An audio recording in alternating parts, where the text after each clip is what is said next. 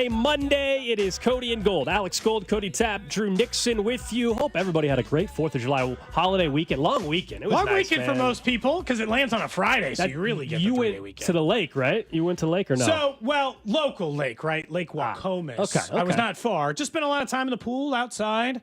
A friend invited me because they do a bunch of events up at that lake. So I was a part of despite the fact I hadn't played but a handful of times, I was a part of a Frisbee golf foursome.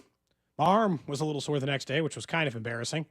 But I guess you don't throw a Frisbee as hard as you can 18 times in a row. It probably would be a little bit sore. So, yeah, good 4th of July weekend. How about you? Yeah, same pool a couple days. Went to the pool, hung out there, and then went over family and hung out with nephews on the 4th, grilled out a little bit. And my nephews, for the first time, watched the movie Little Giants. They loved it. And I had forgotten about some of the moments. And you realize when you're older, like some of the lines, you're just like, oh, my goodness. Oh, yeah. Dude, all kids' movies secretly sneak stuff in for adults. Little Giants. I forgot how great of a movie that. Like that is an all-time movie. All-time movie. So they enjoyed it because they hadn't seen The Sandlot and some others. But they had not seen Little Giants. So we did that after dinner with the nephews, hung out with them. Played some video games with them and stuff. It was a good 4th of July, man. And then some fireworks. Didn't really go and shoot off any on the 4th, but it was fun. Sounds like a good weekend. Drew, did you do anything fun? Oh, we went to go see fireworks, and it was good to just relax and debrief. Spent some time going around to a couple of different places to eat, which is good. Some local places that we hadn't been to. Did you try someplace new? Barbecue or what kind of food? Okay, so I've had 30 hop before. Wife had 30 hop for the first time. Loved it. Very, very good. Our Monday lunch partner. That's right. And then we did not go to a new barbecue place. We went to a spot that we haven't been to in a long while, and that was Joe's. We haven't been to in a minute. Nice. Okay. Well, awesome. Hope everybody had a great weekend. Sounds like a busy weekend. You guys can interact with us. At some point, we'll have to talk about Joey Chestnut again and what he was able to do over the weekend. Just another mustard belt. Bink is already in the building today. He's filling in on the drive. He's prepping to talk about it. And I'm assuming that's why Bink is hosting the drive this afternoon at 2 is just so he can start his show talking about what Joey Chestnut did. It's going to be but you guys can text in 913-586-7965. That's the Jay's Southland Tow Service text line. Video stream up and running. And I encourage you to go to the video stream, like always, but right this second, as a matter of fact. Yeah, Facebook, I think that's important. YouTube, Twitter. Make sure you subscribe so you don't miss anything we're doing at the station on the video side of things. We mentioned last Wednesday that we had something fun to announce, something that'll get you guys involved, something we've been working on for a little bit of time. And I think this past weekend showcased why we, in fact, have to do this. And that is, it's about time that Bobby Witt Jr. had some more support from the fans. Yeah, and you know why that's today? We are happy to say, and because here's the truth. I want to mention something before we announce what the actual event, labeling, what you can all join here in a moment is going to be called. Because for the second straight year, Bobby Witt Jr. is the best shortstop in baseball. And for the second straight year, Gold, you and I have to watch him be a backup to some lesser player. Because of what? Batting average this year for Jacob Wilson? No. Because what? Last year they just didn't feel like it? A superstar, in my opinion, and in your opinion, and I believe in the Royals' opinion, in Major League Baseball's opinion, and everyone else around, should be treated as such. So far, he is not being treated as such. So, Gold, what are we happy to announce today? We are forming the Wittisons. It's time. The Wittisons is going to be an officially sanctioned fan club for one Bobby Witt Jr., the best shortstop in baseball. It's time that we have a group to support Bobby. And with all the all-star voting the last 2 years, as you said, Cody, the fact that he hasn't been a starter yet, this is now the perfect time to actually announce it. And so that's why if you're watching on the video stream today, we are donning a mullet. We are donning We're dressed like Bobby Witt Jr. sunglasses. You're wearing the old school Witt shirt from the road trip. This did talk about how far back we thought about him as a future superstar and why we are also dubbing ourselves, as the leaders of this enclave, the senior Wittisons. Well, of course. Now, I don't know how you feel about that as somebody who's not in his 40s yet, but you're going to have to deal with it. We're the senior Wittisons, and the rest of you can be Wittisons. As part of this, our plan is to launch a series of events to help bring even more attention to what is a superstar in your town named Bobby Witt Jr. And so, even this Sunday, our very first event will take place. You know how we're wearing wigs? They'll have some wigs to give away. But how about even better than that? They will have barbers on site at 10:30 on Sunday to cut your hair like Bobby Witt Jr.'s. They will have a look-alike contest to look like Bobby Witt Jr. ahead of the game as well. So we're planning event-based stuff, and it all starts this Sunday. Yeah, we're looking forward to this. This is, as you said, just one of the events we're doing. But if you think you already maybe you already look like Bobby Witt Jr., maybe you already got the stash going a little bit. You should have maybe grown a stash, but that's where I screwed up. I shaved on like Saturday, and I normally, of course, don't have a mustache, and so I just shaved like normal. But I realized I should have actually have kept the stash just in time for Sunday's event that we're going to have out at Kauffman Stadium. And obviously, we'll be selecting a winner. You and I, as the senior Wittisons, will be selecting a winner in that look-alike contest. And I believe we've been told the Royals are fully on board with this. Bobby Witt Jr. likes the name, likes the idea, likes the support. So he's on board. The player, the man, the myth, the legend, right? Bobby Witt Jr. is on board. You said the team's on board. To my understanding, Major League Baseball would like some involvement. They would like to dip their toe in the Wittison water, as it were, and figure out exactly what we can do to help. Because here's the truth. I think if you go to any video Major League Baseball sends out, and this is honestly the truth, and it's like talking about baseball players and the stars in the sport, if it doesn't include Bobby Witt Jr., the very first player will be like, what the hell? You're not going to include one of the stars of the sport? And some of this goes back to GoldenEye's East Coast versus Midwest and all this other stuff where it's like, I'm tired of the guys who play in the West Coast getting more attention and all the stuff that comes with it. Bobby Witt Jr. is one of the best players in the sport.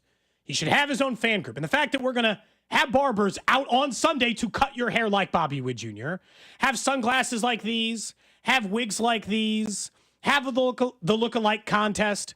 Have I asked Bobby Witt Jr. if he will attend the look-alike contest?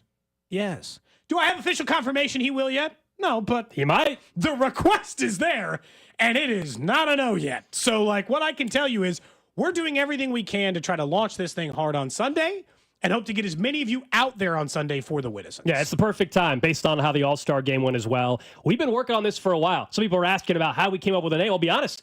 We had to make sure that legal cleared this thing. It turns out there's some people we've gotten in trouble on this show. Yeah, we gotta be smart. I'm just saying, perhaps that LeBron James has something trademarked that's out there as well. Yeah, it turns out, that one's probably a little tougher. So we're going Wittisons. It also leans in perfectly with the senior Wittisons and everything else in between it. Again, I understand Jacob Wilson's having a good year. It's not even necessarily about that. The only statistic in which he is better at Bobby Witt Jr. than baseball this year is batting average. He is not better at stolen bases, at doubles, at homers, at defense. He's not better at any of those things. He just simply got a few more singles, and now I have to... And superstars are supposed to get the superstar treatment. Look at Maikel Garcia. Alex Bregman gets to go to the All-Star game. Well, Maikel Garcia, who's had a great year, another snub, a more deserving player, has to sit at home because the superstar... This is just about, if you got a superstar in your town, you should appreciate it, which is why it's going to be a series of events, to be clear, but why we want to start this one and just making you guys all look like Bobby Witt Jr. The look-alike contest, you can get your hair cut right there, like Gold said, if you want to help win it. There will be prizing associated with it. To my understanding, excellent prizes. Yeah, more details to come as the week continues on that kind of stuff. It could only climb, to my understanding, the scaling of this. It's like the number of tickets you turn in at the arcade. Right now, prizing level's good. It could get out of control maybe by the time we hit the end of the week, which is what we're trying to, as Gold said, more details to come on that end. Yeah, but the Wittisons are here. We want you guys to join us. We want you to have fun with us. We want you out there on Sunday. Gold's hair's not quite long enough that I can make him get the Bobby Witt cut, I don't think. No, I'm gonna work on the stash this week. I will not shave the stash. Maybe by Sunday when we're out there. Maybe by Sunday it'll at least be noticeable enough. I guess I got to keep like a little bit of the like a little soul patch or something. Yeah. Bobby's kind of got a little something like that going on as well. You can take a look at it before get you up for you guys right now. What's that? I like the get up. Yeah, you know? I think it's great. So the Royals are on board with this as well. We've got Major League Baseball. It sounds like Major League Baseball also is going to be behind this as well in terms of supporting our creation of the Wittisons. So we're fired up for this. We'll tell you guys more about it throughout the show today, throughout the week as new details come out as well. But this is not just about this week. This is because it is time that we get a little more respect on Bobby Witt Jr.'s name on a national scale. I like these wigs. These wigs were not... It's kind of comfortable. I thought they'd be uncomfortable and itchy. They're not. We had them specialty cut to try to look like Bobby Witt Jr.'s hair. Yeah. They're not just like a wig off the street. They're the exact same brand I bought for the Creed is Good wig. You think they're the same brand? They are the exact same brand as the Creed is Good wig. When's the last time your hair was that long? Even in your childhood? Never had It's a hair good this look. long. It's a good look. Cody, I could try to grow a mustache out for Sunday too, but I got to be honest. I don't think you'd be able to tell. Yeah, we've tried with the facial hair for you. It's not. It took a month. It's not going to happen. I don't know how looking to. great. I don't know how to describe the way that you guys look because I got like. I just go to the video stream. The only thing is I cannot have my headphones on the same time as the crown. They're tucked so behind my I can ear. hear you. They're just around my. I can hear you still, Drew, but it's not Twitter, as much. Twitter, Twitch, YouTube. If you haven't seen it already, we're gonna have a clip up as well later. The live You'll be able to stream is see it. where to go. And That's we're where going to get the talk more full about the All-Star game at 11 o'clock because you mentioned Michael Garcia's name, and he's snubbed. I think Carlos Estevez, another snub. Yeah, but I agree. we've gone through this so many times when it comes to All-Star voting, and it ends up being usually a bigger market thing, unfortunately. And there's the reality, right? The team is under 500. The fact they probably weren't going to have 4 or 5 All-Stars, even though individually you can make a strong case for Carlos and Michael Garcia. But today, on July 7th, the Whittisons officially are formed, officially born, and you and I are the senior Whittisons. Are we allowing other people to be senior Whittisons, or we're just forever the senior Whittisons? We'll see. And everyone we'll else see. is a For part. now, I think it's just 2 senior Whittisons, and then we have the Whittisons. Junior Whittisons? I believe there will be wow. because could. Cody and Gold we don't launch stuff without the possibility of gear. There will be gear. There will be. There will be gear. We like to make sure that people are fully on board. We make sure that you are set up outside of that. Look, and this weekend was just a prime example of the freak of player he is. That slide, oh my God. That's as good as it gets, man. A hezzy slide foot first That was to slap his hand back? It was one of the crazier slides I've ever seen. If you look at the replay when the Royals broadcast cut to, of course, the play at the plate, you couldn't even see Bobby. He wasn't even in the frame. He was out, frankly, by a mile. And yet somehow went all Matrix or something and avoided the tag. And then just my favorite part was if you watch the replay, the tag that Bobby had, not only did he avoid the tag, but then he just casually went around and just slapped slapped home I don't know how plate. you do that it in was, full It was motion. awesome. That's Yeah, all what's in one crazy. motion. Yep. And then I love, I posted about it. I'm sure you did too. And of course, there's like a few people, oh, it's not that difficult to do. Okay, what do we do? That's further proof that people will complain about anything. Give the man his props. That was one of the most ridiculous slides we've ever seen by a Royals player. And it's going to be the most ridiculous slide we see in baseball this year. We will obviously attempt to get Bobby Wood Jr. on the show this week to get his official endorsement, although I am told he's a fan. Yes. So his official endorsement of the Whittisons. But yeah, I mean, look, you want to know my dream? My dream scenario is that we get out there on Sunday and you and I, the judges of the Bobby Wood Jr. Lookalike Contest at Sunday, all the stuff starts at 10:30, by the way. I've confirmed that. Starts at 10:30, just outside the stadium. We will be at Kauffman for it. They'll give you the free haircut. We'll have swag. We'll have all the stuff. We've got barbers lined up to cut your hair in order to do it. We'll all be set up outside of there.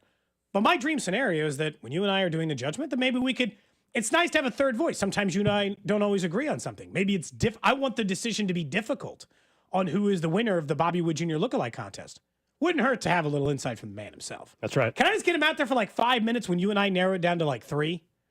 We get it down to like, this is the championship round and let him be the ultimate deciding vote outside of it. I guarantee you we're going to have some stuff. There's just going to be stuff. We got a lot to do on Sunday. Yeah, we'll talk more about it throughout the show today and throughout the week as well, as the Whittisons are officially born here in Kansas City. You were talking about, though, the road trip for the Royals a little bit. So winning road trip, they go 4-3. Did anything change for you? Because I'm going to stick with what I said last week. This team needed to take 3 or 4 from the Mariners, a team that you were chasing in the wild card race, to gain some ground, to get a spot where you're 3 back or so of the wild card. That did not happen. They had a nice series against the Diamondbacks, and they're in the same spot. In fact, they actually lost a half game, if we're being honest. They may have had a winning road trip. They're 5.5 back in the wild card standing. Which is what they were after that second loss to the Mariners. So the same thing. I mean, we're in the exact same spot that we've been in the last week or so. It's now July 7th. We're 3 days away from the July 10th mark that I kind of had been throwing out there for a while about, hey, at that point in time, wherever they're at, for sure the determination. But I think after the Mariners series, you're too far out in regards to how aggressive I want them to be on anything other than pieces that are here beyond 2025. The rental players, I'm out on that now. But you should be looking, if you can trade Seth Lugo to help you bring back multiple players, I'm interested in that. If you're going to just make a trade, we'll get to Brian Reynolds. His name has been floated out there. You're going to do that. He's got years of control beyond this year. I don't know if he's the player I want them to trade for, but he's a player at least that has multiple years beyond 2025. So it's not just a player that can help you now if you think he's still got a shot, but he helps you in 2026 when you're hoping to still compete. So it's like multiple things can be true about how I feel about the weekend. I'm not going to change the stance that is, at this point, I would not predict this team to make the playoffs. And I had kind of thought I was maybe a game or two Gold ahead of your prediction when you were waiting out the Mariners series to kind of see exactly how it was going to go.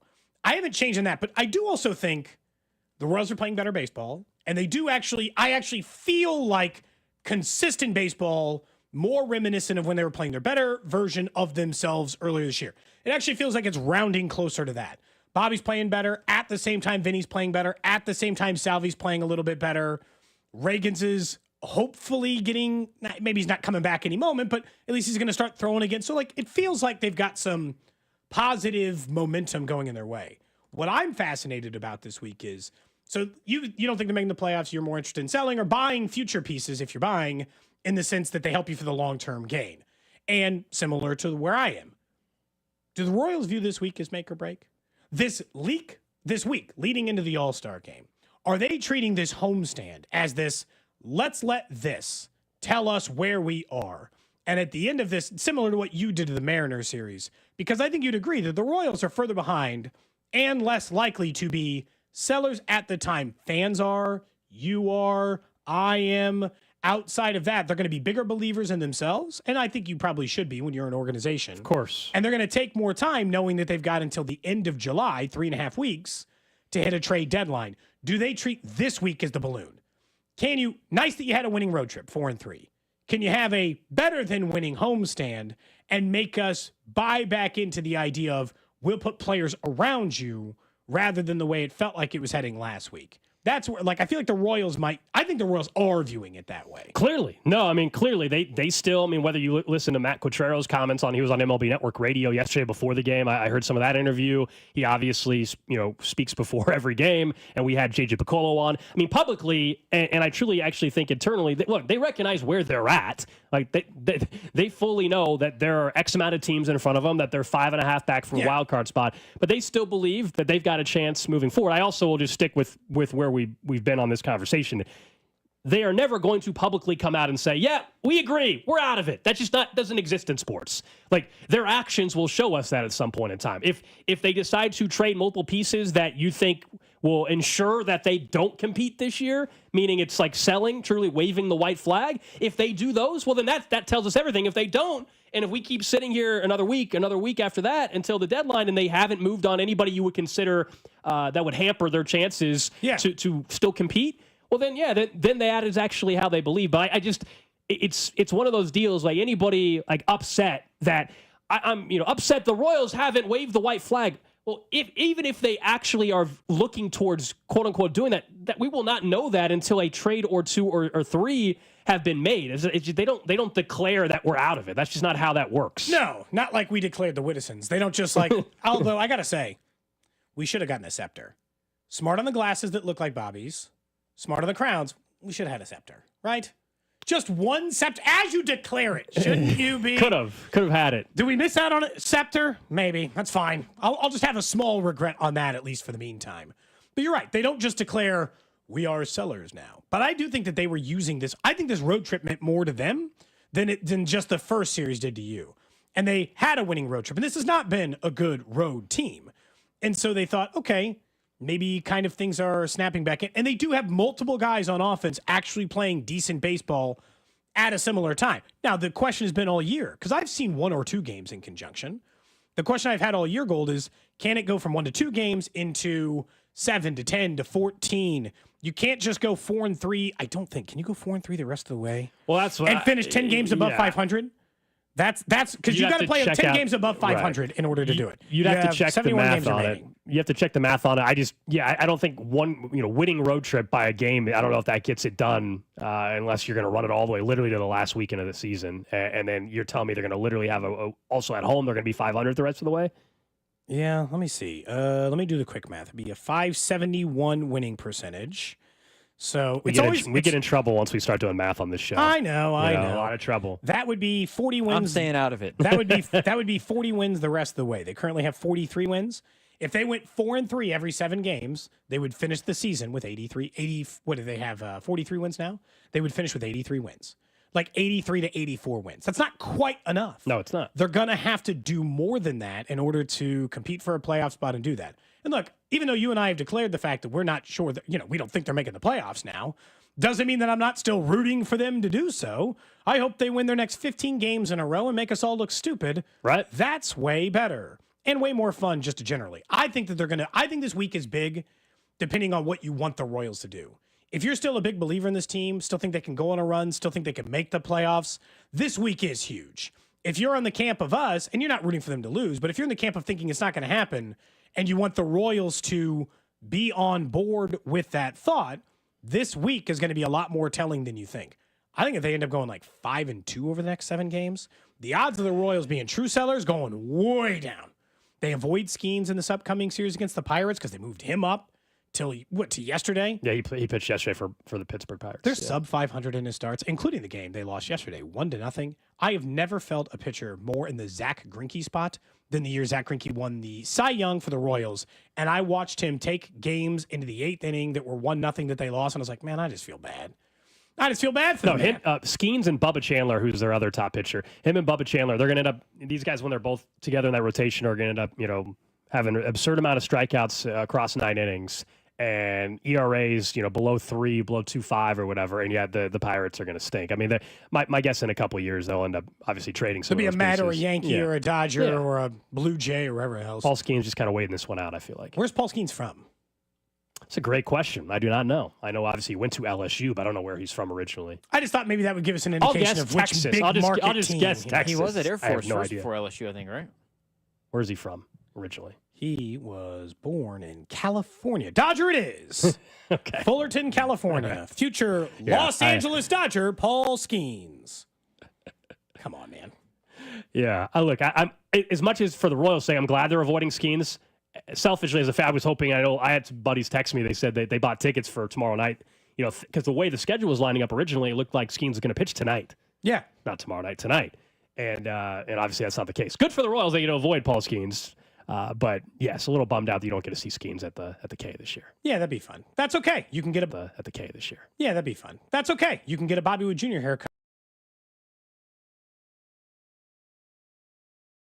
Whittison's, the larger fan bases in Major League Baseball by once again not being an All-Star Game starter. He didn't even get the superstar treatment. I actually think he's having a better year than Jacob Wilson, because the only stat fans quickly look at is batting average, and it's just not true. Yeah, he's a better WAR player, more power, more stolen bases, better defensive player, and Jacob Wilson's having a good year. Jacob Wilson's having a hell of a season. He's going to be the American League Rookie of the Year. It's pretty much going to be a no contest at this point in time based on some of the other rookies that haven't performed the way you would have thought they would. But defense and base running has to matter. And this goes back to the MVP conversation last year, right? A home run, of course, is the thing everybody gravitates to. And Aaron Judge, as we're seeing this year, is also just absolutely ridiculous and incredible, and one of the best power hitters we've seen in a long time. But it is crazy that 2 years in, Bobby Wood Jr. has not been a starting shortstop in the All-Star game. So we're going to try to create some momentum moving forward, because it's not just about this week. Even though we've got a cool event on Sunday, the Whittisons is about more than that. Someone did say it's funny if they watch the video stream and someone's never watched our video stream before, if they just watched it today. And they're like, do Cody and Alex always dress the same in crowns and I think Bobby Wood Jr.-esque sunglasses? Rock at least maybe not the jersey, maybe not the crown and everything, but I think the wig. And the sunglasses? I might have to rock that all week, and I'll work on growing out the stash, and I won't shave the stash at least until after Sunday. Fit on top. Yeah, I can't. I'm going headphoneless today, which we'll see how that goes. I'll tell you if something's going on. We'll see how that goes. You're just going to have to turn yours up, so at the very least you can bang hear on the glass. I can hit the glass. Yeah, you can hear him? I hear him. I got it sit next to me. I can hear him. So you're fine. I was going like the tucked behind the ear approach. That wasn't going to work for me. I might have to switch to earbuds. I was talking to Cody before the show, and everything fits together. Like if you just wore the sunglasses, it would look a little weird. The way together it fits very. That's what we're going for. Thanks to our costume designers. We work really hard on this show. This is why we have to have a budget. Otherwise we'll just spend. Again, to my understanding and the way it was explained to me, the Royals are now aware and are officially sanctioning this.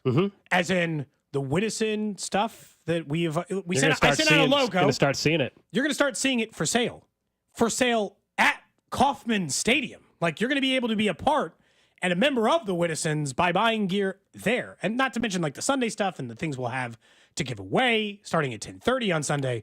But we're sanctioned. And by the way, this show operates unsanctioned, I would say, a lot. So, No, this is fully above board. This one is fully above board. I can promise you that. All right. Up next, though, we'll transition a little bit to the NFL, and the national narrative around another star player here in town is very interesting to us. That's coming up here on Cody and Gold. Watch Cody and Gold on YouTube by subscribing to the 96.5 YouTube channel. Cody and Gold is brought to you by Heartland Men's Health, the leader in men's sexual health. Thousands of men have been successfully treated for low T, ED, and more, all with discretion and compassion. Make your appointment at heartlandmenshealth.com.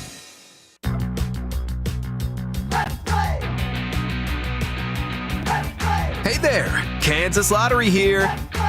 And we want to get together for a game or two. Meet us at your favorite retailer or wherever you like to buy your tickets, and we can let the games begin. There's a lot of fun and cash on the line. See kslottery.com for details.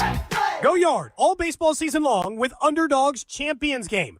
Join the millions who have already won billions making plays on Underdog and be next to join one of the leading places to make all your sports selections that you can play in your state. To play, all you have to do is download the app. Choose whether you think a player will go higher or lower than their favorite stats, home runs, strikeouts, total bases, and so much more. Once your entry feels good, you can play with as little as $1, and if you get everything right, you could win up to 1,000 times your money. That's right. If you bet $1, you could get up to 1,000 times your money, so you really could turn $1 into $1,000 with your baseball knowledge.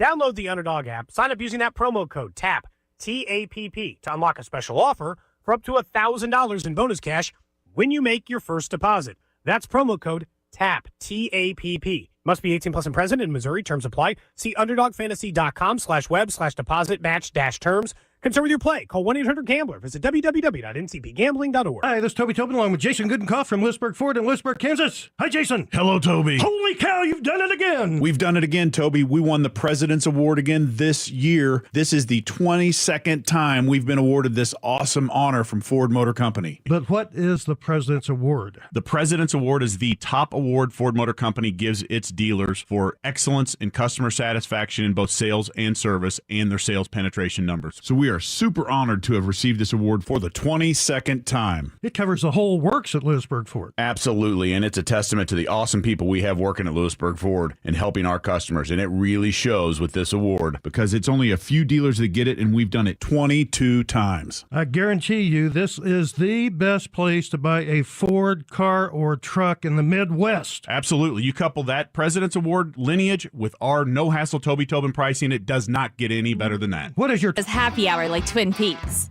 Whatever your preference, we have everything from tequila cocktails and an extensive bourbon category to top shelf spirits and cocktails served over ice balls. Local craft beers and handcrafted whiskey cocktails round out an adventurous drink menu, second to none. And don't forget about our 29-degree man-sized drafts. Our happy hour will have you coming back for more. Twin Peaks. Eats, drinks, scenic views. Jake from State Farm. I just beat my running PR, so I'm celebrating with the Banana Bonanza smoothie. Hey, and you can keep celebrating when you create an affordable price just for you by bundling your home and auto with the State Farm Personal Price Plan. Go bananas. I will. Hey, make it a large. Bundling, just another way to save with the Personal Price Plan. Like a good neighbor, State Farm is there. Prices are based on rating plans that vary by state. Coverage options are selected by the customer. Availability, amount of discounts and savings, and eligibility vary by state. Febreze. It's a classic odor tale. You fried fish for dinner, cleaned up, but the smell is still in the house. And the neighbors are coming over for game night. They're on their way. And then you spray Febreze Air Mist. Febreze Air starts working instantly to fight even your toughest odors, so you go from fish to fresh like that. Now, all you have to worry about is Pam cheating at charades. Breathe happy, Febreze, la la la la la. When you've got real work to do, Metal Supermarkets will help you get it done, fast. We've got a huge variety of metals in stock, and we cut to size, fast. Bottom line, we get it done fast, so you get it done fast. Doesn't get easier than that. Metal Supermarkets, the convenience stores for metal. Find a store or buy online at metalsupermarkets.com. DQ presents How to Make Your Summer Take Flight. Just head into DQ for a new Superman Cake Batter Cookie Dough Blizzard Treat. Treat your inner hero to an epic mix of sugar cookie dough, sprinkles, and cake batter flavor. Blend it all with legendary DQ soft serve, and it's enough to tempt Superman himself. Fly into DQ for our new Superman Cake Batter Cookie Dough Blizzard Treat before it's gone. And don't miss Superman, only in theaters July 11th. DQ, happy tastes good. Only at participating locations. I'm still going for it, even with higher stroke risk from atrial fibrillation, and a regular heartbeat not caused by a heart valve problem. Over a 3-year study, Eliquis apixaban tablets reduced stroke risk better than warfarin, and over 97% of Eliquis patients did not experience a stroke. A first stroke occurred in 2.9% of warfarin patients versus 2.3% of Eliquis patients. Don't stop prescription Eliquis without asking your doctor. Stroke risk may increase. Eliquis can cause serious and potentially fatal bleeding. Don't take if you have an artificial heart valve, abnormal bleeding, or antiphospholipid syndrome.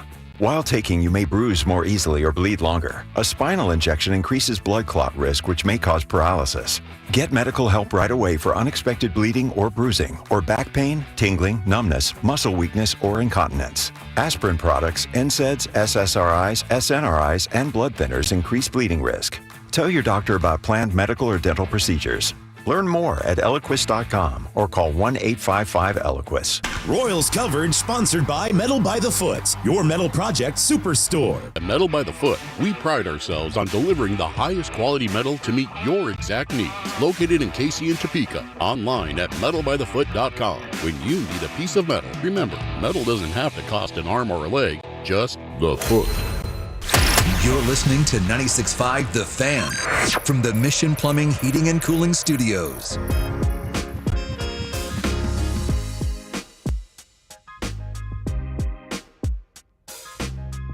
Just getting started here on a Monday. It is Cody and Gold, Alex Gold, Cody Tapp, Drew Nixon with you. I lost all my stuff. Yeah, where's your wig go? No, I'm still fully on board with the Whittisons. You're already done. As a senior Whittison, I'm clearly on board. Our boss, Steven Spector, came in here and said, hey, can I borrow your stuff for 5 minutes? I think he wants to make sure that we immediately start recruiting. And so nobody else, we have been working on this for a while. Yeah. We already felt like it was going this way, and the voting with Jacob Wilson. And so even going back to the last All-Star vote, we've been working on this for a while. But the only people in the building who knew were me, Alex, Drew, and Spec. Because, we don't want anybody else stealing the thunder before we're able to make our announcement. So I guess he wants to go recruit people. So he borrowed my wig, my sunglasses, You'll have it back and my shortly. crown. You'll have it back shortly. We'll talk more about the Whittisons in just a bit. Although I will say, can we address one thing? Multiple people have texted in and said, "How did you come up with the name? Why did you sell this name?" People threw out one of the very obvious names that we would have honestly probably have thought of as well at one point in time. We have already. We've been involved with lawyers in the past, and we would rather not be involved with lawyers again. This show has personally been threatened with the law. That's right. In the last 4 months. So So if you think I want to get mixed up with LeBron's lawyers, I'll just be honest, I don't. That's right. The Whittisons is a great name anyway, and again, it allows us to be the senior Whittisons, which I think is an important part of this process. I stand by it. Yeah, and we hope to see you out at the K on Sunday. We'll continue, as I said, to talk about it. But on Sunday, our first event with the Whittisons, your chance to win a Bobby Wood Jr. lookalike contest. We will be judging. Rising Associated. We will be more judging. details to come. We will be judging, and like you said, if you're like, well, how can I look more like Bobby? Free Bobby Wood Jr. haircuts before the game as well. That all starts at 10:30, by the way, on And Sunday. if you can grow a stash, suggestion, you might want to start growing it out. Or get a don't really shave good it. fake one. Yep. Yeah. That will help your case, I think, on Sunday. All right, let's talk about one of the other biggest stars in sports, and, of course, right here in Kansas City. That's number 15, Patrick Mahomes. He was hanging out, I think, at a commercial shoot. It was, for like State Farm. State Farm last week before the 4th of July holiday, before he ended up going on vacation and everything. And Kay Adams show was out there, and they were talking to Patrick Mahomes just about where things are at in the offseason. And once again, what the national narrative and national media is having to say. Yeah, and look, this is a really short clip, but this is where it kind of stems in my brain. I don't know why.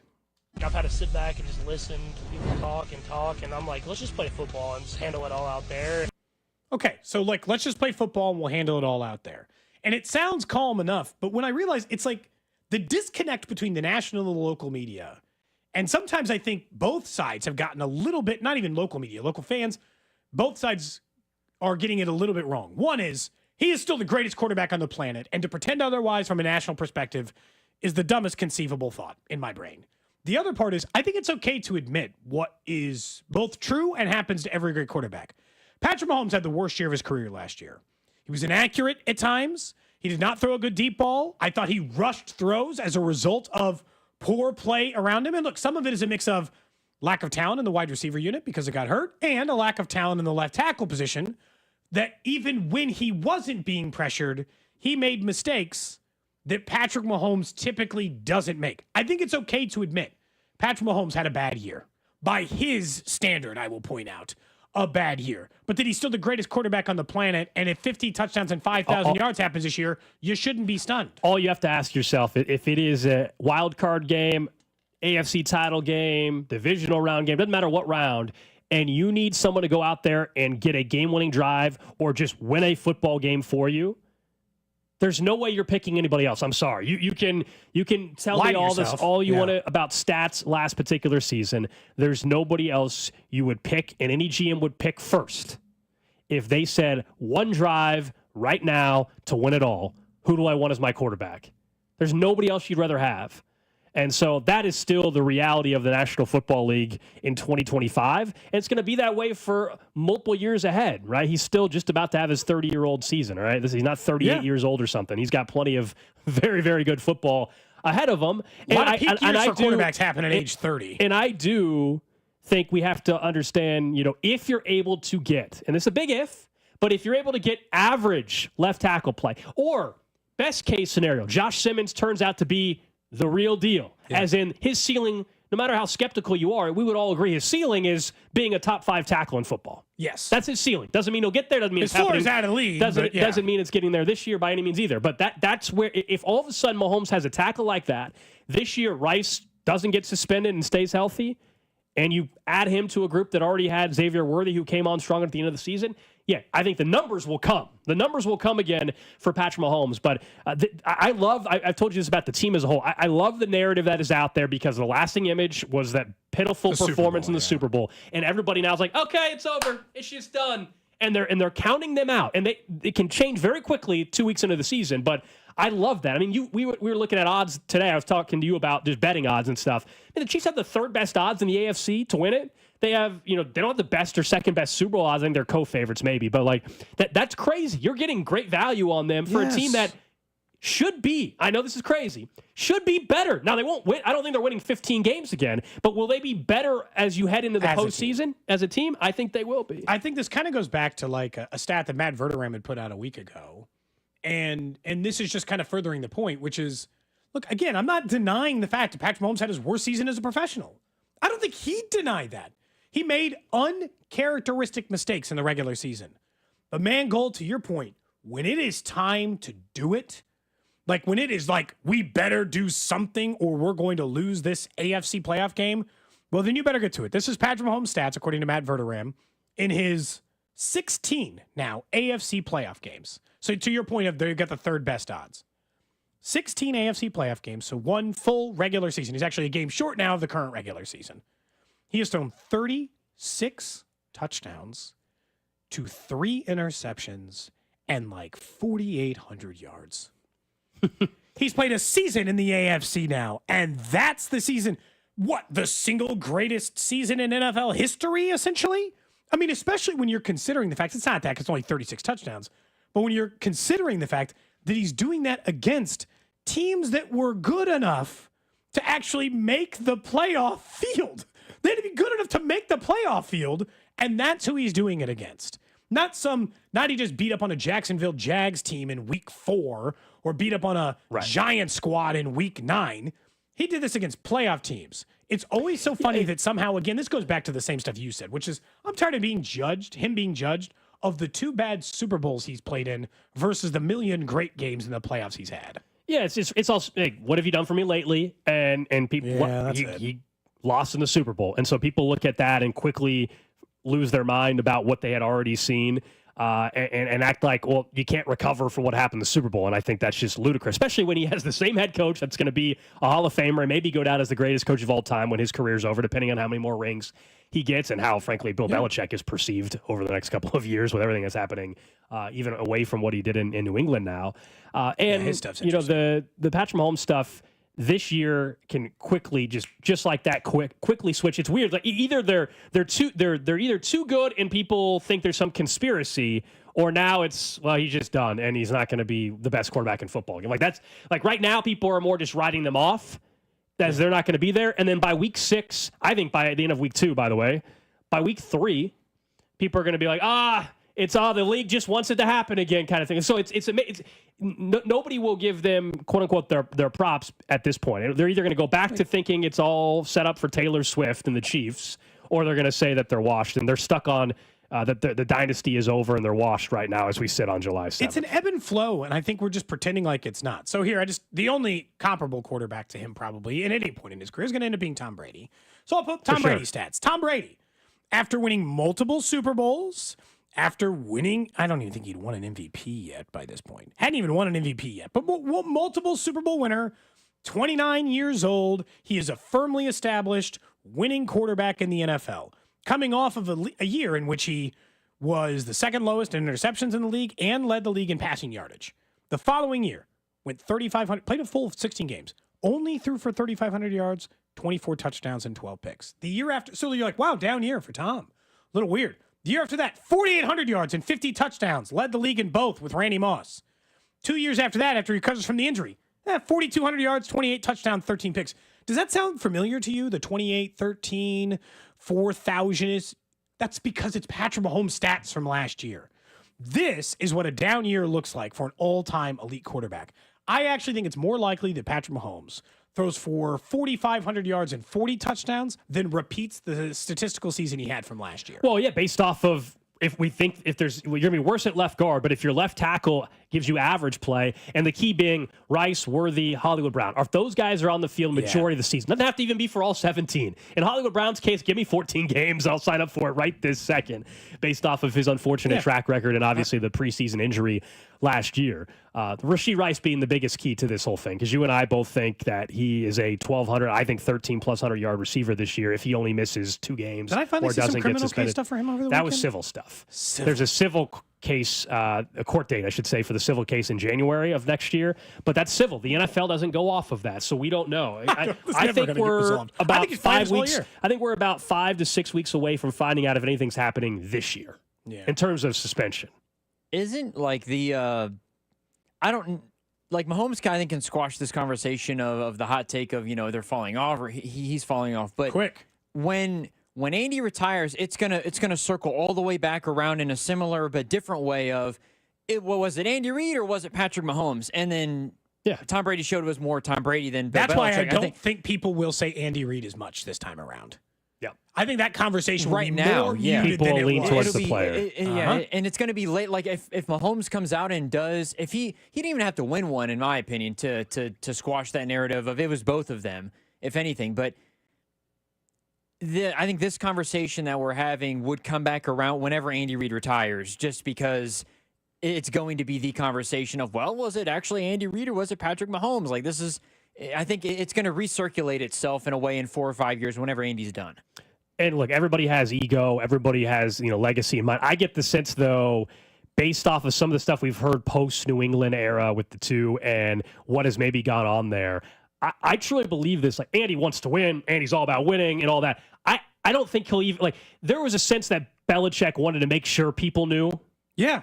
I don't get that sense happening with Andy, so that's why I don't think the debate will even be as strong, because you will not have stuff leaking out years down the road about, and you know what I'm saying? You will not have that same almost animosity, if you will. And because they had stuff leaking out years down the road. Because Andy had the separate career before, where he was an excellent coach the entire time, but came up short the entire time, right? His teams were good. They made it to NFC title games with guys like McNabb. They went to Super Bowls, though. Yeah, Bill Belichick, won Super before, Bowl, right?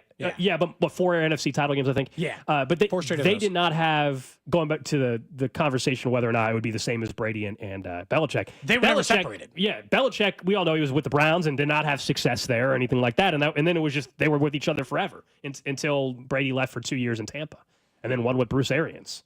And now Bill Belichick doesn't even have a job in the league. I think because of the way this whole thing went He's down. still the head coach of North Carolina. To be honest, are you surprised he still is a head coach? I thought that deadline might come and they might have to reevaluate that part of it.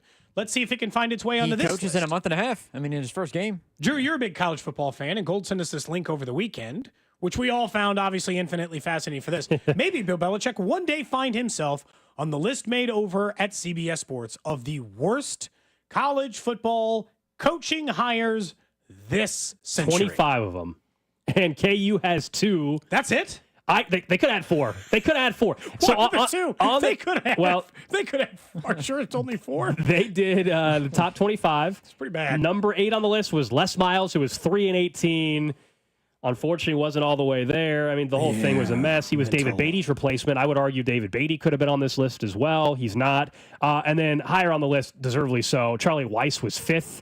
As the 5th worst coaching hire of the last century. Only 5th, He was 6-22. He went with the all-in JUCO approach. Remember when he was all excited bringing Dane Christ as his quarterback? I was a student at the time. I was excited about that. I bought in. Yeah, students always do. Oops. Now his son's doing a really good job as an OC at Ole Miss. He's going to be a head coach here pretty soon. But did Ron Prince? Did I any thought K-Stater? Turner Gill. How's Turner Gill not on this list? Oh man, yeah. God, Turner Gill. He's not on the top 25. KU could have had 3 or 4. The number 1. Worst hire, there's a tie. Mike Price at Alabama and Michael Haywood at Pittsburgh. They fired their coach before they ever coached a game. That's why. Because this century, Odom it's this century. So, Yeah. Oh, man. I was trying to think about, which other guys. Chad Morris at Arkansas was number 4. Ty Willingham at Washington. Jeremy Pruitt at Tennessee. Just a couple other ones that might ring a bell. I'm not going to. Derek Dooley at Tennessee. Greg Robinson at Syracuse. I'm surprised that some of these aren't a little bit higher, like Charlie Strong. Willie Taggart. But Mike Price didn't was even really coach, bad. man.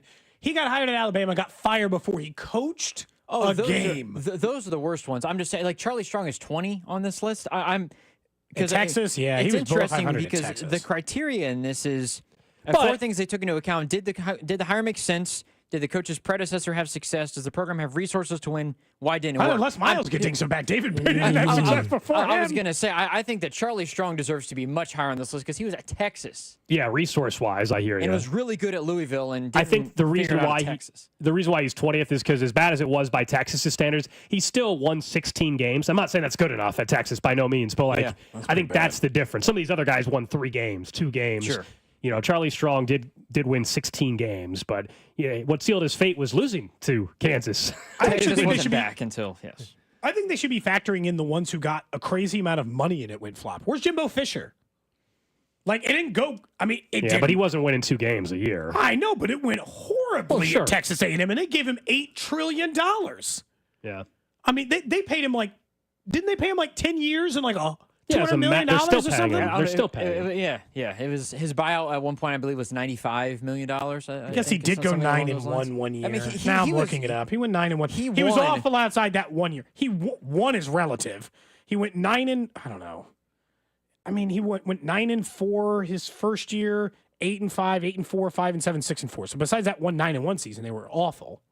I mean, not awful. They were like Kansas State. I think they were like a good team, like a bowl team, bowl eligible team, but not worse than Kansas State probably the rest of The reason why I think obviously the KU situation has been bad up until Lance Leipold has since basically resurrected the program essentially from the dead. Right. But you brought up Jimbo Fisher, he got hired off of the national title he won at Florida State, where it's interesting, a lot of success outside of the SEC or at a bigger quote-unquote conference, and then you go to that bigger conference, and all of a sudden we're starting to realize maybe you're not as good of a coach as we actually perceived you to be when you were coaching in an easier conference and happened to have great players that won a national title because he was a great recruiter. This is probably because they were such a bad team and because of my college football comes from the big boys playing the important games, a lot of that stuff.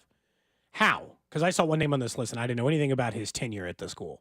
How on earth did Syracuse let Greg Robinson stay the coach as long as he coached 42 games and only won 5 of them. Syracuse How didn't is take, he allowed to coach Syracuse is not 42 good. games? Because Syracuse didn't take football that seriously. I mean, Yeah. I'd argue Kansas didn't there for a stretch, but they at least kept trying to hire coaches. They took it serious enough to at least fire the guy who Yeah, but Kansas went to an Orange Bowl in during this century as well. I mean, Syracuse, no pun intended, the Orange men were going anything. I think in a way, Or the Orange, I guess they're called now. It is interesting when you bring that up, though, because you look at like KU and even Duke had up until like David Cutcliffe had kind of helped things out, and now they've got Manny Diaz who's doing a good job. Basketball schools are typically not known for, when you're a basketball school, the football takes lesser priority, and as a result, you're just assuming that you're going to be okay with what you have, and you're not as committed to that, I guess, maybe in Syracuse's case. So those Nebraska fans, by the way, Mike Riley did make the list. I'm surprised Scott Frost didn't make the list because that was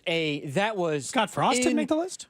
No, I don't think Scott Frost They said he did. just missed making Yeah, it. I think Riley was worse than was not as bad as Scott Frost was because he was brought in after the UCF success. He is an alum. Everything pointed to them being good, and it 4-8, 5-7, 3-5, 3-9, and then 1-2, and got fired. The reason why, and I think a fair Riley reason was why bad where I kind of like this list is unfortunately for them, they made the mistake of it can't get worse. They had a good program and a good thing going with Bo Pelini.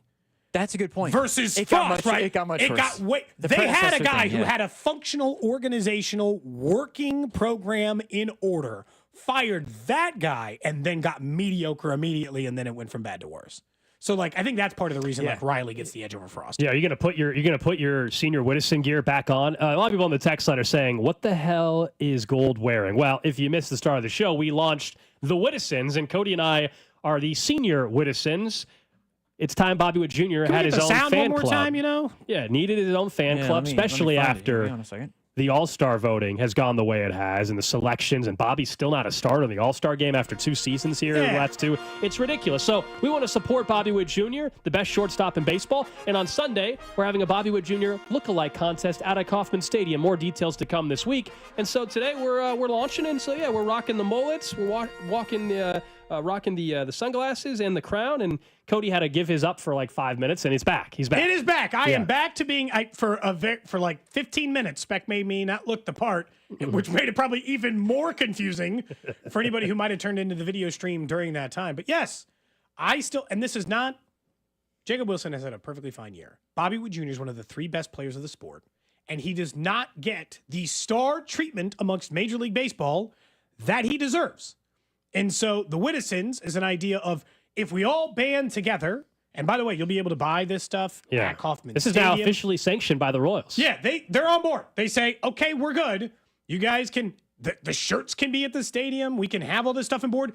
The barbers will be outside the gates at Kauffman at 10:30, ready to give you a Bobby Witt Jr. haircut for the lookalike contest or not for the lookalike contest. We will have, I think, more of these wigs available as well. Can't speak to the level of They're this high quality of crowns. ones. These the ones crowns we have are very high quality. Alex and I, we don't skimp on the budget as it comes out sometime, so ours are quite jeweled up. But, we'll have stuff available for you because we want you guys to join it. We're taking a lot of pride in our self-proclaimed title of Senior Whittisons to make sure that the rest of you are on board. So we'd love to see you all out there on Sunday. Starting at 10:30, all that stuff will go down. Big activation outside the stadium, right outside the gates, so we can get you all ready to go before you go watch the Royals play on Sunday. It's going to be fun. So, yes, that's why you were dressed up that way, and now I'm back. Yeah, very confusing for those on the stream. I And get it. it'd be even weirder for you when it's 2 of us, something's going on. When only one person's dressed like that, you're like, I'm not exactly sure why Alex. But that is why. That is why. If you haven't watched the stream today, you should check it out. Give it a little look. You should always be subscribing to the stream anyway. That way you don't miss any of the shows here on 96.5 The Fan. Up next, thinking of that All-Star game, the rosters are announced. The Royals have 2 representatives. Let's talk through why the Royals don't have a couple more and the reported interest the Royals might have in an outfielder. That's coming up here on Cody and Gold. This is Cody and Gold on your home for Kansas City sports. 96.5 The Fan, brought to you by Heartland Men's Health, the leader in men's sexual health. Thousands of men have been successfully treated for low T, ED, and more, all with discretion and compassion. Make your appointment. ED and more, all with discretion. It's time to build that dream deck with my friends over at All Weather Decks, the right deck at the right price, and a 24-time winner of Angie's List Super Service Award. So let them build your dream deck. What area are you looking to improve? I've got the 4 decks on my house. Speak this as a self-proclaimed decking expert, at least on this end. Look, they do work all over the city. They will build wood decks, composite decks, cover decks, outdoor kitchens, patios, pergolas. Your outdoor space can be your dream space over at All Weather Decks. You can schedule your free estimate today by going to allweatherdecks.net or give them a call, 913-206-1974. At Verizon, lock in our best price ever on the best 5G in Kansas City and be the best you. Check where your ride is for your trip into the office. Get that almost impossible dinner reservation and save big with Verizon while you do it all. Switch today and pay $45 a month for a single line. That's right, just $45 a month when you bring in your phone with unlimited welcome with auto pay plus taxes and fees. Stop by your nearest Verizon store today. $20 monthly promo credits applied over 36 months with a new line on unlimited welcome. In times of congestion, unlimited 5G and 4G LTE may be temporarily slower than other traffic. Domestic data roaming at 2G speeds. Rankings based on Root Metrics Root Score Report dated 2H 2024. Your results may vary. Additional terms apply. Wesley Financial Group is not a law firm. Hi, I'm Chuck McDowell, the timeshare cancellation guy. In 2011, I founded Wesley Financial Group with one goal in mind: to help honest folks out of their timeshares permanently. Today, I run Wesley with my 2 sons, a real family business, treating every client and every employee like we'd want our own family treated. That philosophy has helped us grow into the largest, most trusted timeshare cancellation company in the United States. Fortune magazine even recognized us as one of the best places to work. Why? Because we genuinely care. In fact, some of our former clients were so moved by their experience working with us, they joined our team so they could help others to timeshare freedom. If you're stuck in a timeshare, give us a call. Let our family help your family. Call Wesley now for your free timeshare exit kit. 800-949-1441. That's 800-949-1441. 800-949-1441. Hi there, I'm Charlie. And I'm Carter. Our dad is Rex with Rex Buys KC. If you're thinking about selling a home in Kansas City and don't know where to start, our dad can help. Sometimes life throws curveballs, like moving for a new job, dealing with a divorce, or inheriting a house you weren't expecting. Dad doesn't just make offers, he talks with people to help them understand all of their options. No pressure, and it doesn't cost anything to talk with his team. He's a local home buyer who really knows Kansas City. If selling to him is the right choice, he'll give you a fair cash offer, and you can close on your timeline even in as little as 7 days. He buys homes in any condition.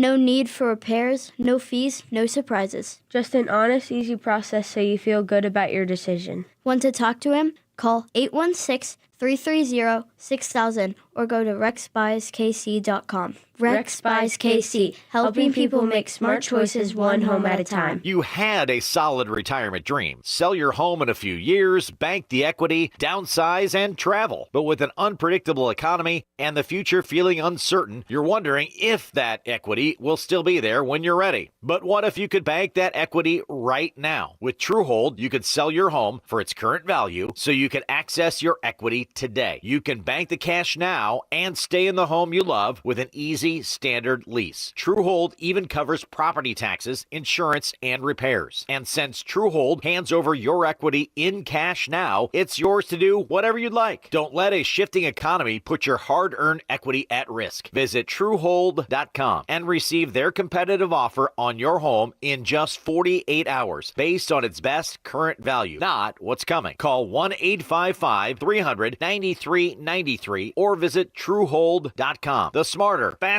way to cash out on your home's value without moving. That's TrueHold.com. At KCUC, you see the best in KC. As the region's premier urology and oncology center, KCUC stands out for 3 reasons. 1, experience. With 50-plus providers, you're seen faster when you need it. 2, convenience. 25-plus offices means care close to home to make each visit easy. 3, technology. We offer the most advanced treatments available. You deserve the best. Why go anywhere else? Trust Kansas City's largest, most experienced and advanced urology team. Visit kcuc.com today. At KCUC, you see the best in KC. The best moments in life weren't meant to sit in a box, gathering dust in the attic or stuck on outdated tapes. They're meant to be seen, heard, and shared again and again. Oh, look at little you were. That's why Legacy Box exists, to help you preserve and relive your family's history. Imagine being able to text a video of your grandparents to your kids, or share a childhood memory with your siblings in seconds. Wow, I haven't seen this in years. Legacy Box makes it that easy. Just fill your Legacy Box with all your analog media. Send it to our headquarters in Tennessee, where we digitize everything by hand. And in just a few weeks, we'll send back your originals, digitized, preserved, and stored in the cloud, so you can easily stream, download, and share your memories. Anytime, anywhere. Join the millions of families that have trusted Legacy Box. Go to legacybox.com/value for 50% off. That's legacybox.com/value for 50% off. When you've got real work to do, Metal Supermarkets will help you get it done fast.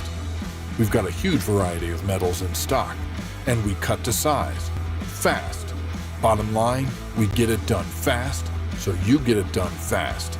Doesn't get easier than that. Metal Supermarkets, the convenience stores for metal. Find a store or buy online at metalsupermarkets.com. DQ presents How to Make Your Summer Take Flight. Just head into DQ for a new Superman Cake Batter Cookie Dough Blizzard Treat. Treat your inner hero to an epic mix of sugar cookie dough, sprinkles, and cake batter flavor. Blend it all with legendary DQ soft serve, and it's enough to tempt Superman himself. Fly into DQ for our new Superman Cake Batter Cookie Dough Blizzard Treat before it's gone. And don't miss Superman, only in theaters July 11th. DQ, happy tastes good. Only at participating locations. This is the all-new 96.5 The Fan, your new home for Royals baseball. KFNC FM and AM, HD1 and HD2 Kansas City, an Odyssey sports station. 11 o'clock hour here on Cody and Gold. Alex Gold, Cody Tapp, Drew Nixon with you. Hope everybody had a great holiday weekend. Good to be back. Are you going to be all right with a full week of work, Cody? Yeah, I think so. Be good. Gonna be good. Honestly, are you taking off Friday or are you here? No, I'll be here. I'll be here the whole week, I believe. Yeah. No. I gotta be here as a Whittison. Yeah, we need the full support. We launched the Whittisons today, and we've got a fun event planned on Sunday. And we'll continue to tell you about the lookalike contest on Sunday, and we're going to keep building from here. This is just the first event we have planned of many, hopefully, down the road as well. We got the Royals on board. It is an officially sanctioned fan club now. That's why they're going to let us do it outside the stadium. They're going to let us have those barbers come up there, let you do the lookalike contest outside of there. It's going to be fun. And hopefully some other stuff at the stadium, out in public. You know we like doing These events. are the biggest sunglasses I think I've ever worn in my life. These are obviously the baseball sunglasses. Yeah, they're meant to look like Bobby Wood Jr.'s. That was the point. These are the biggest sunglasses I've ever worn in my life. I don't know if I can pull them off, man. Don't know if I can pull these off. I think it looks better as a grouping. Like when you're going full Bobby Wood Jr., I think it looks okay. I think if you wear one individually, this isn't the style of sunglass you and I would normally wear. But you know what? For now, it's going to work. We're doing this thing one way or the other. We had mentioned Bobby Wood Jr. as an all-star, so we'll tell you more about the Whittisons later on in the show if you missed it. But as we know by now, the Royals got two all-stars. They got Bobby Wood Jr. and Chris Bubich, two incredibly deserving players who ended up going to the all-star game. And I know the first argument we're going to hear here. I'm going to hear somebody on the text line or over on the YouTube, Twitter, Twitch, Facebook chats.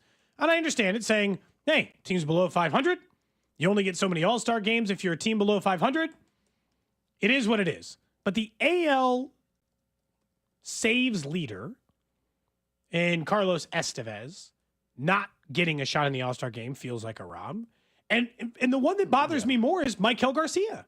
Even though, because the guy he's not in instead of has not played baseball in a month and a half. He's not even healthy enough to play baseball today. So why are we putting him in the All-Star game ahead of a guy who's having a career year? I think the All-Star game should occasionally be about those guys who have those years. Hell, guys like Ryan O'Hearn. Your whole career doesn't have to be like an All-Star, but when you have an All-Star year, you get to do it. You get to sit there and be a part of the thing. Yeah, so like that's the one that bothers me. And he's in as a DH. Look, Yeah. I'm with you. I mean, I did not think the Royals were getting 4 All-Stars in, though. It just we've seen this enough based off of usually market size. Right now, it's what Major League Baseball and the manager of the AL is Aaron Boone, if I'm not mistaken, for the All-Star game as well, the Yankees manager. Time and time again, we see bigger market teams get more players in. It doesn't. If you're a team in the American League Central, you have to be having a great season to get to that 4 or more threshold. And the Royals are 5 under 500. And I understand someone will say it shouldn't matter. It's individual accomplishments. And I agree with you, by the way. I agree. Maikel Garcia did enough this year in the first half to be an all-star. No disagreement. Yep. Am I surprised that they did not get 4? No, because I think we see time and time again a team that's under 500 probably doesn't get 4 All-Stars unless you're the Yankees or something like that. That's just usually how this goes. But Maikel Garcia should have been an All-Star. The fact that he's kind of positionless because he can play everywhere definitely hurt his cause. I think even though you should argue that helps because he can play anywhere, but it doesn't. And then, Carlos, look, we've been on this since the beginning of the season. We did our bold predictions, and one of the predictions just short of the half was that he would have a career high in saves, I said, and an all-star. He is going to have a career high in saves when this thing is over, whether he finishes the season with the Royals or somewhere else. He's going to have that. All-star is not going to happen unless he's an alternate. It's tough to be a closer. Hader gets in for the Stros. I understand people will point to the strikeouts over 9 and say, hey, Carlos, strikeout-wise, is not at the same level as a Hader or somebody else. I understand that, but he has, I think, the most saves still in baseball. I haven't looked this morning. Maybe Suarez, maybe the Suarez or whatever, but he's on a team, once again, under 500. That should be even more impressive. He's on a team that is 5 under 500, and he has the most saves in baseball, or at least close to it. And he doesn't have, if you're going to point to the strikeout numbers, fine, but what about the fact that he has all those saves? So I just don't get it. I guess, strikeouts, if we're talking about a job in which you pitch 200 innings, I'll listen on, I guess. Your job as a closer to get outs. The only job as a closer is to get 3 damn outs, maybe 4 or 5, and help the team win the baseball game. I don't care. Strikeouts don't mean anything. He is one off of the Major League League. Okay. He's behind Suarez and Josh Hader. Okay. And his ERA is 2.13 versus 1.80 for Hader. So, I mean, it is comparable. But again, Maikel's the one that bothers me more only because they're putting in a guy who, one, cheated. So, again, let's just keep, because he's a big-name player. Yeah, let's include the cheater. So, I want Maikel in as much, but, if we're bringing up stuff from 5 years ago, I'm sorry. That should not factor in at all. I'm sorry. I just feel like he's getting courtesy treatment as a player who doesn't deserve a courtesy treatment. He's hurt. Yeah. You don't get to just get put in. And Alex Bregman is not... Look, it's not the courtesy treatment I've just told you, it's kind of offensive. Bobby Wood Jr. has never been an all-star game starter. We can go back to that as it relates to the Whittisons. But, look, I get Shohei is probably going to be an all-star even if he doesn't play since May 23rd. He's Shohei Ohtani. It's Alex Bregman. It's a different level of player. Maikel earned a spot. And look, in the end, my guess is Maikel does get to go to the all-star game. He'll be an alternate. Somebody's not going to play, or injury or whatever it might be. Or he probably Bregman's ends up actively hurt. He probably won't play. Something like that happens. Also, later, and I'll be curious to see who the final participants are for the home run derby. There's still a chance that I guess Bobby maybe could get in that. I know he did it last year. We know James Wood is in it. Cal Raleigh, who's having the best first half we've ever seen from a catcher in baseball. It's crazy what Cal Raleigh's done. There's a third. Acuna, hometown. Of course, so Acuna Jr., even though he's only played in 40 games. I saw Alonso turned it down and a couple of others. I'm shocked Alonso did. That guy's been that's been his thing. He's a two-time winner. Yeah, but we'll see as we get closer to the All-Star game in Atlanta this year. I understand the argument. I think we just know that Major League Baseball, while we've criticized them in the past for marketing their stars, and you should argue, you want to market new players. But when it comes to the reserve part of it, they put their biggest stars in it. They do now more than ever. More than ever, they put the names that they have marketed and the names people know. Remember, the reserves, as you know, Cody, is not fan voting. That is just manager, MLBPA, and Major League Baseball office. Honorary spot this year. I have no problem with that. They've done that. They did that for Cabrera a couple years ago, Miguel Cabrera. They have that spot. Maybe at the end of Salvi's career, he gets that spot, at some point. I don't have an issue with that. It's not taking a spot. It's adding an additional spot. It's as simple as that. Yeah, and again, that one doesn't bother me as much. I can't be overly offended because a lot of this is perform better as a team, and you wouldn't have to ask these questions, right? But some of it is market size stuff, and that always becomes frustrating as a person who hosts radio. It's adding an additional spot. It's as simple as that. Yeah, and perform better. A person who hosts radio in Kansas, they are interested in trading for, and the one that came up this weekend was a guy you're going to see in town this week, which makes it even more interesting. According to some reports, the Royals are interested in Pittsburgh Pirates outfielder Brian Reynolds, having a career worst year, I'll state at the beginning of this. Yes. As we continue to look at it, but a career player who's been very, very, very good. I know that you're going to show some hesitation in this. I kind of love it. The hesitation I have is over the age, which I think is a fair one at 30. Well, yeah, that Outside is of the hesitation. Yeah. He is a career David DeJesus. And they could use a player like that, in my opinion. If you're just trying to give you a Royals player to put your head around. Yeah. He can play any of the three positions in the outfield or at the very least the corners. He hits for a good average. He hits for a good on-base percentage. He is a decent power guy, is in 20 home runs, 25 home runs is a very reasonable expectation. And they're saying, we'll have 5 years of control and we'll buy low.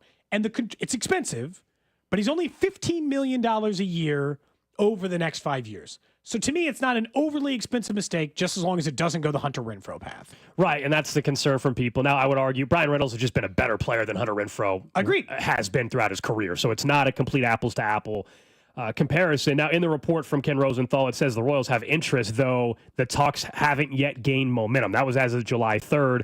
Kansas City is also interested in other hitters.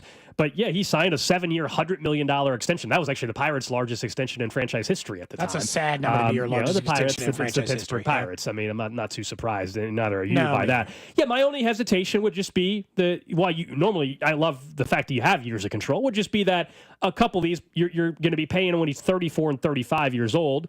$15.2 million on a given season. Now, it's not a crazy number. It's not $23 million. It's not $20 million, not $30 million. It's nothing insane. 15 is low in Major League Baseball. I agree. So that's something to keep in mind. He's a name that I would not be completely against, but only because, as I told you, my philosophy now with trades are they have to be, I don't want Reynolds this year. Not now that you're 5.5 out of a playoff spot and you're 5 under 500, and we've seen the issues with the offense. But if they can add a Brian Reynolds and all of a sudden he's playing, let's say, he's playing left field for you, let's say, I don't know. He's playing left field for you for this year, and it's not just this year. It's 26, 27, 28, and then see where you're at. Maybe he's someone that you move again down the road. I don't know, right? Yeah. If you have some prospects. Or the bottom 2 years, that's when I don't get to the number. Just as long as I get 3 productive years, the numbers don't bother me. It's I don't want to eat 5 years, and he turns into some of these players, we mentioned Chris Davis when we were talking. But there's no move that doesn't have risk involved. Obviously, with this many years of control, the question, what we don't know, Cody, is, all right, well, what's it taking to get him? All right, if you're buying low, but he's got all this control, are you giving up? Are you giving up Carter your number 2 prospect? Yeah. You giving up Blake Mitchell and somebody else? Like who? Is it Blake Mitchell and somebody? They're not. The Pirates are not trading for Seth Lugo. That makes no sense for them. So this is not a Lugo trade we're discussing. No, this is a prospect trade. Unless it was a multi-team trade, I guess, right? Yeah. Like unless you told me the Pirates and Royals were involved with a third team like the Mets or the Dodgers or something to make a trade happen. So we're talking prospects in this trade. We're talking Blake Mitchell. You're talking one of your other maybe top 10 prospects in the system kind of thing. Yeah, you are talking good players. But again, some of those players, like let's just say it goes as high as Carter Jensen, a guy in AAA. Okay, fine. He can help you next year, hypothetically, or late this year, I guess, if things go really south. I don't think there's any chance of getting to the bigs this year. I think it'll be next year. But so he can help you this year or next year, hypothetically. Some of those guys, Blake Mitchell, he might not be able to help you for 4 years, man. Reynolds can help you for the next 5. He's under contract. You don't have to wonder or question or keep around. And like you said, he can be a reverse flip guy if the thing goes south a year from now, 2 years from now. Yeah, the question would be the appetite of, frankly, John Sherman as well when we talk about the financial end, because to take on the they obviously signed Bobby Wood Jr. to an extension. They've obviously given out some other extensions over the last couple of years, but Bubic, Vinny. You've got questions on those guys. You make this trade financially, you have to know, okay, if we're going to trade for Brian Reynolds and there's $80 million still on the deal to go, is that handicapping us from going out and getting a deal done with Bubic? And if it is, okay, well, is our thought that we're trading Chris Bubic this offseason or in season? It's not just one move. What's the trickle-down effect? This is like $80 million. Like, I would love to say it shouldn't be a big deal, but $80 million for the Royals, as much as we were making fun of the Pirates, it'd be the third most money, fourth most money they've given anyone ever. That's a big chunk of money to commit to a player that's not like that you're trading for, that you haven't had in your organization. You're right. I mean, if they're giving $80 million to someone, they might rather give it to a guy like Vinny or Bubic or some of these other guys who also could need or might want extensions to stay in Kansas City. And historically, their highest paid players are local guys. Yes. Salvi, Gordon, Bobby Witt Jr. Their highest paid players have consistently been homegrown players. So you're right. From the $80 million category over the next 4 years, it would make them. Because I'm sure the Pirates would love to get rid of. I mean, they got 80 million. The Pirates would love to get rid of this. Yeah, this they're kind the of money. franchise, and they're the worst. They might be the worst run franchise in the sport. And Rockies I say that, give them a run for their money. While they, and they've got one of the best players in the game. They have one of the best pitchers in all of Major League Baseball, and they're one of the worst run teams in there. But also, like their poorly run stuff means they might be willing to, take the prospect for the player, and you get 5 years of control of a player who, again, career numbers wise, is a 275 hitter with a 350 on base and hit 25 home runs. That is borderline dream scenario for a corner outfielder for Casey. As long as you believe, now he's that post 30, it's not just dipping, and then you run into a situation where in 2 years we're sitting here like, oh gosh. Is that where it's not worth? Is that why it's not? There's interest, but is that why you would say it's not worth the risk at all because of how much money he's getting paid in the midst of having the year that he's having? It depends on what's the ask. Like, I'll be honest. Like, is there any way I would ask, and I don't know if it's real. Can you pull this trade off without having to give up Blake Mitchell? Yeah. Because my argument would be if you're the Pirates, if the Royals are eating all the money, let's say the Royals are taking on the full 80. I have no idea, but let's say they are taking on the full 80. Then I would argue if I'm the Royals against the Pirates, I'd say, well, then we're not giving you Blake Mitchell unless you're going to still eat some of this money on the deal or something, right? I mean, unless you're kicking in a few ducats, what are we doing? I mean, I get that, I really do, but also, who is it below? Yeah, I get your point. Like, if it's below that. Who is the guy? Because technically, I think Jack Caglione is still a prospect for a couple more weeks. He is still the Royals' #1 prospect, and he's still a top 10 prospect in baseball. But you say but Carter Jensen's their #3 prospect, so it's not like he's that's in the same AAA as, and he's playing well. Yeah, and he's a lot closer to getting to the bigs than that. But it's like, will a Walters or Kudrna, like how far down the list can I go? And you actually accept this. The problem is a lot of the Royals prospects who are still currently ranked according to Major League Baseball as top 10 prospects aren't having the years like that, like Gavin Cross. It might have to come with a guy, an A-ball, like low prospect, like David Shields, who is a top 10 prospect for them and pitching really well. But if you're the Royals, do you want to give up, maybe elite pitching talent in the system? It's the kind of deal I'd be willing to give up a 19-year-old prospect in a heartbeat. Me too. It might help you for another 4 years. Maybe Shields turns out to be so. That should not be preventing you from pulling off a trade. I don't know how you useful. You don't want to look down the road and it ends up being Tatis. I understand. You take the risk. I'm with you. And I don't know how he's viewed in other organizations. I mean, he is in the Royals farm system, which is average right now, I would say. Prospect. He's not like he's their #3 prospect or something like that. He's a ways down the list. No, he's a top 10, I think, guy. He's still an A-ball. He's so far away, we don't even have to discuss him as here he comes. Yeah. Just more of years away. We're 2029, honestly. We're talking 2029 with this kid. But just more is he the kind of player that you can have a conversation around trading? That's all. Is that the kind of player that would interest them enough in order to make that stuff? They just want cheap, controllable guys. They probably happily take a prospect. This will not be the last article mentioning an outfielder for the Royals, especially if this week goes well. Now, on the flip side, if it doesn't, but the reason why this move is not a complete disaster if they were to do it is because it's not just about 25. I do not want. We just saw Eugenio Suarez of the Diamondbacks over the weekend. I really don't want them to trade for him. He's an older vet that has no control after that. I don't want to rent him for 3 months. If they were 15 games above 500, I'd be interested in renting if I'm the Tigers or something, it's a little bit different. All right, let's get to it, Drew. Trash of the day. All right, let's get to the trash of the day. This one keeps us in Pennsylvania. We were just talking about Pittsburgh. I think this is actually in Pittsburgh as well. This is something that has become an annual occurrence, and it's back coming up this Saturday, July 12th. Drew, there's still time for you to fly out to Pittsburgh. Quote, for what? Balls Out Bowling is back. Oh, it's back for another year? You can bowl in the nude. Has this Yes, we've had been it a topic before yes. on the show? Balls Out Bowling is going to be held in Pittsburgh on Saturday, July 12th. Anyone over the age of 18, whether you're a seasoned pro or a beginner, the event is open for everyone. $30. Whether you're bowling or not. Now, I'll be honest. This is really weird. If you're going and paying $30 just to watch other people bowl in the nude, you're a little weird. Yes. Nudity is required, it says, with the exception that women can wear bottoms. Okay. Also, sexual activity is not permitted. Well, I'm glad they have that disclaimer. Thanks. Those running the event say nudism does not equal consent, and harassment will not be taken lightly. Oh, hang on. Are there? I can only imagine. No photography or video. I would hope not. But Are they getting? Are there like T-shirts a part of this? Like T-shirts that say Why would balls you out? give away a T-shirt for a nude? Hang on. I know, I know, but like to take home with them. Like on the way out, they give you like a little a gift package. Hey, thank you very much for coming. Here's a shirt to promote it for next year. I mean, maybe they have some shirts to prove that you were there. I guess yes. Or if there's anything to like merch to buy, or if it feels like it can't be a shirt. I gotta say, what, underwear? Like a banana hammock or something. It's got to be something underwear. like closer. Yeah, underwear. It's got to be something closer to the actual. The shirt makes no sense to me. A hat is the trophy. Do you think you can get a trophy made of someone who looks nude? Like if you're the winner, shouldn't the trophy of the person look? I lean into based the on the name of the title. I think I know what the trophy would. What do you think it would be, Drew? Akin to? What do you think? I don't know. Like a women's and men's championship trophy. And it could be very clear. What, do you want, based on the trophy, you want a nude trophy with a bowling ball just covering the privates? Like, what do you want? Oh, that's pretty solid. That actually is really I actually solid. just think it could That's show good. the privates in this case because it's a Fair. nude bowling Fair, trophy. fair. I'm saying like he doesn't have to have a bowling ball covering it at all, based on the fact that this is a nude bowling contest. Someone said, can you use your own painted balls? You know, bowling balls.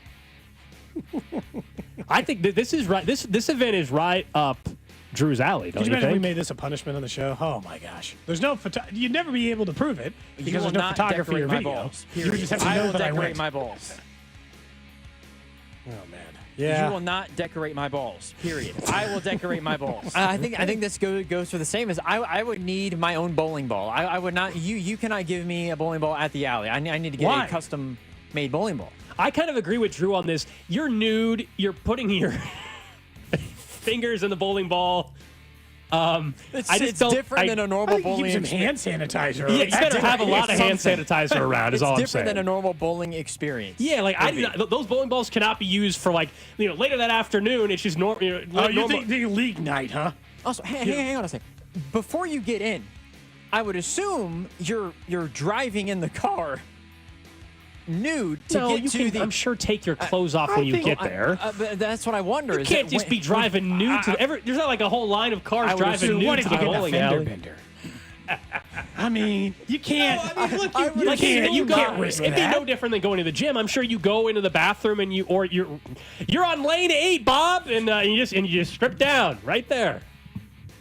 You walk it like what sort of mental capacity would you have to get yourself into before you walked in the door? Knowing what you were going to see, you can anticipate it and everything. Like anything that. else, I mean, like this is all age ranges. Like it's not like there's supermodels walking around. Okay, I mean you're getting Tommy over there that's 50 pounds overweight or whatever with a bowling ball.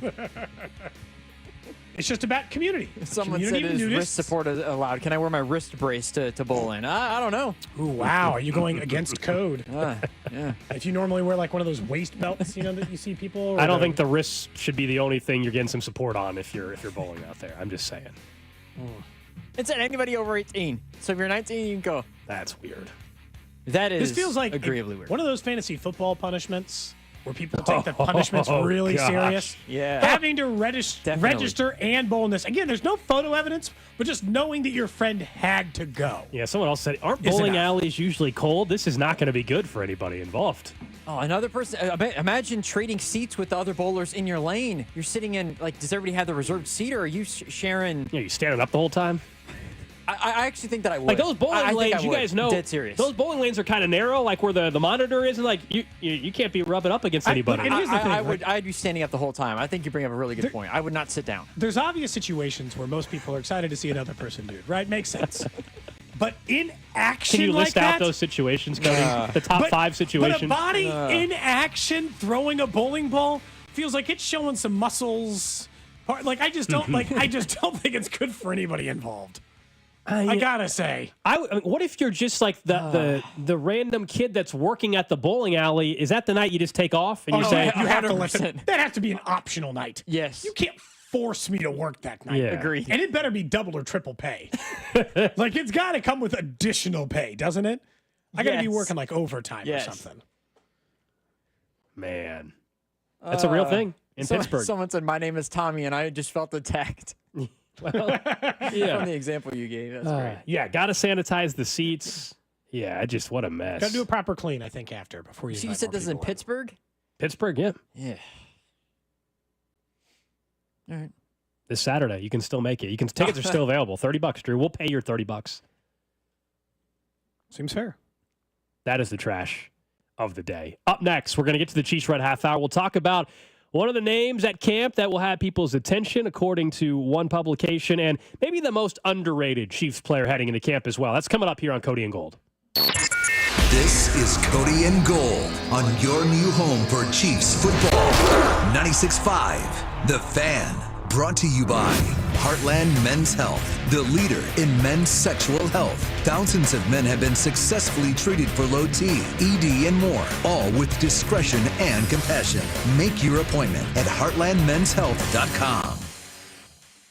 Might be looking for a new job like that guy at the front desk of the bowling alley. He's like, I got to get out of this game. Yeah, might not want to be working that night. Might not want to be the IT guy at that bowling alley that night fixing the monitors or something like that. Look, if you're in a career that you've been looking to change, you've been out in this heat all summer long, you've been working holidays, Centric could get you started in that IT career in as little as 4 months. Yeah, this is what's great about them is they've got relationships across the entire industry. So if you're thinking about going through a program and then you're like, what happens after the 4 month? Well, they're going to work with you to try to place you and find a job in the area. And as we always say, literally every single field needs IT. It doesn't matter what we're talking about. There is an IT need everywhere in Kansas City and across the country. If you've been doing, distribution, driving around, delivery, construction, you understand sometimes you're looking for that career. And again, Centric can guide you that way. Check them out at Centric.com. Reach out to our guy, Russ Mondry, who's been in Kansas City helping you get those IT dreams done for years. That's Centric.com.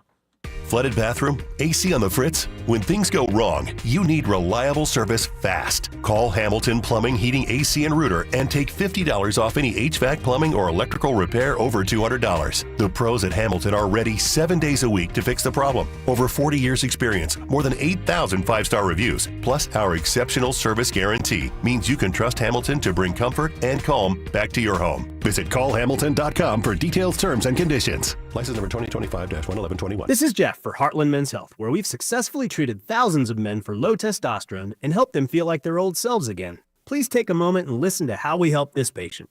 Hi, my name is John, and I've been on ED and testosterone treatment at Heartland Men's Health for the past 15 months. I could tell, I was starting to go downhill, and my wife kept telling me, well, you need to go to a clinic that'll specialize in that. And that's what eventually led me into the men's clinic here.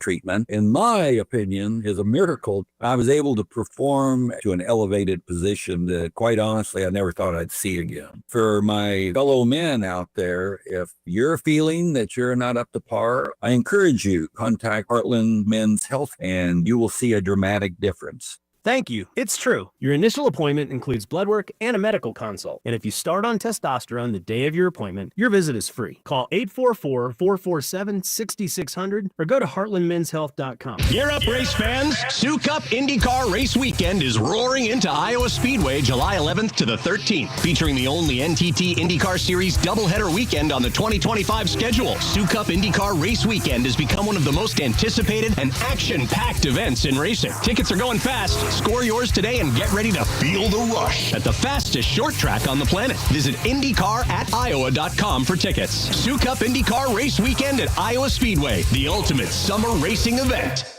Learn more about becoming a sharper, safer hunter or outdoors person with the Missouri Department of Conservation Lake City Shooting Range and Outdoor Education Center.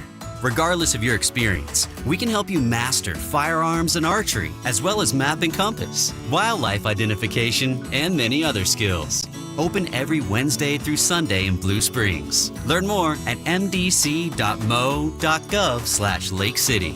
Brought to you by the Missouri Department of Conservation. You had a solid retirement dream. Sell your home in a few years, bank the equity, downsize, and travel. But with an unpredictable economy and the future feeling uncertain, you're wondering if that equity will still be there when you're ready. But what if you could bank that equity right now? With TrueHold, you could sell your home for its current value so you can access your equity today. You can bank the cash now and stay in the home you love with an easy standard lease. TrueHold even covers property taxes, insurance, and repairs. And since Truehold hands over your equity in cash now, it's yours to do whatever you'd like. Don't let a shifting economy put your hard-earned equity at risk. Visit Truehold.com and receive their competitive offer on your home in just 48 hours based on its best current value, not what's coming. Call 1-855-300-9393 or visit Truehold.com. The smarter, faster way to cash out on your home's value without moving. That's Truehold.com. Get one free set of Brake Best brake pads when you buy 2 brake rotors. Visit O'Reilly Auto Parts. Restrictions apply. See store for details. O'Reilly Auto Parts. We asked parents to share their journey of adopting teens. They changed who I am because I can't see life without them in it. Visit adoptuskids.org to learn more. Brought to you by Adopt US Kids, the U.S. Department of Health and Human Services, and the Ad Council. You ever try fixing your car and realize you're missing that one part? Yeah, been there. That's why eBay's my go-to. They've got millions of parts, guaranteed to fit. I'm talking brake pads for when yours have seen one too many miles of stop and go. Oil filters, because you don't mess around with your engine care. Even got this cold air intake on my watch list. I might just go for it. To keep the ride cool and your DIY streak hot. Find all the parts you need at prices you'll love. Guaranteed to fit every time. eBay. Things. People. Love. Eligible items only. Exclusions apply. This is the story of the one. As a lineman, he does whatever it takes to keep the power on in his community. And he wants a partner like Grainger who does the same. Grainger offers the professional-grade products he needs, from voltage detectors to harnesses to hard hats, plus fast, dependable delivery, so he can rise to every challenge. Call 1-800-GRAINGER, click Grainger.com, or just stop by. Grainger, for the ones who get it done. Empower. Jen has ordered a decadent seafood tower, king crab legs, lobster tails, and a waterfall of caviar. Pricey? You bet. But Jen worked with Empower on her savings and investment strategy and planned for splurges like these. She got good at money, so she can be a little bad. Ooh, champagne. Empower. Invest well, live a little. Start today at empower.com. Past performance is not indicative of future returns. Investing involves risk. You may lose money. Advisory services are provided for a fee by Empower Advisory Group, LLC, EAG, a registered investment advisor with the Securities and Exchange Commission. OMG, those shrimps are really jumbo. All right, Takis fans. Wendy's knows you love your Takis Fuego chips. So we thought, why not make a Takis Fuego meal with a Takis Fuego chicken sandwich with spicy chicken topped with crushed Takis Fuego chips and creamy corn spread. Plus, it comes with Fuego fries inspired by Takis and a bag of Takis Fuego chips. If we had any more heat, we might start an actual... I told him this would happen. For an intense new take on Takis chips, gotta be Wendy's. Limited time only at participating U.S. Wendy's. Includes 1 ounce Takis Fuego chips while supplies last. Takis and Fuego trademarks are used under license. This report is brought to you by Surfside Iced Tea and Vodka and Surfside Lemonade and Vodka. Surfside Iced Tea and Vodka and Surfside Lemonade and Vodka. Proud partner of the Kansas City Royals. Each can of Surfside is only 100 calories. And the best part, 0 bubbles. Grab it at the K or ask for it at your favorite bars and liquor stores. You're listening to 96.5 The Fan from the Mission Plumbing, Heating, and Cooling Studios. Welcome in to the Chiefs Red Half Hour. Every day at 11:30 with Cody and Gold on your new home for Chiefs football. 96.5 The Fan. That's right. It is the Chiefs Red Half Hour. Brought to you by All Weather Decks, Kansas City's most respected deck builder. Check them out at allweatherdecks.net. Coming up in about a half hour, we will get to what's trending. We'll also talk more about our launch of the Wittisons today. If you're just tuning in for the first time, you're wondering, what the heck is that? We'll explain it. If you're watching on video stream and you're wondering why Cody and I are wearing a crown and we have mullets and we have Bobby Witt Jr. type sunglasses, we'll explain all that some more coming up at noon today, as the launch of the Wittisons fan club is official. We got our first event coming up out of Kauffman Stadium on Sunday, and we're very excited, and great opportunity maybe to win some stuff on Sunday as well. So. Yeah, there's going to be, I can't tell you exactly what the prizes are going to be yet, but there will be prizes. Right, we're not going to just let the winner of the Bobby Witt Jr. Lookalike contest go home. You get a high five from Cody.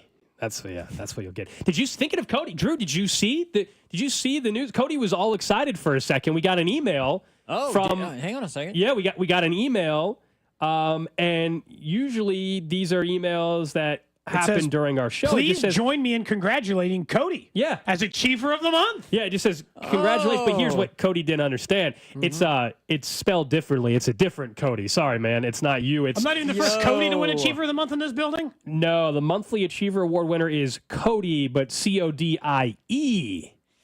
Yeah, different Cody. You did not win. So my losing streak of having worked here for almost 6 full years and never once been named Achiever of the Month continues. That's right. Hang on. I am 0 for, how many months is that now? I don't know. You and I both. 70. Man. Yeah. I'm 0 for 72, 0 for 80 months, wherever we're at this point. We just properly Tough. we properly achieve is what we do. Yeah, we don't overachieve. We're not Achiever of the Month. We properly achieve. We what a achieve at the tease level for we're you. supposed What to a achieve. tease for you. I was Yeah, gonna it say, didn't say Alex was named Achiever. No. As you were reading it, did you like light up for just a split second when you saw Coat? I thought they were finally recognizing the work I put in this building, the hard work I put in this building. You know, Yeah. I show up, I work hard. I want I work hard to make sure that the show does well. You know, we try to like work hard to do things like the Wittisons. I thought it was finally being recognized, if we're being honest, only to find out it was a different Cody. Yeah. Tough. Bummer for you, but, man. And that's Maybe tough. what back-to-back, they're never going to let back-to-back Codys win it. Then people will think something's up. You know what, Cody? You're I'm already an out for next month, too. You're an achiever in my book, Cody. You know. Can I be Achiever of the Month for Cody and Gold? It's only a 3-person show. Yeah, every month you rotate it around. Every month. Yes. All right, let's talk some Chiefs football. It is the Chiefs Red Half Hour, and we're going to be up at training camp in a couple weeks, man. 2 weeks from today, actually. What? I think I think it's 2 weeks from today, Cody. Countdown begins, boys. I think it's 2 weeks from today in St. Joe. We'll be up there for 11 shows throughout training camp. We'll be talking to a different Chiefs player, we hope, each and every show like we've done in the past. We got a couple new ideas we're excited about when we get up there as well. And one of the players that we'll be keeping an eye on will be Chiefs rookie running back, Brashard Smith. Who, And- once again, listed over at ESPN, they did their entire article of the 32 players that surprised with how well they did in off-season workouts for every single team. And of all 32 teams, of course it was Brashard Smith, the player I would have just assumed it was based on this. I'm torn here because they have recently shown an ability to find a 7th-round running back and have success with said late round, let's call, because Brashard was a 6th, right? No, he traded up for the 7th. Late round running back who worked in their regard. But just tell me how it works. They've got a vet. They've got Pacheco back healthy. Where does he get on the field? Receiving. enough? They're gonna line him up in different spots. I could see a couple of packages. Third down receiving, though? They'll never let a rookie do that, right? Well, not necessarily that. Well, one, if he's going to line up in the backfield, he's got to be strong enough in pass protection, and he can eventually take on the Jerick McKinnon role. I'm talking about, I wonder, Cody, if they have some stuff, especially designed where he's lined up on the outside, or he's lined up in the slot, or he motions, right, out of the backfield. I could see stuff like that. If you're asking, how does he get involved his rookie season? I think it's more in the passing game. I don't believe there's carries really to be had for Brashard making this team. You know what I mean? Like he's on a 1-year deal, but it's a I don't nothing think he has deal. to. I didn't think much of that deal when he got signed. Yeah, but now that they drafted, because I think Mitchell and Smith are both receiving type of backs. I think Smith carrying the ball in 2025. I mean, what is he going to get? 10 carries all year, if that. Like, I think he's more of a receiving factor, if But it's anything. like, in a lot of ways, and I know teams do not, especially in football, you operate a little bit less this way, but you do also want to know whether or not you got to go back into the draft for a running back next year. If you can move forward with Smith and have a couple of these like Pacheco-like years we go through it. And I feel like still Elijah Mitchell's got to have a good chance because they love a running back available to them in pass pro, on third down, the Jerick McKinnon role. They have had a guy like that in that role pretty much the entire time Andy Reid's been around here. And I have a hard time imagining that's not Elijah Mitchell. It's him or Smith. That's what I'm saying. It's one of those two. Let's see what like training the camp rookie- looks like. It's The how rookie- that would well. actually speak really highly, I think, if he beat out Elijah Smith. How well does Brashard Smith pick up on the pass protection? Because, and as long as he's not fumbling the football too, right? Those are the two things that'll keep you off the field. Carson Steele learned that pretty quickly last season as well. Can you pass protect as that third down back? And isn't that just maybe Kareem? Yeah. Someone says, why are you assuming he can't replace Kareem Hunt? Kareem Hunt is not getting cut during camp. I just don't see it. I don't think you bring Kareem Hunt in February, whatever it was. It was super early. I don't think you bring Kareem Hunt in that early for a guy who is just a nice little safety net back there. Can he steal like first or second down snaps occasionally from him? Sure, but red zone's Someone Kareem. says, why are we sure who's going to make the team? Well, at some point, I mean, there's practice squad eligibility, but they're also not keeping 5 running backs on the active roster, guys. I mean, like that's why. Somebody's here. Let's just go through who's on. So we all agree Pacheco obviously is a lock. I think Kareem Hunt's a lock. to make this team. So then those are two spots. So then we're talking about two more spots, really.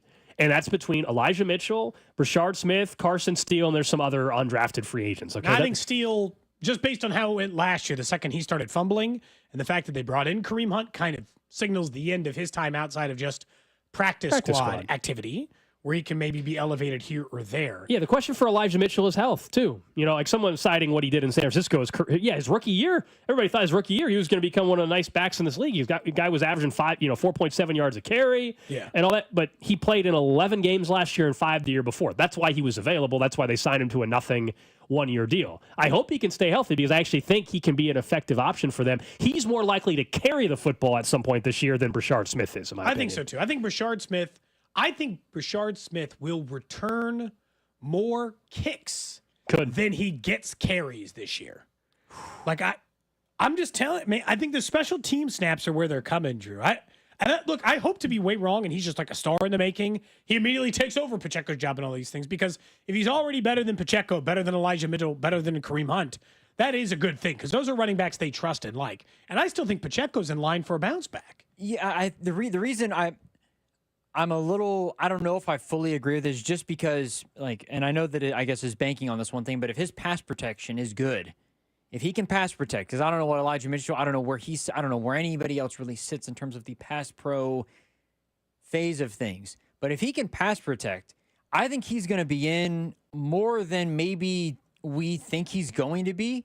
And I think it's just going to increase as the season goes on, just because of what his ability is out of the backfield. Not necessarily to carry. I think carries, you actually might be right, Cody, but I think in terms of him catching the ball out of the backfield, I think he can be utilized in a way where his touches can actually considerably increase if he can be a guy they can rely on, like a Jerick McKinnon, which is the role that I don't think he'd ever. Always been a vet. I don't think he'd ever take over Pacheco's carry amount or take over for him. Pacheco's the number one back for this team. I don't think there's any question. Injury is the only way that I think Brashard Smith has a major activation inside the offense from a carry and catch perspective both. Do you think that's why they drafted him in the first place? Because they signed Kareem Hunt and they re-signed Hunt and brought in Mitchell before the draft even started. Maybe they took Brashard because that one they like him. That was the whole thing when they signed Kareem Hunt. We had the conversation like 5 minutes after he signed. We're like, hey, does this prevent them from spending a premium pick on a running back? Yeah. And I know we had Briscoe in here, and they're like, oh, I don't think it does. And we were like, does it? Or it shouldn't. And obviously, they waited till late in the draft to get Smith. I think Smith's impact, if he has one his rookie season, is going to be on the receiving end of things. And that's what I think will be interesting to see during training camp is how good is that end look. I just don't think it's going to be a guy getting the football from a handoff of Patrick Mahomes. That's all. No, I don't. Yeah, I don't think seem so like it based on what he did, because he was a wide receiver transfer. Correct. That's why I'm thinking receiving. Yeah. Yep. I will say the only thing I give them maybe a little bit more, not credit on, but at least always gives me a little bit more change or optimism on is, as much as most teams, it's like a 50-50 shot. A 7th-round pick even makes the roster. Okay? A lot of those guys end up on practice squad guys. They get cut. They get moved around. You're no guarantee to make a roster as a 7th-round pick. I don't think he's getting the cut, Chiefs. though. No, I don't either, because the Chiefs also, as an organization, might be the best team in football at keeping 6th and 7th round picks on the actual team. Najee Johnson, Isaiah, they took 3 in 1 year that played for the team. Yeah, I mean, they are more likely than most teams to do it. It also depends, we play the injury game too. When we're up at training camp, somebody will get hurt at some point in time. And is it somebody from the backfield? And if it's somebody further down, then they can kind of cover it with all of a sudden he starts the year on the PUP list or he's on the IR kind of thing. And all of a sudden it's how they can keep an extra guy on the roster as almost a red shirt type of season. We see that play out every year, Cody.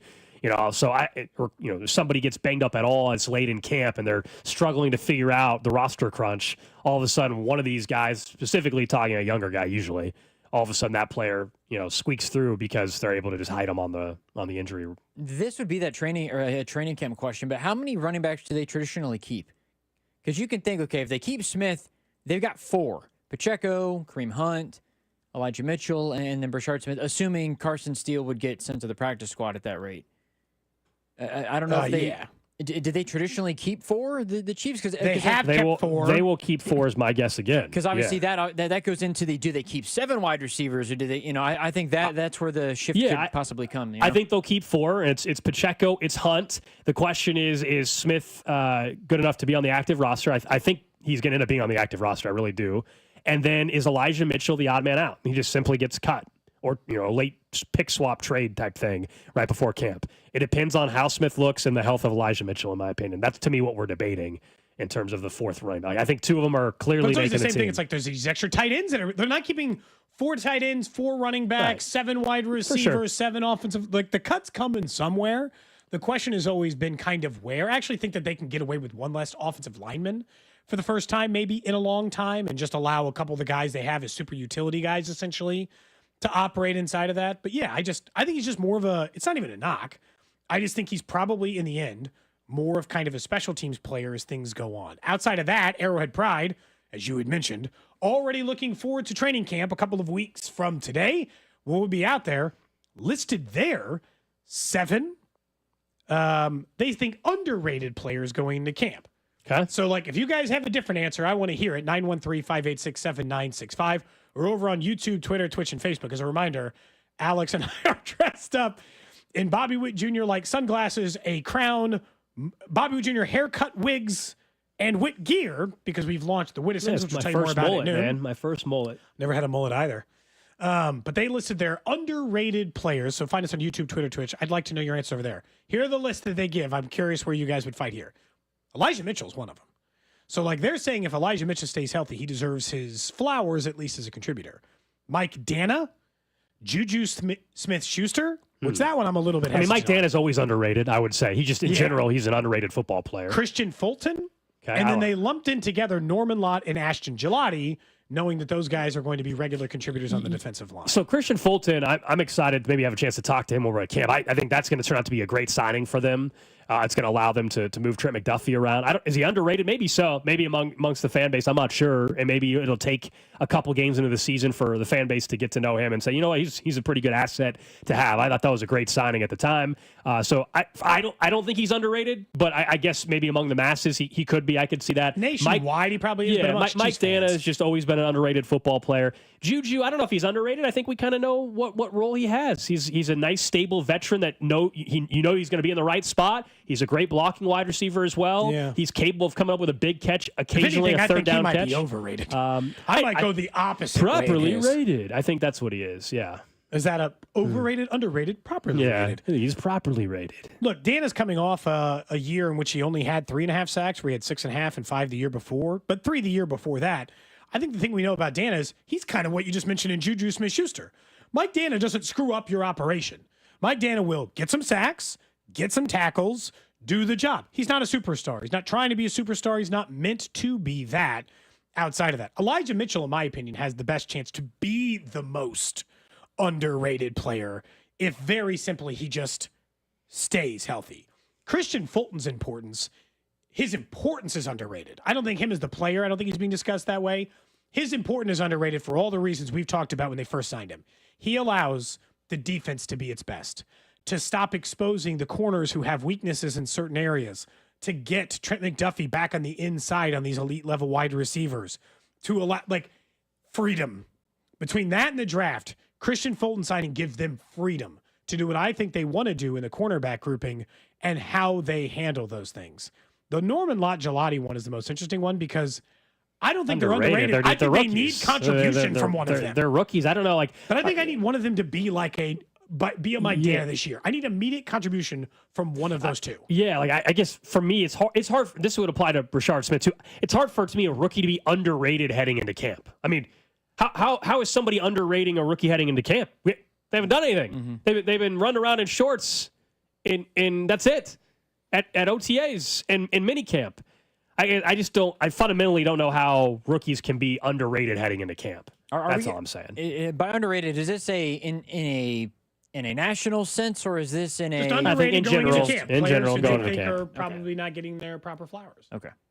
Yeah. I mean, by if they're going to throw a normal line, might as well put in Jalen Royals while we're at it. I mean, I just don't know how rookies can really be underrated. if you're going to throw rookies in there, I think Noah Williams belongs. Yeah. in, I like this text. This goes back to our conversation last week where I think people look at the entire quarterback room and depending on what their standard is, like someone says Jalen Watson's the most underrated dude on the team. Not sure it's close. I don't know about on the team, but I still think it's weird. Underrated. Underrated maybe because I think he gets hated on a little bit more. People forget before he got hurt, how great he was playing last year. Then he got hurt, and this team missed him drastically. Oh, yeah. So I guess by that account, he would be underrated. I don't know if he's most underrated on the team. I don't know. That's hard to say. I think it's Mike Dana might just be the answer for the last 3 years running. He might just be the champion of that award. Turk Wharton would have been one as well if he were still on the, obviously he got the big payday. Turk would have been the guy like last year. He, and look, in the same light as Mike Dana to me. I think sometimes we underrate the guys who are the perfect utility players, like the Chanel. I'm not asking him to be a. He got plenty of flowers last year because he got all with the blocks. Yeah, because he did. Yeah, he had the big time moments. That's right. I think to me, people probably aren't thinking of that. The reason I asked the question 2 minutes ago is I think part of me wants to say Nick Bolton because I think a lot of people dogged on him for the coverage or lack thereof ability on tight ends, where I think he is based on when they paid him, but also his importance to the defense and how it runs, like instinctually in the run game, like coming up with some big stops, like over the last couple of years, multiple times, and just stuffing the run completely. And a guy that you can rely on in one phase of the game is better or as good as anybody else, if not the best at. I think Nick Bolton in a way is kind of underrated because we look past and see the coverage issues and people tend to give him a little bit of a hard time. I think people were last year regarding that stuff. Even though, how much did he get paid a year? I don't even remember what his contract was. It's like top 10, top 5 linebacker money. It's not Fred Warner money, obviously, or anything like that. 3 years, 45. So 15. 12.7 signing bonus, $30 million guaranteed. So Nick it's Bolton tough will with have a linebacker because there's $6.5 pass rushing linebackers. $6.5 Right, he's not necessarily million cap hit this year. $19.2 million next year. That's when it jumps up. But they could get out of it after 2 years. Remember, that's the one thing. But when people were looking at the deal, like I don't have an issue with the deal Nick Bolton got at all because after he's 26, so entering his 27-year-old season, if they really wanted to bail, it's $4 million in dead cap and they can move on. If in fact that's where they want to be in a couple years. By the way, out of linebackers, he is only behind Fred Warner, Roquan Smith, Tremaine Edmonds, and Zach Bond in highest average annual per year. Healthy.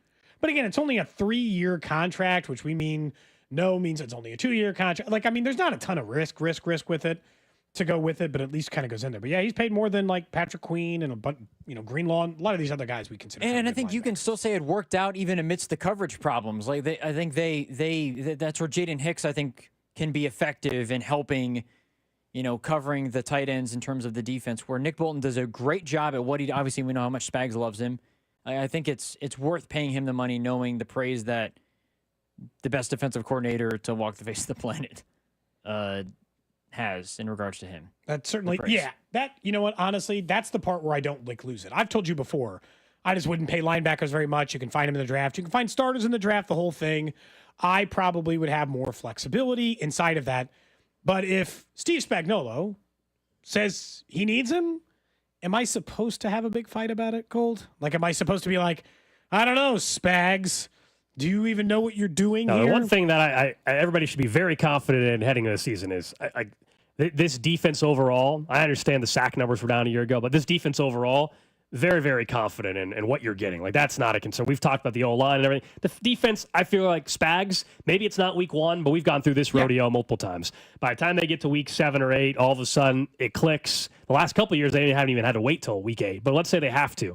He's historically, throughout his career, we did this conversation 2 years ago, I think, when the defense was getting off to a slow start. That's I'm not worried about, even if the defense had a rough week 1 in Brazil against the Chargers. The Chargers. Have we seen anybody? Do we need to pull any more clips of people saying the Chiefs are over? It's dead. I mean, if you want to pull I don't know if we have Achos. I'm sure. I think that's where the national media conversation stemmed from, Cody. I don't know if that's indeed where it stemmed from, but people were slamming Emmanuel Acho over the weekend. What? He came out and said basically he was questioning I'm just the enjoying my Chiefs holiday. entirely. That was a big thing. I don't remember if it was He just thinks they're done? Yeah. I don't remember the exact take, but I think it was why I think it's, why is it a hot take that the Chiefs are just not going to get, like, the run is over? That was making the rounds. I don't know if that was actually timely. Or Why if that is was it a hot take? Why is it a hot take? Because they've been to 3 straight Super Bowls. They have the same quarterback, the same head coach, and they have a healthy wide receiver room, hopefully, heading in. I thought that's where the national media and the conversation offensive stemmed line, from there's a regarding chance, Mahomes, Cody. There's a chance the O-line's better. Yeah, I think that a lot of people were going after Acho for that, because I think it happened on the 3rd or the 4th, Acho, one of the days that we were off. I chose to enjoy my holiday, not like Emmanuel Acho. Oh, I wasn't searching for it. It just popped up, and I was like, dang, this is a take. All right. Yeah, I tried to avoid any sports conversations over the weekend for the most part. Just relax. What'd you talk about, Not sports. Life. Just life. Everything else. Life. I watched some Netflix doc on, have you heard about the poop cruise? I'm familiar with the doc. I have not. I'm familiar with the cruise, but I have not watched the the doc 2013 yet. Carnival cruise or whatever. I watched it. It's a quick doc too. It's over very quickly. I enjoyed it. Okay. Crazy. I mean, I could just like. Oh man, it's not a great day at the office. No. I don't know how those people made it through. Honestly. You think you'd ever get back on a cruise? In their scenario, probably. If I was on that particular That's cruise, probably the end of probably cruises for you. not. Would you get on a cruise? I've never been on a Would this cruise. deter I you want from- to. Okay. I was like, would this deter you from getting on a cruise now? That's Yeah, I want to. Yeah, I definitely want to. All right, up next, guys, we'll get to what's trending. We'll tell you more about our announcement of the Whittisons, our Bobby Witt Jr. fan club. We're the senior Whittisons, of course. We'll fill you in on what that's all about and why you want to join us at the K on Sunday. What's up, Kansas City? This is Cole Reagans, and you're listening to Cody and Gold. Weekdays starting at 10 on 96.5 The Fan. Brought to you by Heartland Men's Health, the leader in men's sexual health. Thousands of men have been successfully treated for low T, ED, and more, all with discretion and compassion. Make your appointment at heartlandmenshealth.com. We all hear the radio ads about the IRS. They tell you to be afraid, to be scared, and they try to frighten you into calling. I'm not here to do that. Tax Relief Advocates is different. TRA is here to tell you that if you owe money to the IRS, whether it's $5,000, $50,000, or $500,000, we have a solution. It doesn't matter if you're sitting in your car, at work, or with your kids. No matter where you are, call now. 800-575-6986. Don't lose hope. TRA can eliminate or reduce what you owe to the IRS. Generous programs are now available that can give you a fresh start. Our passion is taxes and helping individuals fix their IRS problems. We have over 1,000 5-star reviews on Google and an A+ with the Better Business Bureau. You don't need to be afraid of the IRS any longer. End your tax nightmare today by visiting us online at TRA.com or call 800-575-6986. That's 800-575-6986. Tax Relief Advocates. Real solutions for real people. Honey, in case you can't tell from the recliner, summer is here, and our house desperately needs the experts at Powell Exteriors KC for siding, windows, entry doors, beautiful decks, patio covers, roofs, and more. Get ready for the heat at powellkc.com. Do you know a coach who goes Siding, windows, entry doors, beautiful decks, patio covers above and beyond? The Royals, the CU and the Major Leagues Foundation, and Blue Cross and Blue Shield of Kansas City are recognizing those impactful men and women. Nominate your high school coach at royals.com/coaches with character. Twin Peaks is the best in the game. Here, your favorite drafts are poured at a frosty 29 degrees, and rare barrel-aged whiskeys are served just the way you want them. It's bigger game days and bolder fight nights. I mean, where else can you find a scratch kitchen that always comes in clutch every day from lunch to late night? Only at Twin Peaks, the #1 sports bar.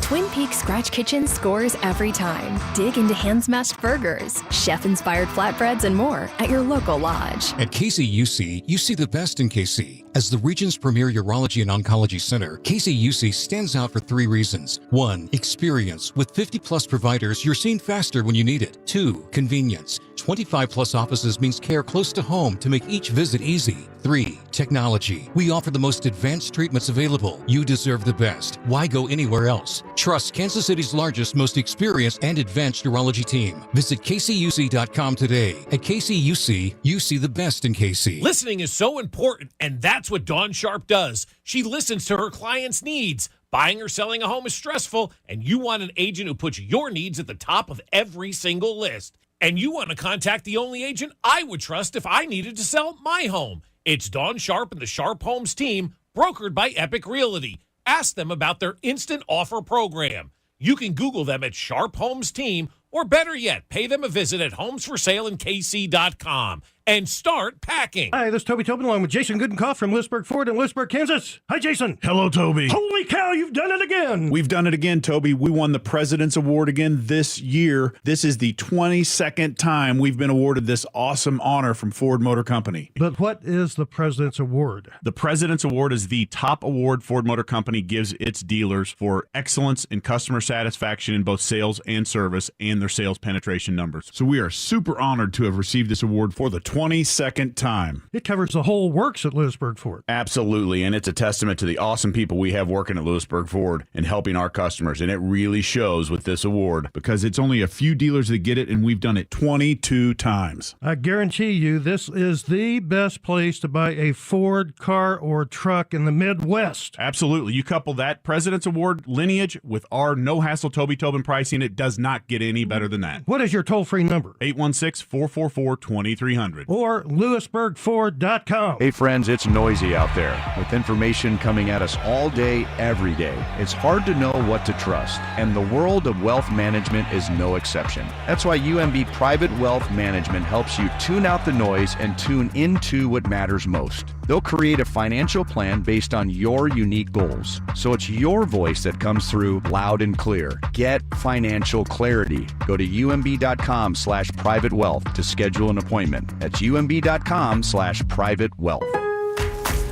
Now more than ever, Lowe's knows you don't just want a low price, you want the lowest price. And with our lowest price guarantee, you can count on us for competitive prices on all your home improvement projects. If you find a qualifying lower price somewhere else on the same item, we'll match it.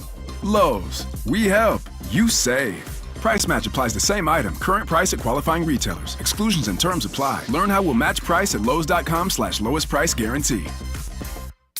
If Twisted Tea Hard Iced Tea was your best friend, it would be the kind of friend that starts an impromptu dance party in the supermarket aisle that turns into an all-day pool party rager at your place, and you don't even own a pool. Twisted Tea Hard Iced Tea turns any day into a legendary adventure. It's smooth and refreshing real iced tea with just the right kick of alcohol. Twisted Tea Hard Iced Tea. Keep it twisted. Twisted Tea Brewing Company, Cincinnati, Ohio. Please drink responsibly. Empower.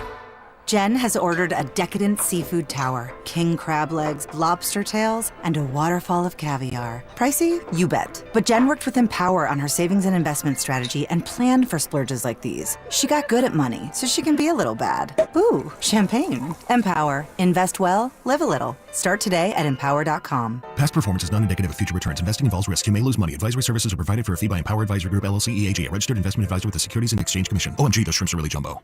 All right, Takis fans. Wendy's knows you love your Takis Fuego chips. So we thought, why not make a Takis Fuego meal with a Takis Fuego chicken sandwich with spicy chicken topped with crushed Takis Fuego chips and creamy corn spread. Plus, it comes with Fuego fries inspired by Takis and a bag of Takis Fuego chips. If we had any more heat, we might start an actual...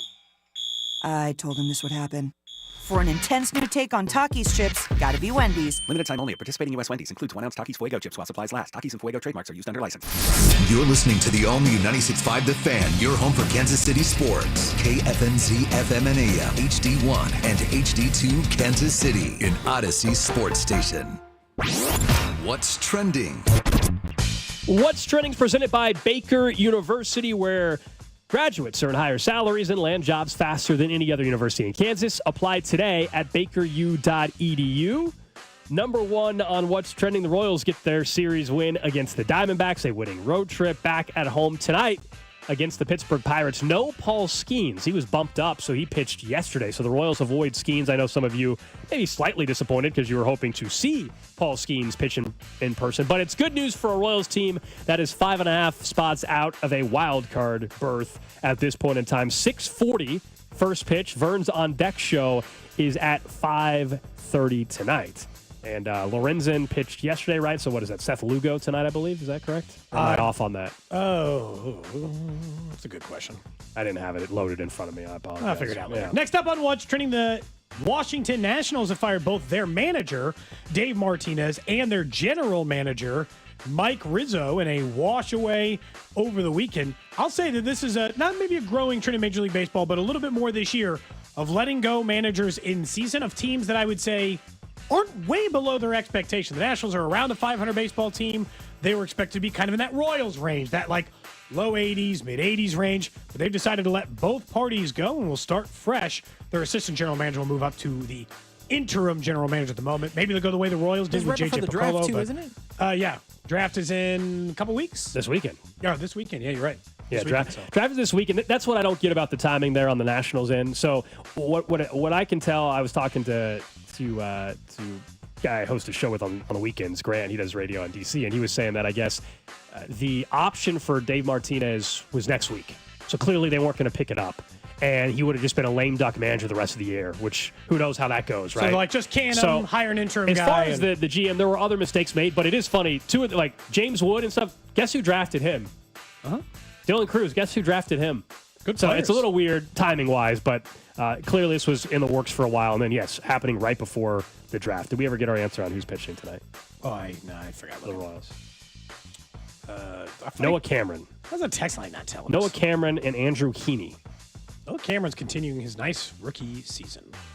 Elsewhere on What's Trending, we were talking about it on Wednesday heading in, but Joey Chestnut won another mustard belt right at the over-under of 70.5. He literally ate 70.5 hot dogs, which I don't know, like, what, did half the dog fall out of his mouth? How was it a half? But anyway, 70.5 was the exact number. The over-under was set at 70.5. That's what he ate. Wow. He's another mustard belt champion at the Nathan's Hot Dog Eating Contest. The intro is the best part.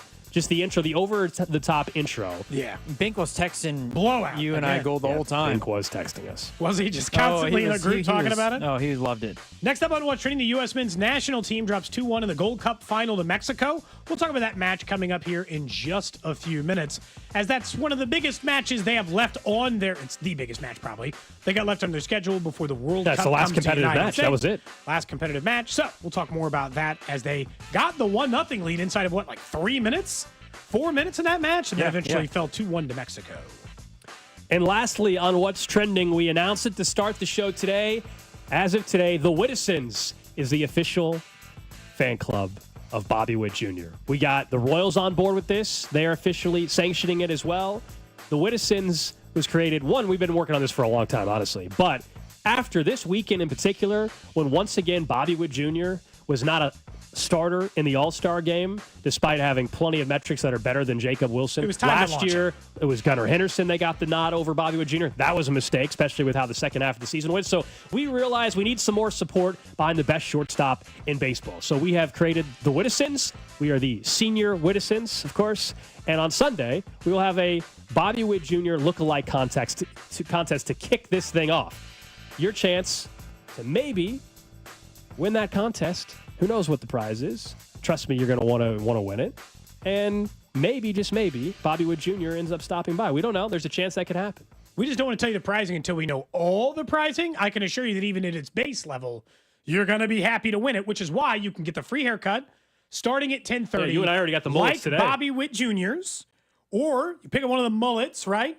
Like Bobby Witt Jr.'s, ahead of the game starting at 10:30 before the gates open. Those barbers will be there, ready to give you a haircut ahead of our lookalike contest. And again, this isn't even like a knock on Jacob Wilson, who's having a really good year. Bobby Witt Jr. is a better defensive player. He has hit more home runs, more RBI, more stolen bases. We are talking about the difference between 11 singles. He has more doubles. We are talking about, again, the difference between 11 singles being the reason why Bobby Witt Jr., a generational superstar, doesn't get to start in the All-Star game. This has been in the works for a while, as Gold had mentioned, because we just felt like nationally, again, the disrespect is a little too high. But once we said, like, all right, we want to do this. We want to be the Whittisons. We want to call ourselves the senior Whittisons, despite the fact that Alex is still in his mid-30s and I am 40. Do you guys want the music as yet? The trumpets? Yeah, you know what? One more You guys feel time. like Let me get a royalty? little bit of a trumpet here. Because as senior Whittisons, on behalf of the Whittisons, it felt that he needed more stuff. So our plan is to have events celebrating Bobby Witt Jr. throughout the rest of the year and moving forward. And because we had this idea and we brought it to him, Major League Baseball says we like it. The Royals have said we like it. Bobby Witt Jr. himself says He's he on likes board. it. He's on board. We're going to see if we can get him out for the lookalike contest. Can't be sure. Maybe he's got BP, but we're going to try. And we're going to have stuff to give away and have fun and hang out with a like-minded group of people who want to give more support to Bobby Wood Jr. So if you want to be a Whittison like the rest of us, Sunday is the day to get in on this early. Do you guys feel like royalty? With the founding crowns? members this weekend. If you're founding members. What is it? Mm-hmm. You guys feel like royalty with the crowns and bit. all of it? You feel like you're... Yeah, we're in the crown for 4 hours, I'll be honest, a little heavier than you would think after a while. I think we made a nice, I gotta say. The wigs, well done. Well The done. wig is very good. You look like Alex you're ready is to- promised. Gold looks like he's going. It looks like you're not driving home. You're hopping on the skateboard and you're just going. That's what you look like, Gold. Despite I can't, not because I won't, but because I can't. Alex has promised that is a senior Whittison and as a person who's going to help start this movement. He will not shave, and his beard grows pretty fast. He will not shave for the rest of the week, and then on Sunday he'll shave it into the style of Bobby Wood Jr.'s right. goatee. Yeah. So he'll try to make it look this as weekend. much as he can to look like Bobby Wood Jr.'s facial hair. Do you think he'll be successful? Yes. I should have done it. It's not going to be as good as what it could have been. I shaved on Saturday. I should have not done that and left it so it had a little thicker stash and everything. But it's kind of like he's kind of got like the goatee little thing going too. So I guess it's gonna look weird. Like a handlebar? Alex with a goatee. Sunday, I'll clean it up Sunday morning before we do this thing, and it'll just be the stash and a little soul patch or goatee looking. You're thing. not allowed to enter the do contest, stuff without correct? merch. There will be merch. There will be Whittison gear. If you want to see what the logo work kind of looks like, that's up on our social media pages at 96.5, at the Fan 96.5, or at Cody B Tap, at Alex Gold. We've got it up there as well. You want to kind of see what it looks like. The stuff looks really, really good. And because, like I said, we got the Royals on board and everybody on board, that stuff's going to be for sale in the you'll be at Kaufman able to get it. Whittison's merch. So today's the day we have launched the Whittisons, and we'll be wearing this throughout the week. I don't know about the exact jersey and everything all week, but we might have a jersey coming our way soon as well. So we're waiting to get that shipped in. So I'm planning on wearing at least the wig and the glasses all week long. Somebody said they're hoping that maybe Whit will go undercover and enter his own lookalike contest. Could you imagine him entering his own lookalike contest and then not winning? You look a little bit too much like Bobby. Yeah, that would be. We need a slight alteration here. That'd be great. So you'll continue to hear us talking about this, and if you want to be a founding Whittison, make sure you join us on Sunday for the lookalike contest. Don't forget, though, here on a Monday, it is the lunch hour. On a Monday, our lunch partner is 30 Hop. Drew was talking about going to 30 Hop this past weekend with his wife. Well, 30 Hop is our Monday lunch partner. Today, they got $5.99 classic burgers. It's your new go-to. If you haven't checked them out, it's an American bar kitchen with bold flavors, local taps, expansive patios, and an unbeatable happy hour. They're located out in Lee Summit or right down the street from us here in Merriam at the brand new Merriam Grand Station. Stop in for lunch, stay for the happy hour, 30hop.com. Local beer, American Eats, big patio.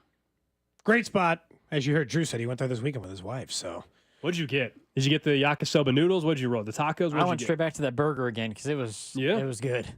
It was very, very good. Lots of good choices, as we've established on this show, and people who have eaten 30 Hop multiple times now as a group. Let's talk a little bit about, like we mentioned the Whittisons, but like part of this goes back to just kind of where the Royals are as a team, Gold, and kind of how they handle this moving forward, because I think this week and what happens before the All-Star break is how they're going to determine their next steps.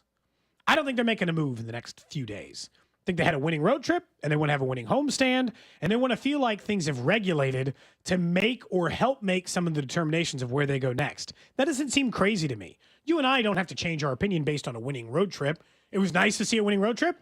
I'm still hoping the Royals win 15 games in a row, start playing excellent baseball. They pretty much have to win 4 of the next 7, or win 4 out of every 7 games, and they'll be an 83-win team, 84-win team, which means they have to be slightly better than that in a small stretch. But the stretch they just win on puts them back in the mix. That's what's crazy about baseball. I'm not saying they're back in the mix now. I'm saying if you keep winning at that rate for the rest of the season. But it's like you got to stack them. Otherwise, it's like everyone's going to be kind of waiting for the next steps. Yeah, I don't like not much changed on the positive end for me this past week. We talked last week heading into the series against the Mariners and the road trip, and I said they need to take 3 out of 4 because simply the math starts to get a little complicated with where they're playing. Like you might say, hey, there's half a season left. Sure, but as you just said, yeah, but they can't just have 500 road trips or one game above 500 road trips. That's not going to get it really done. So that's the challenge. And the Mariners, of course, were a team in front of you. So after the road trip, which it was a winning road trip, and there were games where, for 4 of them, in fact, I would argue, Bobby, Salvi, and Vinny all hit. We hadn't seen that happen in 5 straight games, 4 straight games all year. So that, I guess, was the positive of the weekend, but they're still 5.5 back, and that's the challenge that they're in now. You can have a winning homestand this week. You can have a winning homestand, and you still might be 4 back, 4.5 back. And so it's really challenging. And now you're about to be next week after this one in the middle of July and really close to the trade deadline. I just think based off of the fact that they did not take 3 or 4 from the Mariners, I am open to selling whoever you need to sell. Now, everybody has a different version of what that looks like. It's more about like who I'm not buying than it is who I'm selling. That's kind of where I'm at. It's more that I'm not buying any rentals. I'm out. I'm out of the rental game. They're not 5 above 500, and they're not clear of a wild card spot or anything like. No, it is about if they want to make a move to trade for a guy with a couple years of control, all for it. You're not going to be against that no matter what. If they want to move Seth Lugo, sure. And to me they probably should, go for it. I just this past week to me told me that the idea of them being so in it still in 2025 to go be okay to trade for Eugenio Suarez or, I'm just throwing out names now, Cedric Mullins, Ryan O'Hearn. I don't want any of those guys. But those names that are rentals, I'm out. I don't need them. I want somebody that can help me in 26 and 27 as well, if I'm buying. Yeah, no, and that goes back to like the Brian Reynolds, who we can talk about here in just a little bit. And so like... You can't just pick up one game, man. You can for a while, but at some point you can't, if that makes sense, right?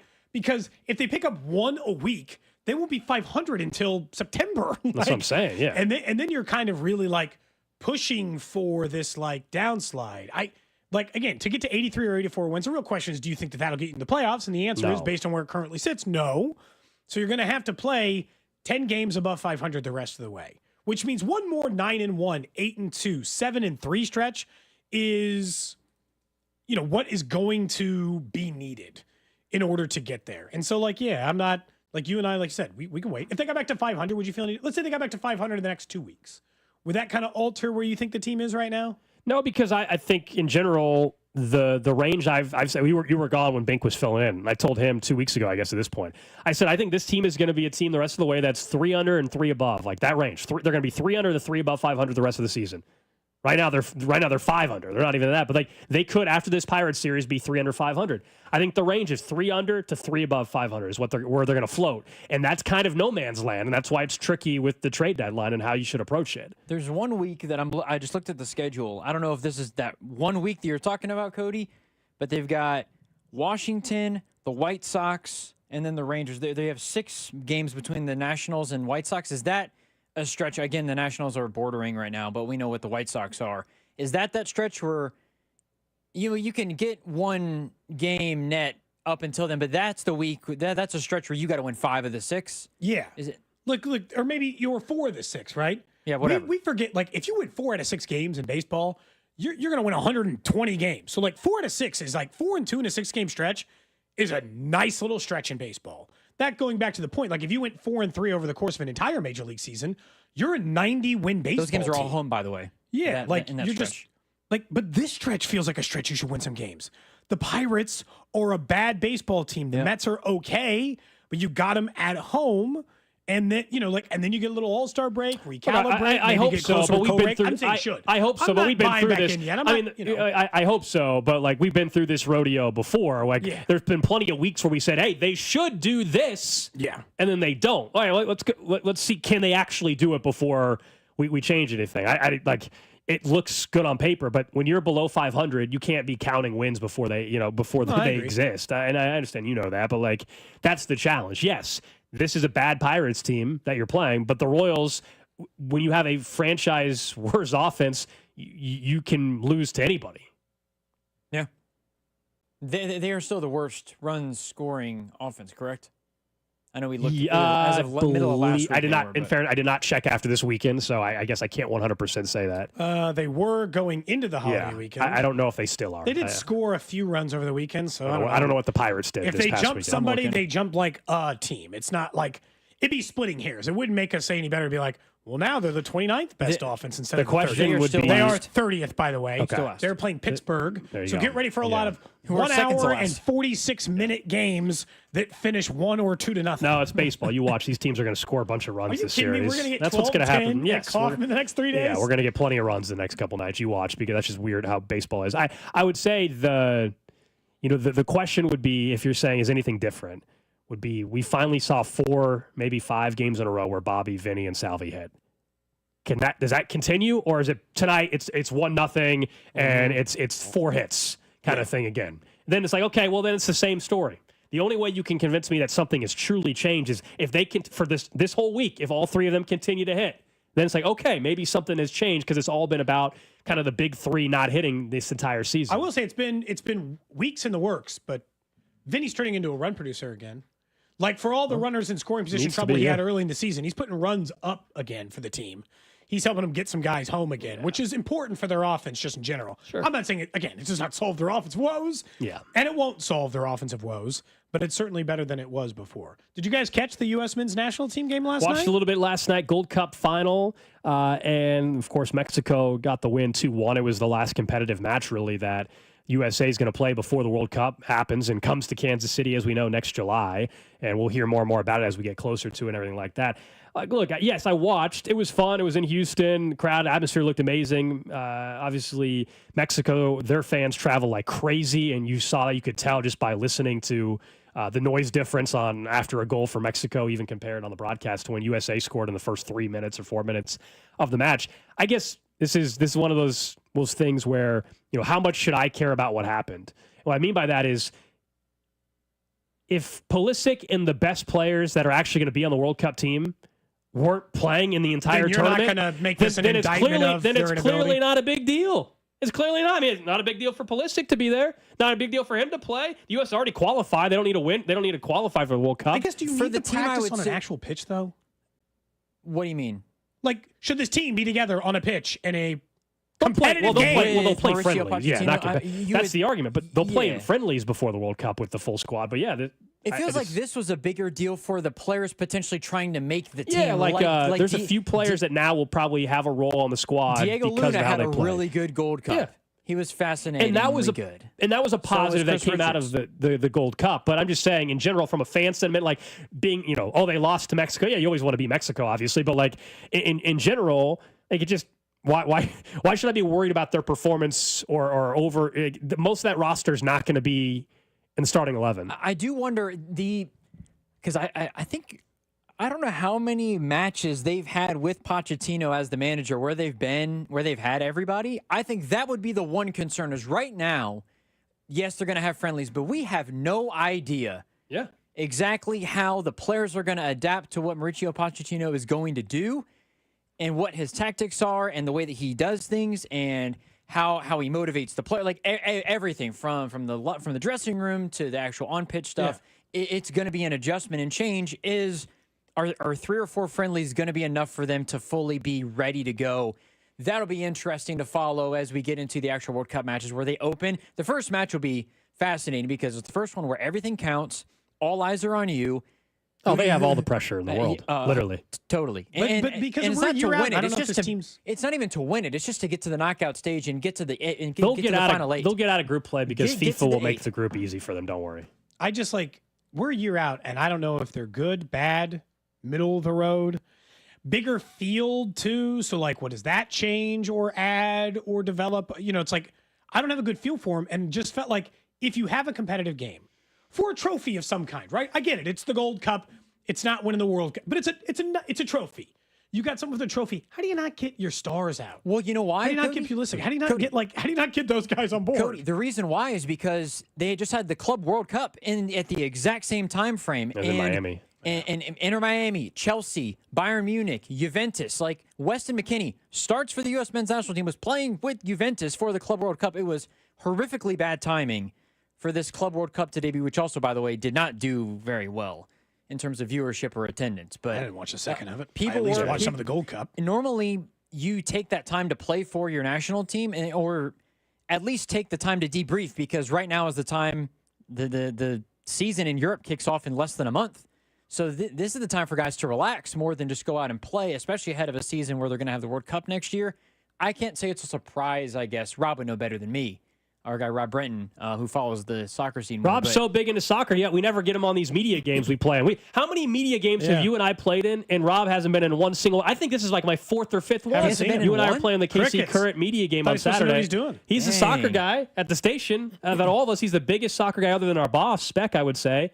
And he's not playing in these games. Come on, What's up with Rob. that? Parks is a big soccer guy, but I've seen him. Yeah. Parks has been there. And he also has the same, in fairness, he has the same shift and everything. So if it's not even on a weekend, which I think He they've all been on coached weekends, me right? But to be a better Parks is goalie in there. the media game, the one time I had to play goalie, Parks gave me actual advice. He talked about playing like I was on a string in a half circle and to attack the ball, which I did. Are you guys locked in for Saturday? Parks might have saved We're a ready goal. for Saturday. Ready for Saturday night. It's Gonna going be to a busy weekend. It might be a little rainy. We're not allowed to wear cleats, so that'll be Oh, fun. my goodness. It'll be a little slippery, I Good think, luck. maybe on the field. But yeah, Cody and I are on the same team. We're looking forward to it. Yeah. Could always be dicey, but you never know. You know, we'll make things work. All right, coming up next here on Cody and Gold. Not only will we get to the random question of the day, but we'll talk more about Patrick Mahomes and what continues to be the narrative around him and the Chiefs from the national media. Cody and Gold, brought to you by Heartland Men's Health, the leader in men's sexual health. Thousands of men have been successfully treated for low T, ED, and more, all with discretion and compassion.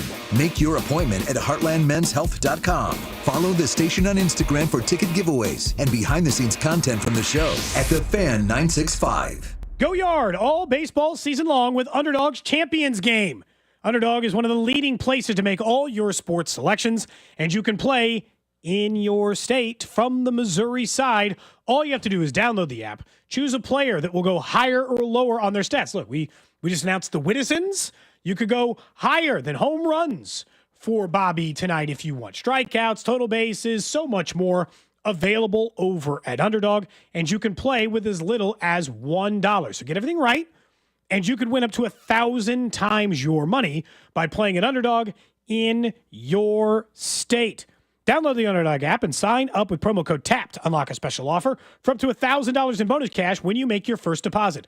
That's promo code TAP, T-A-P-P. Must be 18 plus and present in Missouri. Terms apply. See underdogfantasy.com/web/deposit-match-terms. Concern with your play. Call 1-800-GAMBLER. Visit www.ncbgambling.org. Men, the summer is here. Longer days, warmer nights, and romance in the air. Intimate dinners, walks on the beach, dancing in the moonlight. But if you have erectile dysfunction, you know it can ruin romance, both for you and the one you love. This is Jeff for Heartland Men's Health. And if you have ED, don't let another summer go by without getting treated. Because intimacy is one of the greatest things in life, and fear of not being able to perform should not be something you have to deal with. At Heartland Men's Health, we're ED experts. We've successfully treated tens of thousands of men. Our protocols work when others don't, and we have treatments that are effective in well over 90% of cases. You could even last up to an hour or more and perform like you haven't in years. So call us. Your initial appointment is only $99 and includes blood work, a medical consult, and if medically advised, a test dose. And if that test dose doesn't work in the office, your visit is free. Call 844-447-6600. That's 844-447-6600. Or go to heartlandmenshealth.com. It's almost Andy Reid. When I landed in KC, I started doing commercials, the whole playbook. That's how I teamed up with Renner Garage Store. For nearly 70 years, Renner has been serving KC with the latest styles, top brands like Deldon, Amar, and LiftMaster, and the trusted service of a family-owned team. Get your free estimate today, and if you're looking for work, Renner's hiring installers with paid training. RENNER forward and back. RENNER.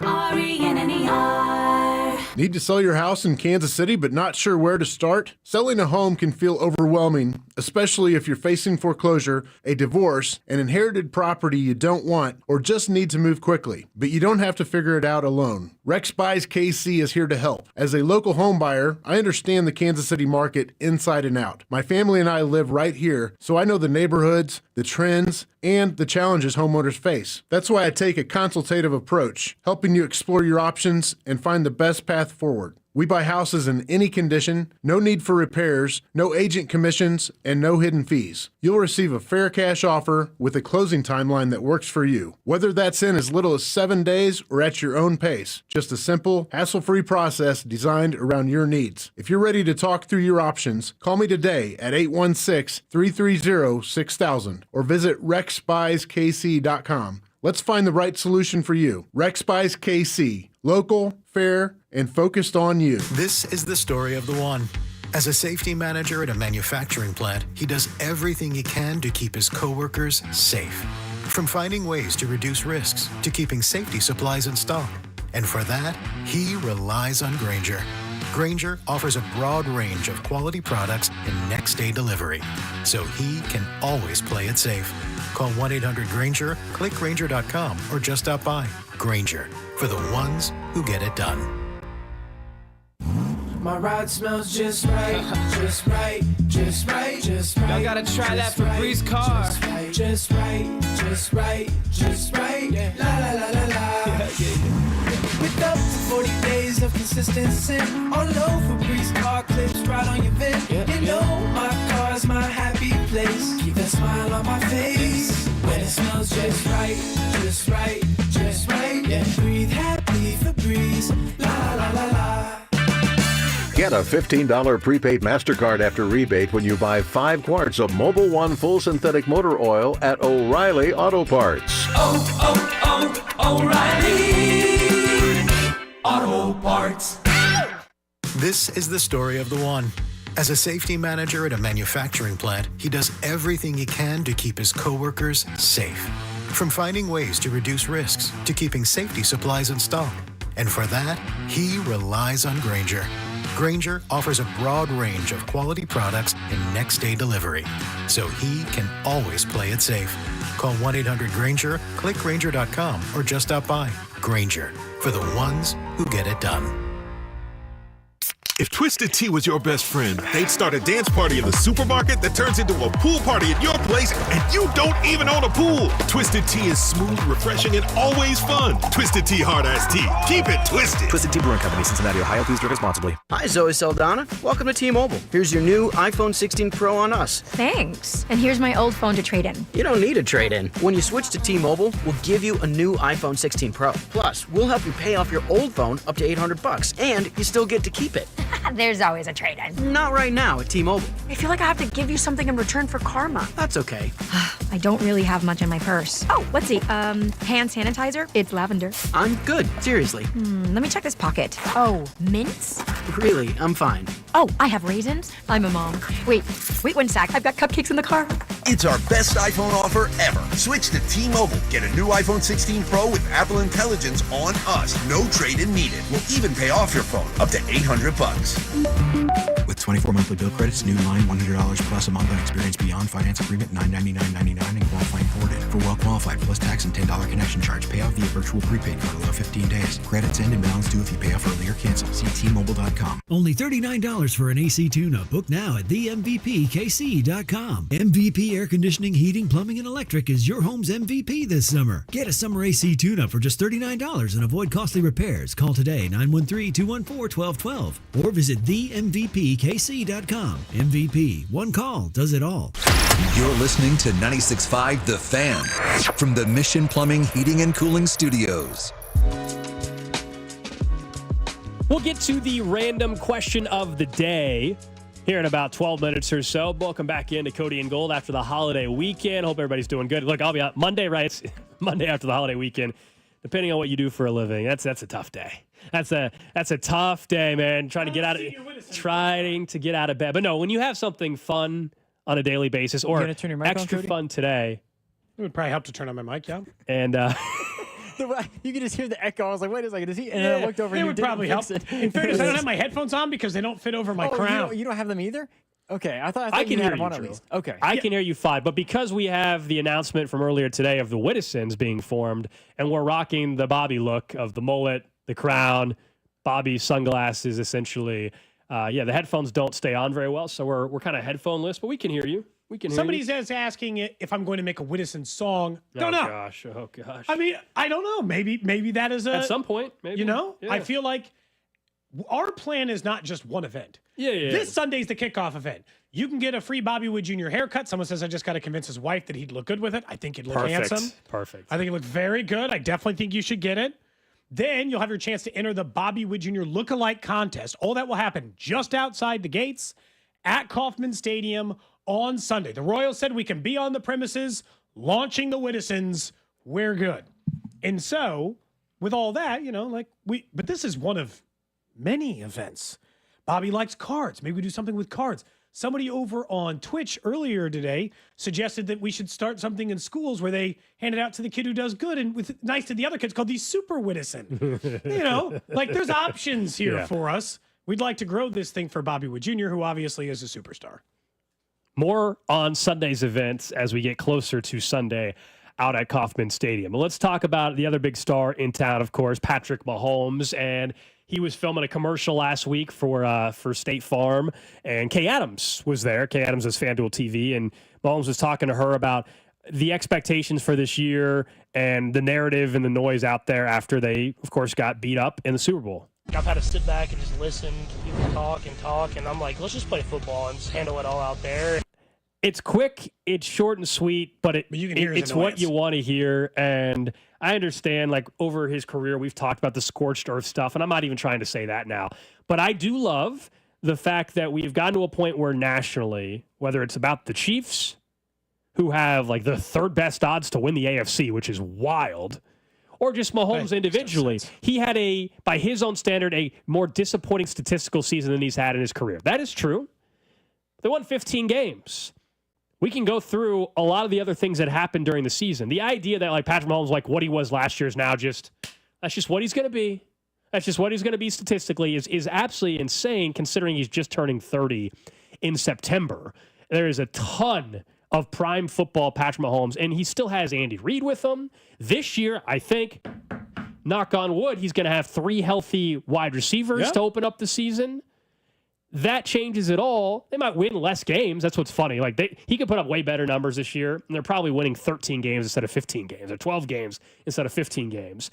But it's just going to be the optics, and so many people watched the Super Bowl, saw them get their butts kicked, and now they just think it's all over. And I think it's a massive mistake. Here's the record. This is what I think everyone's trying to predict, and what I think is wrong. You can have down years. Down years are normal. I gave you the stats earlier for Tom Brady. I can give you to them for every single quarterback currently in the NFL. Lamar, Allen, Burrow, whether it be on the field, not be on the field, Tom Brady, every great quarterback, I can show you what their down years look like. Down years from Mahomes is 28 touchdowns, 13 interceptions, and 4,000 yards, which, by the way, most teams would end up paying their quarterback $60 million a year to produce. That's his down year. He had his worst year of his career. I'm not even denying that. But it's just as likely, more likely, I think, that he'd have 40 and 5,000 than to have those same numbers again. I looked it up because this is what I want to ask. Because for the guys like Emmanuel Acho who are saying things like, the run's getting ready to be over, he's getting ready to have a run like the one Brady had when they went 10 years, remember? In between, I want to point this out, winning a Super Bowl, not attending a Super Bowl. They actually attended one during that run. They actually attended 2 others during that run, the 2 they lost to the Giants. So here's my question for you. Here's the 5-year run directly after the Patriots lost the Super Bowl in which Acho's saying, here's the run coming for the Chiefs. Do you think that their run will be better or worse than this? 12-4 lost in the conference title game. 12-4 lost in the conference title game. 13-3 lost the Super Bowl. 14-2 lost in the divisional round. And 10-6 and lost in the wild card. Those are the 5. Yeah. By the way, they're trying to pitch this like Tom Brady stunk during that run. He was in the AFC title game. He was in the AFC title game 3 years in a row. The Super Bowl for one of those years. The down 3 years was lost the divisional round, lost the wild card, and missed the playoffs with Matt Castle. So, the down years aren't even the way they're playing it, the 10 years. They just had a slight stretch where they weren't as dominant. And I just don't see that coming with the Chiefs. I just don't. I think Patrick Mahomes is a more talented player than Tom Brady was at that stage. Yeah, it's just weird. I guess this stuff happened with LeBron, and it happened with Brady as well at times, as you were pointing out, Cody, throughout his career. But it went from the 15-win regular season where the refs were on the Chiefs' side and the NFL's setting it up because of Taylor Swift and all this, to then now they stink and they shouldn't be factors in the national conversation as legit Super Bowl contenders. And then yet, after 2 weeks of the season in September, if they get off to the start I think they can get off to, which is Chargers and Brazil win, and then Philadelphia, the Super Bowl champs, coming to Arrowhead. If the Chiefs look good offensively and Mahomes looks good, then is everybody back to it being rigged and set up for the Chiefs? Yes, probably. Those are the only two stories right now. It's crazy. It's weird because for people who, I guess for the outside perspective, for like Chiefs fans who aren't paying attention to what other people are saying in other fan bases, it sounds like they're trying to create this fantasy land in which the Chiefs actually are not good. But as long as we know, having followed the team and all these other things, that's just not true. We've seen it once with the Patriots. They never went away until really it was finally over and Belichick was gone, or he was going to go and Brady was going to, and they eventually separated. As long as Patrick Mahomes is the quarterback and as long as Andy Reid, especially as the head coach, the Chiefs are not going anywhere in terms of they're not going to miss the playoffs. It's just not going to happen. They're not missing the playoffs. They're not going to lose in the wild card round, and based on evidence, they're not going to lose in the divisional round either. So you shouldn't have this expectation that they're not going to make it and that the dynasty run is over, essentially. I think it's just other people. I don't know if Acho is a fan of anybody else. But I think that people are creating a fantasy world that doesn't include the Chiefs because they're tired of them. Some of it is just like, you better prepare yourself for having to go through them still. If you are a team of course, that is planning on winning the Super Bowl or winning the AFC, it will not happen unless you beat Kansas City. That's right. Whether that be in the wild card, the divisional, or the AFC title game, this happened to the Patriots too. There was no path at any point with 20 years in Tom Brady and Bill Belichick where your path to getting to the Super Bowl did not include beating Tom Brady and Bill Belichick. And not till the very end when they got upset. Who was it? Was it Tennessee? I think it was Tennessee or Baltimore. The one time. That was it. I also think you mentioned just having to get through them. It is still the question, like we can cut through all the noise and people's conspiracies and all theories, all kinds of stuff. If you truly got an answer, I know from the GMs in the league, but even if like deep down you had a fan being honest, if your team is in the postseason, who do you want as your quarterback? There is still nobody else in the league you want during a playoff run based off of his playoff success. Who you want as your quarterback other than Patrick Mahomes? Doesn't mean that other guys haven't won some games. Josh Allen's been in the AFC title game stuff. Jalen Hurts obviously just won a Super Bowl. There's no way anybody is picking Josh Allen or Jalen Hurts over Patrick Mahomes right now. If I told you got to win 3 games in a row in the postseason to get to a Super Bowl, nobody else. I told you the stats earlier for him in the AFC. He's played 16 specific AFC playoff games. He has 36 touchdowns to 3 interceptions and like 4,000 yards. Are you crazy? Justin Herbert threw 3 in a game last year.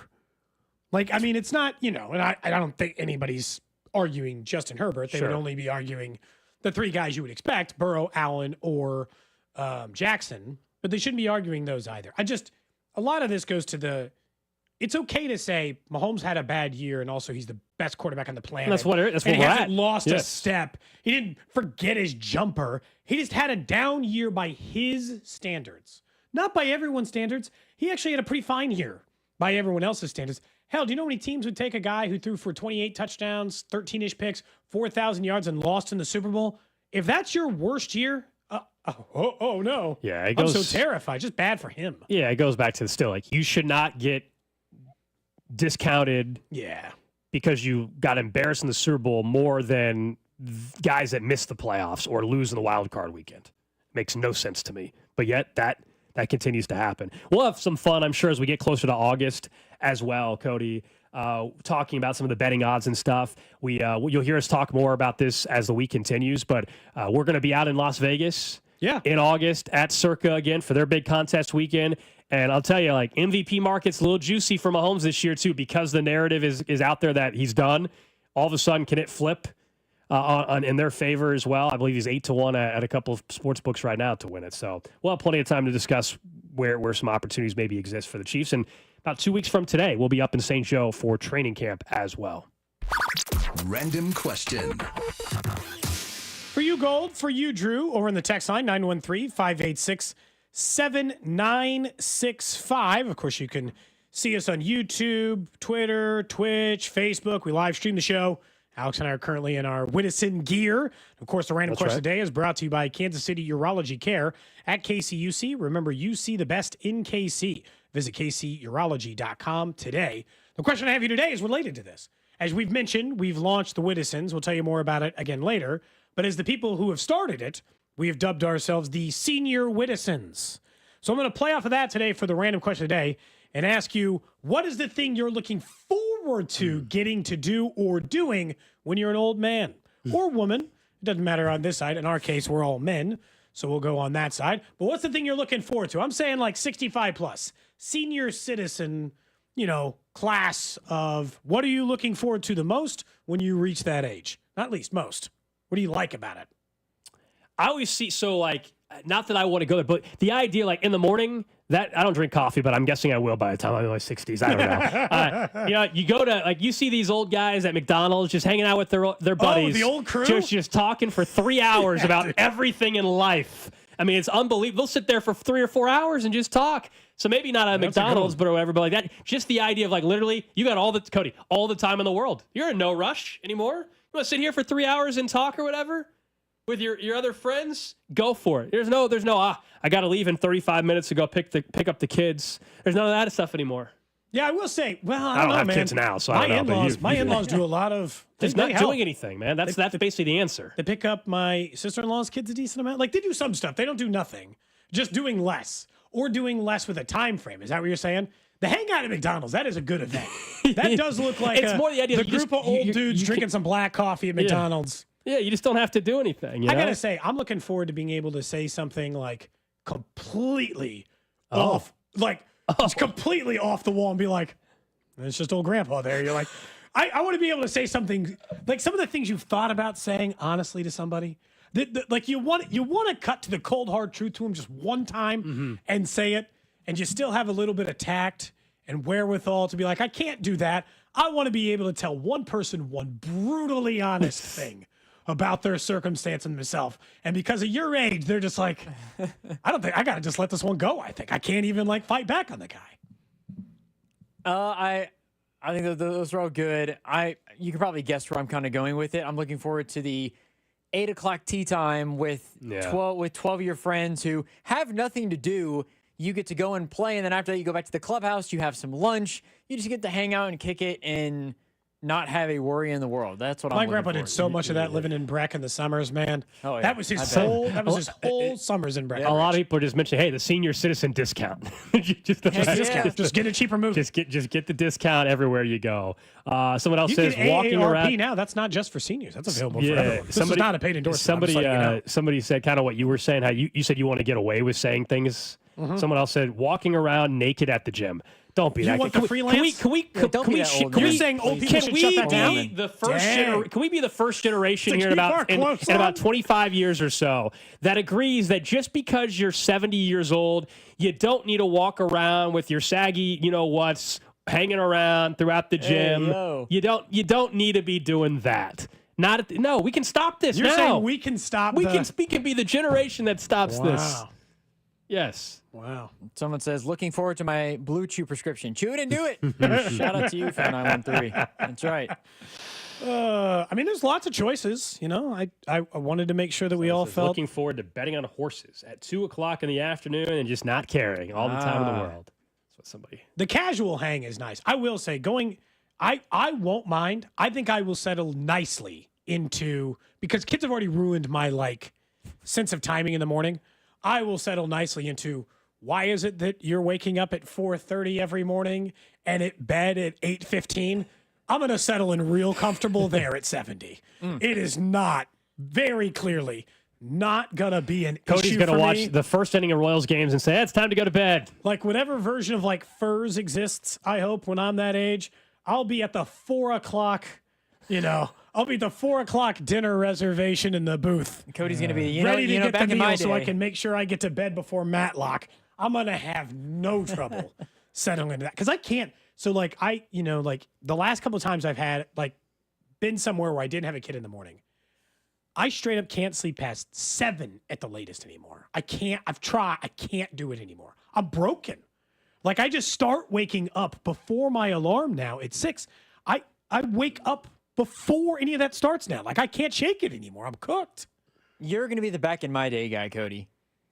Back in my day? Back in my day, we were once Whittisons. That's right. A couple more, 913-586-7965. Someone says, actually getting to use my money in my 401k. Not just look at the balance. Someone else says, complain to everybody that they're on a fixed income. Someone else said, just not having to go to work or travel. Just sitting on the porch. Just not having to go to work. Just sitting on the porch, like rocking chair. I wouldn't mind sitting in a rocking chair for an afternoon, just wasting an afternoon. That sounds excellent. Cody's going to have a glass of scotch. An afternoon. That sounds excellent. Cody's going to rocking back and forth for 3 hours. Glass of scotch, cigar. You're going to pick up coffee. I'm going to pick up cigars and scotch on the porch. Really lean into it. I don't think it's going to be a tough transition for me, I'm going to say. Someone just says just finally running out of the F's to give. Yeah. I mean, again, that's part of the appeal. That's definitely part of the appeal. That's it. That's my random question today, brought to you by KC Urology Care. I just figured, since we're the senior Whittisons, Gold, it felt like it was appropriate today. You've already got a couple of things going for you on the senior Whittisons, man. You've got the leg that's kind of like dragging behind you a little bit I'm already. already used to adopting or, dealing with that. Lately, I've been having... Oh, gosh. So I've had, as you know, I've had multiple, like when I was younger, I had like multiple knee surgeries. And like they ache in like the normal way people who have ever injured anything. Like you've broken a finger, it probably just aches sometimes if like the weather, you grip something along, whatever, right? And so there's some of that, but I feel like there's something going on. It just swelled up like a cantaloupe. My knee? Your knee? My knee got really fat out of nowhere, and then it took a few days, and it finally like settled back down. I'm worried. You have fluid in your knee? I don't know. I don't know what happened. It was very tender, very sensitive and painful. I'm like, man, I got to make a point. It's okay now. Like bursitis or something? It's not bursitis. It's directly in the area in which, as someone who has torn many ligaments in their knees over time, it hurts directly in the area where you think, did I do something to my knee? But it feels fine now. It took like... And you're supposed to play on this KC Current media game with me on Saturday night? Like Great. Oh, no. You're going to be stuck as goalie then. You can't even move. But it's fine right now. Oh, okay. I said right now. And actually, I'm doing a better job managing the foot. The foot feels better lately. Okay. I hope for your sake, Cody, that something bad doesn't happen on Saturday. Just like you. What do you think? He's going to blow out his knee? My God. Based on what you said, I'm not saying it. I'll get video of it, guys. Don't worry. I don't wish for it to happen. I hope it. I really hope it doesn't. But based on what you just said, where it randomly swelled up, I really hope that they make us sign a waiver, Drew, before we play for this very reason. Look, I'm going to make an appointment. My problem is that my orthopedist retired. So the guy I used to see for knee-related issues, he quit. He's done. So I got to find a new one. Yeah, I still go back to the original diagnosis I gave you 4 years ago. Gout? Gout. That has nothing to do with my knee. Gout. Flaring up. You're saying your doctor ran out of F's to give, so he said, I'm done. Somebody's got a good orthopedist who handle knees. I'm in the market. Because I think I got to get looked at. Because here's the truth, Drew. We've been talking about this for years, though. I'm pretty sure. Well, I've got a different orthopedist for the feet. I got a foot-specific guy, man. I'm 40 years old. Senior Whittison, I'm all right. a senior Whittison. Are you nuts? I got a foot guy. Man. That's not... I got someone specific for that part of my orthopedic needs. I need a knee-specific orthopedist now. I'm in the market for back for... Knee, foot, same area, kind of, Same thing, Cody. They specialize, man. I don't know. You think Someone says, I'll be there Saturday to watch you guys. Make sure to get on video. Good. Thank you. Please do. There are like 30 people on each team, basically. We played multi-ball? Like pinball? No, We just get one, 17. There's a suggestion there for you, Cody. Okay. A There's bone one and suggestion. joint place. Okay. Look, that's where the issue lies. Drew, you want to know honest? I'm pretty sure this happened when I was younger. The last time I had a knee surgery, I started getting random pain and it would get swollen and all that stuff. And I had a tear and I waited too long to get it repaired. But I'm pretty sure that there's just like something torn in there. What, And you if think it's you not, tore it again? What are it's we- like a flap tear is what they call it. And that if it's not in an agitating spot, you don't notice it. But if you just happen to like move weird, it swells gets up real swollen. bad. Yeah. That's what I actually think is happening here. Diagnosing myself, I believe my problem is if I go to the orthopedist, Gold, I'm like 90% sure they're going to tell me I have to get surgery. And I don't want to get surgery. Well, you need to, so we can. I don't wanna get because it. otherwise you're gonna be complaining about it for another 5 years. Get it fixed. Be done with it. You should have done it this offseason before we get busy. You should have done it last month. I was in Texas. Well, Well, I'll wait till after camp to get surgery. Someone says they have gout in their knee. It's possible, Cody. What? Jeez. I don't think. I've never heard of gout in your knee. That can't be real. Why couldn't it be? Why couldn't it be there?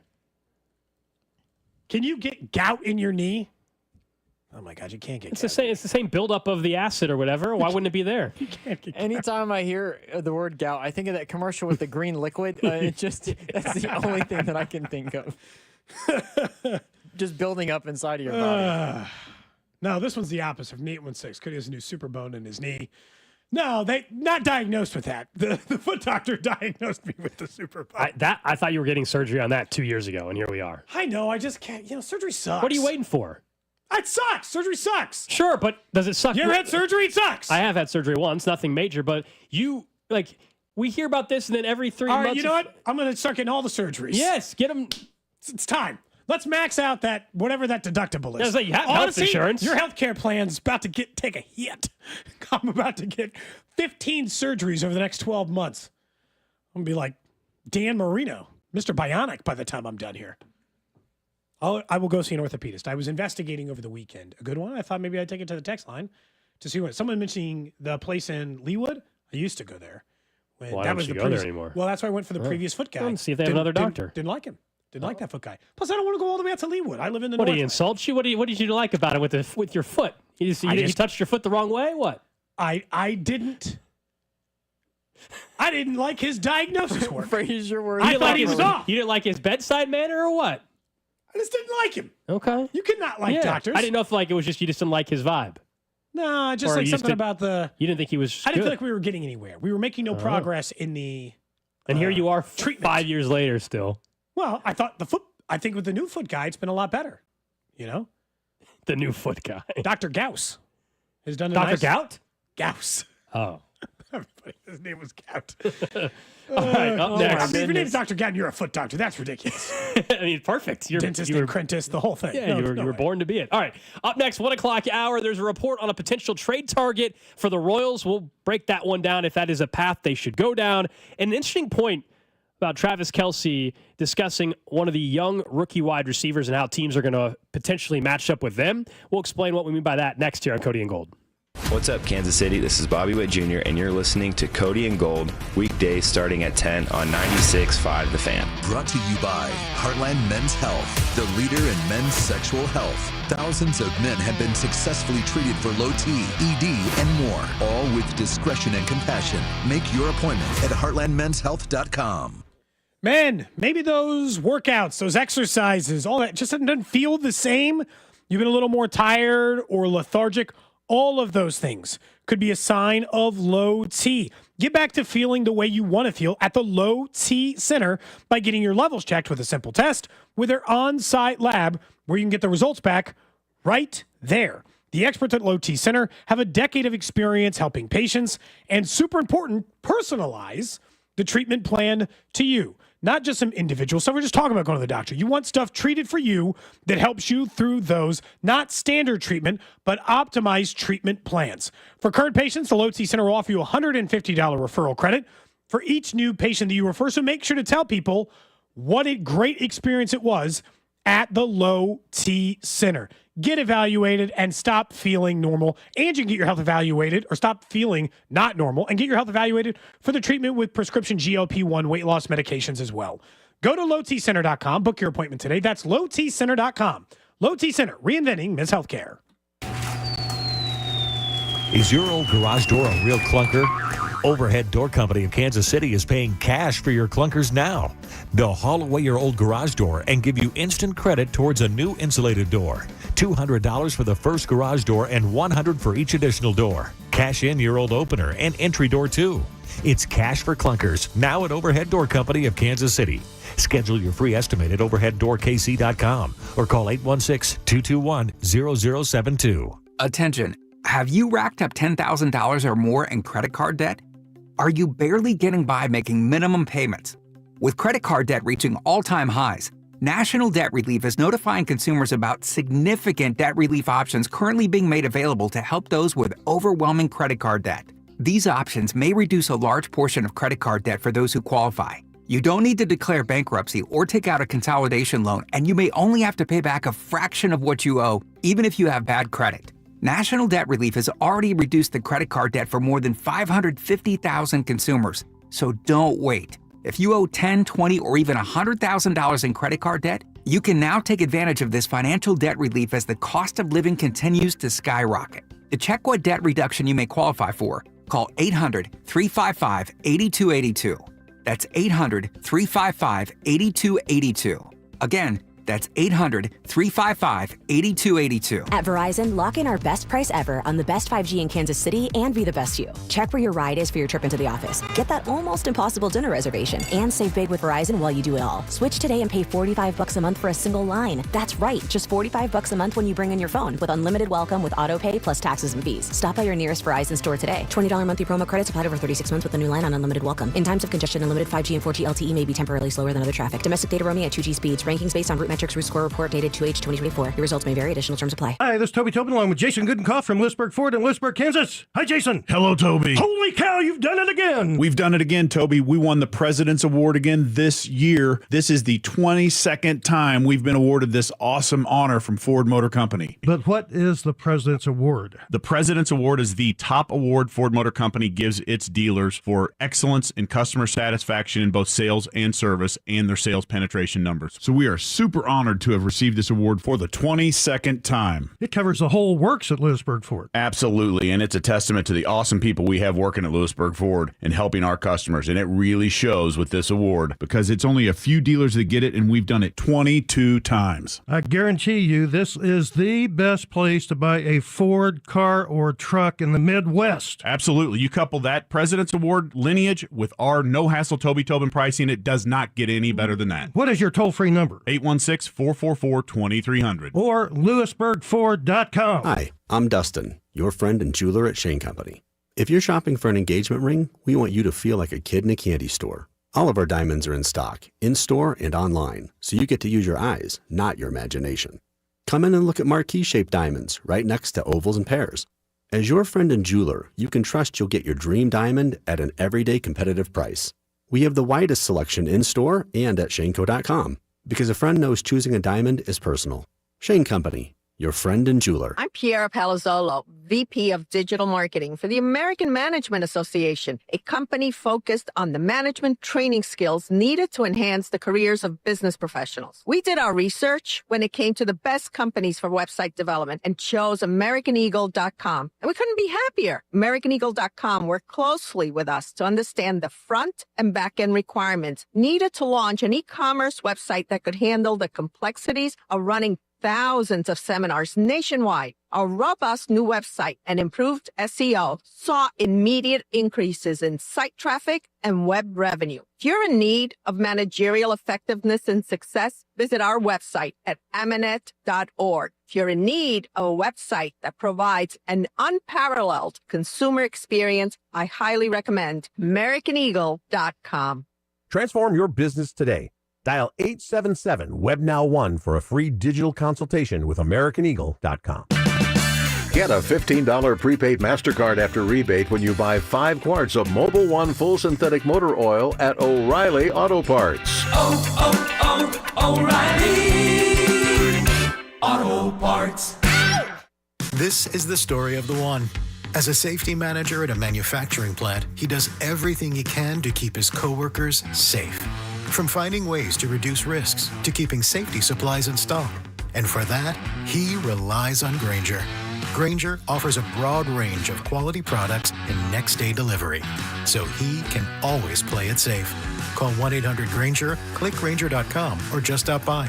Grainger, for the ones who get it done. If Twisted Tea was your best friend, they'd start a dance party in the supermarket that turns into a pool party at your place, and you don't even own a pool. Twisted Tea is smooth, refreshing, and always fun. Twisted Tea Hard Iced Tea. Keep it twisted. Twisted Tea Brewing Company, Cincinnati, Ohio. Please drink responsibly. You're listening to the all-new 96.5 The Fan, your new home for Chiefs football. KFNZ, FM and AM, HD1 and HD2 Kansas City, an Odyssey sports station.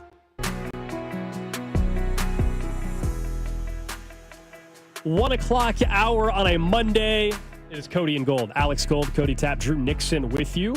We'll get into what Travis Kelce had to say about a rookie entering his first season and how teams are going to approach him. I thought it was just kind of interesting how teams might decide to play that particular player and how teams maybe game plan for offenses in the NFL. That's coming up in just a little bit. Hope you guys are having a great Monday after the holiday weekend. If you missed it, we announced the Whittisons. It's officially sanctioned by the Royals. It is our fan club that we have started for Bobby Witt Jr. The Royals are about it. Bobby Witt Jr. likes the name, likes the logo and all of that, and we are told. And on Sunday, we're kicking this thing off officially with a Bobby Witt Jr. look-alike contest outside Kauffman Stadium before their game on Sunday. And we're the judge. Right before the Mets game, we are the senior Whittisons, and we will be judging the look-alike contest. More details to come on that, but you want to get out there Sunday. Maybe you already got a mullet. Then you're already in great shape. If not, barbers are going to be out there. Have some more of these cut mullets. yours into a mullet. They'll have some of the wigs, I believe, as well. Yeah, we'll have some, yeah. If you're watching on the video stream today, or if you're not, you should at least check it out once today. We've got the crown, we've got the mullets, we've got the sunglasses. I feel like I look like an 80s pro wrestler in this outfit. Is that like a bad way to look at it? I don't know what I look like, Cody. I don't know what. Once I get the stash and goatee later this week, maybe we'll be closer to Bobby. Do you want me to try to shave mine like that too? There'll be nothing there. We've gone through this with you. There'll be nothing there. I once did the whole month. It'll be peach fuzz. And it was starting to look a little bit like a beard. No, week's not you have a week. We've been in the works for this for a while. I probably should have been thinking about my facial hair then. Someone said, how do we come up with the term Whittisons? One, we wanted to be the senior Whittisons. Mm-hmm. Two, we liked the name Whittisons and ran it by some of the people that we want to also like it, like Bobby Witt Jr. He liked it. And also, because I don't want to get threatened by LeBron James lawyers. Yeah. It's the combination of those three things. Yeah, that's exactly right. And it makes sense. We like it. The Whittisons. And if you see on our socials, you'll see what some of the logo stuff works, some of the gear that will be available for it and all that stuff. You'll see why. It looks really great in some of the gear and the other stuff. I think everybody just knows. The Royals know. Baseball knows. People, Bobby, more support for a superstar that's in your town. Mahomes gets a lot of support. There's no secret in there, right? He is an all-time player. He is a superstar. He gets the support. Bobby gets a lot of support from you guys in town. We feel like it could be more. For little things even, like going back to the All-Star game voting and all that other stuff, which we'll talk about more. But that is definitely, absolutely a part of it. Meanwhile, this will be one of many reports that are out there about potential targets, either that the Royals are selling or buying. The Athletic's Ken Rosenthal over the holiday weekend reported that the Royals are interested in Pirates veteran outfielder Brian Reynolds. For those that don't know who he is, 30 years old. He just signed a $100 million contract not too long ago. There's still $80 million on his deal. He's 30. This thing runs all the way until I think he's 37 years old by the end of the deal, or maybe 36 by the end of the deal. So for starters, does that intrigue you at all? Because for me, we've been clear on this. I think you're pretty much on the same page too, which is, hey, if they're going to make a trade, it needs to be about next year. And if it happens to help you this year, great, right? Brian Reynolds would be that. But I don't think we should downplay the fact we're talking about $80 million here. That is a massive amount of money to say we are committing to, unless the Pirates are going to eat some of that. Or not ask for a lot of compensation back in the prospect game. Depending on how much money you're taking on will obviously they're a bad franchise. They might take less change the prospect. Yeah, I don't know, right? But $80 million is not nothing to take on for the next 5 or 6 years. So that would be my only hesitation with it. But is he someone that could help them a little bit this year and hopefully for the next 3 years or more? Yeah, I think there's a possibility there. But I'll be honest, when I see 5+ years of control at $80 million, that scares the hell out of me. I love it. I honestly think it might be a perfect trade partner, perfect trade fit, perfect player that they need. The only fear I have, which is a reasonable one, is he is 30 and he is having his career worst year. And I remember we've had a lot of, they're coming off their career worst year conversations around hitters that eventually came to Kansas City. And instead, we tried to look at the back of the baseball card for guys like Hunter Renfroe or other guys. We're like, their history say they're a good ball player. And we run into a trap where we find out not so much. Brian Reynolds has been a more consistent ball player than Reynolds. He's only, or than Renfroe. For sure. He is a career 275 hitter with a 350 on base. I will not blame the Royals for continuing to try to target players who get on damn base because it's what they need more than anything else. I actually think they have run producers Vinny, Bobby. So I think these guys can produce runs. Their problem offensively the last 3 years has centered around the idea that there's never anyone on base. Nobody walks. Yeah, I would want to know. I'm intrigued by the years of control. The dollar amount scares me. That's why I would have to know, all right, is it requiring my number 2 prospect in Blake Mitchell? Is it not going to require him because you're eating the money? Are they going to take on $25 million of it or whatever? Like, I don't know, right? The different scenarios would change my thinking on this. Can he help this baseball team for the next couple of years? Absolutely, I think he could. But that is a significant commitment. Remember, $80 million this past offseason when they failed to go out and get an outfielder. We know they were in on Profar. We know they were in on Santander or whatever up in Toronto now and all that. This $80 million, if that's actually what they took on in this trade hypothetical, that the 4th highest contract I think they'd ever. But it would be more money than what they were trying to work out with Santander and for Profar. That's my only hesitation. Like, are they really? Wait, they're willing to do this? Now, part of sustained it success. 5 years of control. I you understand. can always trade him versus 2 or 3. You I don't get actually it. owe him the 80. If he performs for you for 2 years, he could be gone in 2 years. He could It's be. an infinitely tradable contract, just as long as he's not a dumpster fire as a player. Well, and there's always risk with any move, right? There's always risk. Yeah. I'm not 100. Like, I think there's some people on the text line that are dead set 100% no. I'm not 100% no. I would just need to know more on what am I giving up and the financials. Am I giving up the 2 prospect and I'm taking on the 80 million? You know, guys with control are not cheap. We know this, right? And he has more than just 2 years of control. He's got like 5+ The years only of difference control. is the Pirates hate themselves so much. They might just be willing to be like, we don't want to be on the hook for this $80 million. We got to do anything to not be on the hook for this $80 million. As you pointed out, that $100 million contract is the single biggest deal they've ever offered to anyone. They haven't topped it since. They continue to cheap out on players. They've never spent any money on any kind of star. Maybe they'll break the mold with Skeens, the way the Royals finally broke the mold when they paid Bobby Wood Jr. Because to that point, their highest contracts were Alex Gordon and Salvador Perez. So I get it, but I still don't think that's an organization that's looking to spend. So they might be more willing to get rid of the money than ask for a haul back in return. Look, maybe there's some other team out there who's willing to do both because they don't care about the money. So they'll eat the money and give up a better prospect than Kansas City's willing to give up. The question really I would ask of that is, how high are you willing to go? And by how high, I mean, are you willing to give up Blake Mitchell or Carter Jensen? Because anything below that, I actually don't think you and I should be having much of a discussion. Right. And I think that's a deal I'd make. You know, like pretty much anyone outside of that number, I'm probably willing to move. It's those two where I kind of get hung up because of Salvador Perez's age, the level of prospect that they are. Carter Jensen's starting to hit homers in AAA now.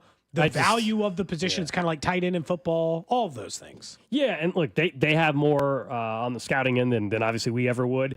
I would, yes, his numbers show what is this year just an outlier, or is this the sign of the dip and the Pirates getting out the right time? And that's the scary thing about the move here. With how many, like on one hand, you're like, oh, I love it. There's tons of years of control. On the other hand, that's what's scary is because if this is what he is right this second, is now who he's going to be down the road. 3 years can only go so bad. 5 can go bad. That's the scary thing. I think with this particular move. And he's probably playing left field for you.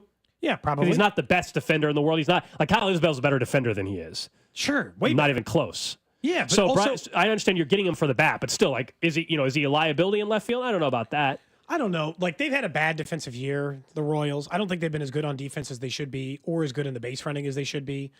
But I'll still take the trade. He's a negative .7 WAR player this year. I'll tell you this: I'd feel a lot worse about it if I thought Jack Caglione was also going to struggle in right field. And to be honest, he's looked fine. He's looked more than comfortable in right field, with a chance to be much better than that as he spends more time out there. I'd be more worried about it if he just looked lost out there, like he had 2 left feet. Yeah, the question is, like, is Brian Reynolds going to give you 4 more years of the career WAR player of 18.9, or is the negative .7 in 2025 what you're about to see for another 4 or 5 years? I told you, and that's the dilemma that you would have, and obviously they have to make the tough decision on that. And let me point out again, Ken Rosenthal said the Royals are interested, but talks have not intensified. We don't know if this is like their number 1 target. It's just that was an interesting name that came up. It's a name that they've kicked around. My exact comp for him, not defensively, is I think he's David DeJesus. I was like, definitely not defensively, because David DeJesus was way better defensively. No, but I think that's the kind of player you're getting offensively. Like, I just think if you look at his career, what you're getting offensively is David DeJesus. David DeJesus, how about this? I went through his age 30 season, because that's how old Reynolds is. Yeah. Through his age 30 season, what did you say the WAR is? 18 point something. 18.1 for David DeJesus. It is identical. He's what was De Jesus from 31, 28 32, 33, 34? 289 hitter, 360 on base, slightly worse OPS. They're borderline identical offensive players, which is something they could desperately need. Now, if you're saying, yeah, you're right, what did David DeJesus' years 30 through 35 look like? That's when he retired. So like that wrote out the end of his career. He was for the final 5 seasons, he was a 5.3 WAR player. His batting average dipped from 289 to 248. His on base dropped to 330 from 365. And his OPS dropped from 789 to 715. So he was worse, but he was also not a bad baseball player. You can make points on both sides of it, why they should be intrigued. I also think you can make the control argument is also what makes it a little scary on top of it. That's all. Now people are just taking shots at Zumi over there. They're saying they don't want any hitter near still. Well, you know where I stand on that. Yeah, you've made this it team clear. needs a new hitting coach. Maybe they'll do it in the offseason. They're clearly not doing it in season. Somebody just taking a shot.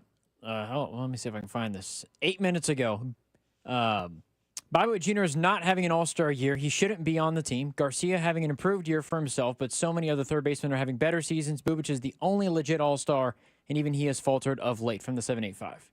I mean, there's a stronger argument that Bobby Witt Jr. should be starting the All-Star game than whatever the texter said about them not being on the All-Star team at all. What are we doing? He's also got double the WAR of Jacob Wilson. See, this is why we need the Wittisons. And Jacob Wilson, I think Bobby's like 8 singles away from having the exact same average of Jacob Wilson. So it's just funny because the team's not performing as well. We're trying to is Bobby Witt Jr. having an MVP season? No. Can you imagine if he wasn't on the team? What's that? Can you imagine if he wasn't on the team? Like, All-Star. I'm not talking about the Royals. He's talking about the All-Star team. No. I'm talking if he wasn't on the Royals. How bad would this team be? Bobby Witt this Jr. year in particular, because nobody's doing anything. Bobby Witt Jr. currently ranks as the 5th most valuable player in baseball. He is currently as valuable, according to all the advanced metrics, is Shohei Ohtani. You're trying to tell me that guy doesn't deserve to be an all-star because he's not hitting 330, he's hitting 290? No, it's according crazy. to this goes has back been to a the down whole season. Wittison thing, Gold. This is why we're here.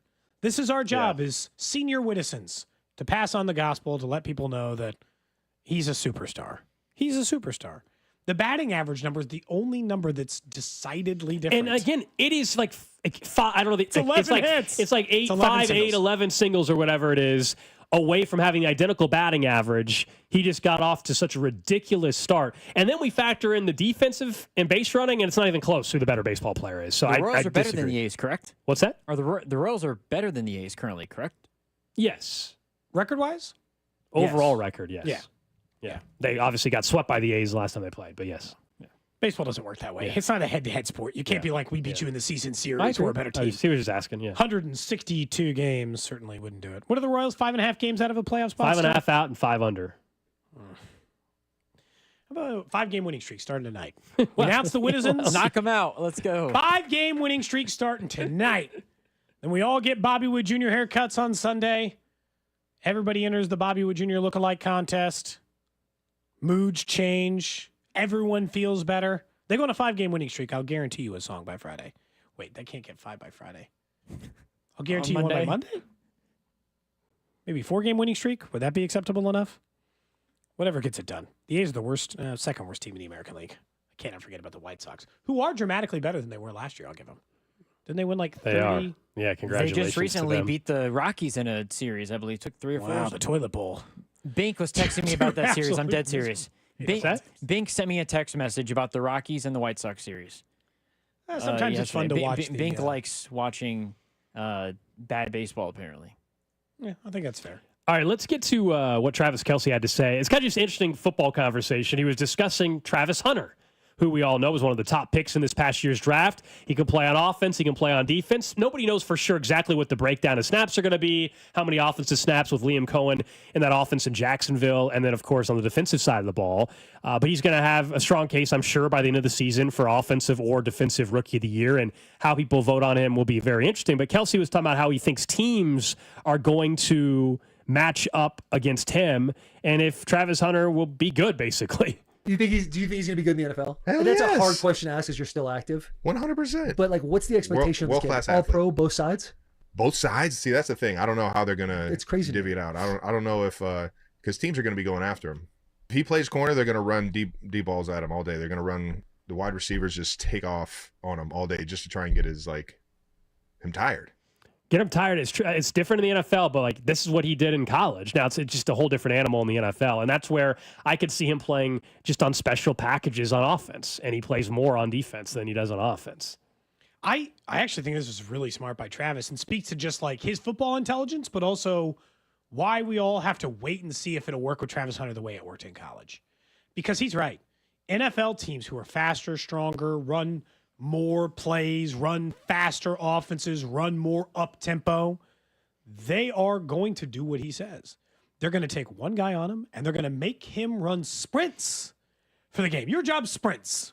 Bad news, because we're not going to risk, and honestly, I don't think they'll do that until he proves himself as an offensive player. But if he starts getting catches on you two in a game, Gold, and he's beating you more than one way, he can cover and he's deflecting passes and he's catching third down routes, well, yeah, let's take him out of half of this thing. People avoid corners all the time anyway. By running a guy deep against him all the time, you're essentially just saying, we're not going to throw at Travis Hunter very often. That's fine. But we're also going to eliminate his ability to get us in the passing game the way other corners are never, ever, ever doing. It's good strategy. And if Travis is saying that already, you know that some teams have thought about it. Well, you know that some teams have thought of it, but also that means the Jags are well aware of that possibility. So what's their pivot? You know, I mean, it's not like you think Liam Cohen's not going to be caught off guard if teams are going to approach it that way. But what's their answer to that? Is it that he's not on the field defense? Are they going to sub him out defensively more than you would normally see a corner? Or are they just going to have design packages on offense and try to really be careful, especially early on? Does it matter? You know, you're playing in Jacksonville, humidity, all kinds of stuff early in September. You know, versus later in the year when it's colder, is that actually going to be the same mentality? I don't know. Yeah, it's fascinating to see. It's why when we've talked about the Rookie of the Year markets, you know, I think he could be just okay on offense, but if he's really good on defense, if that scenario presents itself, people are going to vote for him on offense, even though it's the defense that makes it impressive. Does that make sense? Like there's an offensive and defensive Rookie of the Year award. They're separate, but I don't think a better chance to win both because he plays both. Yeah, I don't think voters are going to separate the two. They're going to give him more benefit on his offensive Rookie of the Year case because he's playing defense. Even though 700 yards receiving, but if he also played All-Pro corner, they're not going to care. Although I would argue, just vote him defensive Rookie of the Year, but that's not how voters are probably going to think. It is very interesting that the Chiefs also play the Jaguars. They do. So Travis saying this, I mean, we could have Xavier Worthy versus Travis Hunter. I think that, you know, that could be deep ball from a home. It's like in terms of like spiciness. I think that makes the matchup a little bit more interesting to follow. He's the most interesting rookie in the league this year because we just don't. It's like when Shohei came up. I've never seen an NFL player play two-way full time. I've seen Deion Branch take a snap at corner or whatever over the years, right? We've seen defensive players who have a skill set who manage to touch the ball every once in a while. But like the NFL, it's such a fast game, such a physical game. The fact, like, honestly, credit to him. The fact that in college, he was able to stay healthy the entire time while playing both sides of the football is crazy. Crazy in football. And I guess the larger question I would ask the Jags is, let's say this means his career is only 8 to 10 years instead of 12 to 13. Is 8 to 10 years of him playing, or 7 to 8 years, is it worth both-way football for 7 to 8 years if you would have gotten a 12-year defensive player? I think so. Also, I would wonder, as if, you know, let's say he's 28 or 29, there's a chance, like, I don't know if he's doing this his entire career anyway. Like, you're just talking about, like, his career being over, but I also wonder if he's a two-way player for the first half of his career, and then he's not that. And there's just an adjustment at that point. Like, when he's 30, I doubt he's going to be able to play offense and defense. If you were to guarantee it, I think, because I know it's different because this guy just played defense, but Luke Kuechly played, 7 to 8 years? I mean, that was all he played, but it was like all-pro every single season. Yeah. If you were getting... If it's that level of play, it's probably worth it. Yeah, if you were getting major production on both sides of the ball, then I would say, yeah. But if it's average play on both sides of the ball and you could have gotten average play for 5 more years, would you have preferred it? Probably. And the truth is, if you're the Jags, what do you care? How many players play 12 years or 10 years? Let's just say it's the difference between 4 and 5 years and 7 and 8. It's like more often than not, a player doesn't stay with a team that long in the NFL anyway. That's kind of a rare case. So it's kind of like running backs. You burn them out, it's more likely to be the next team's problem than your own problem. Especially now where they have they paid Trevor Lawrence. Like, now is the time that you want Travis Hunter to be as good as he can be and help in all those ways anyways, you know? I got to say, it's a little silly that we're just having these regular conversations dressed the way that we are, right? I don't think it's weird at all, you know? I think it's hilarious. You guys are talking about Gout and Cody's knee dressed Chiefs, like this. Talking Insane. Travis Hunter. Talking gout. That was the most ridiculous of the conversations. I mentioned it to you guys over the break. Is how insane it is that you guys are talking about gout in Cody's knee, wearing wigs, shades, and a crown. I think it's hilarious. We can't have anything major happen. It can't be like sad news at a Hollywood. I know. Well, we'll have to take I mean, we can't. I can't wear this. Take the and sunglasses say that. and the crown off. Yeah. Yeah. Just leave the wig on. Can't reasonably do that. We'll have to make the adjustment if needed. Somebody says, I think in the video stream, it starts to look a little bit like we got beanies on, not crowns. It looks like you guys are going snowboarding. In all honesty, it looks like you guys could be going snowboarding. The hat hair. Look at that. Your hair. Woo! Let's go. Yeah, that honestly, lose the crown. The wig's better that way. Just the. I don't know. It's like I gotta adjust it a little bit. It just looks silly. I kind of like the crown. The crown's after 4 hours. After 4 hours, the crown's is a little heavy on the head there. But yeah, I kind of look like I'm kicking it with Joe Dirt a little bit. Yeah, but you know what? You're ready to slam some beers. We wanted our Bobby Wood Jr. wigs in order to make it work. I'm gonna have to brush this wig out, I guess. You know? Yeah, I think so. Under the crown a little bit. We've need to take a brush to it. High quality wig. I told you, exact same brand I got for the Creed is Good one.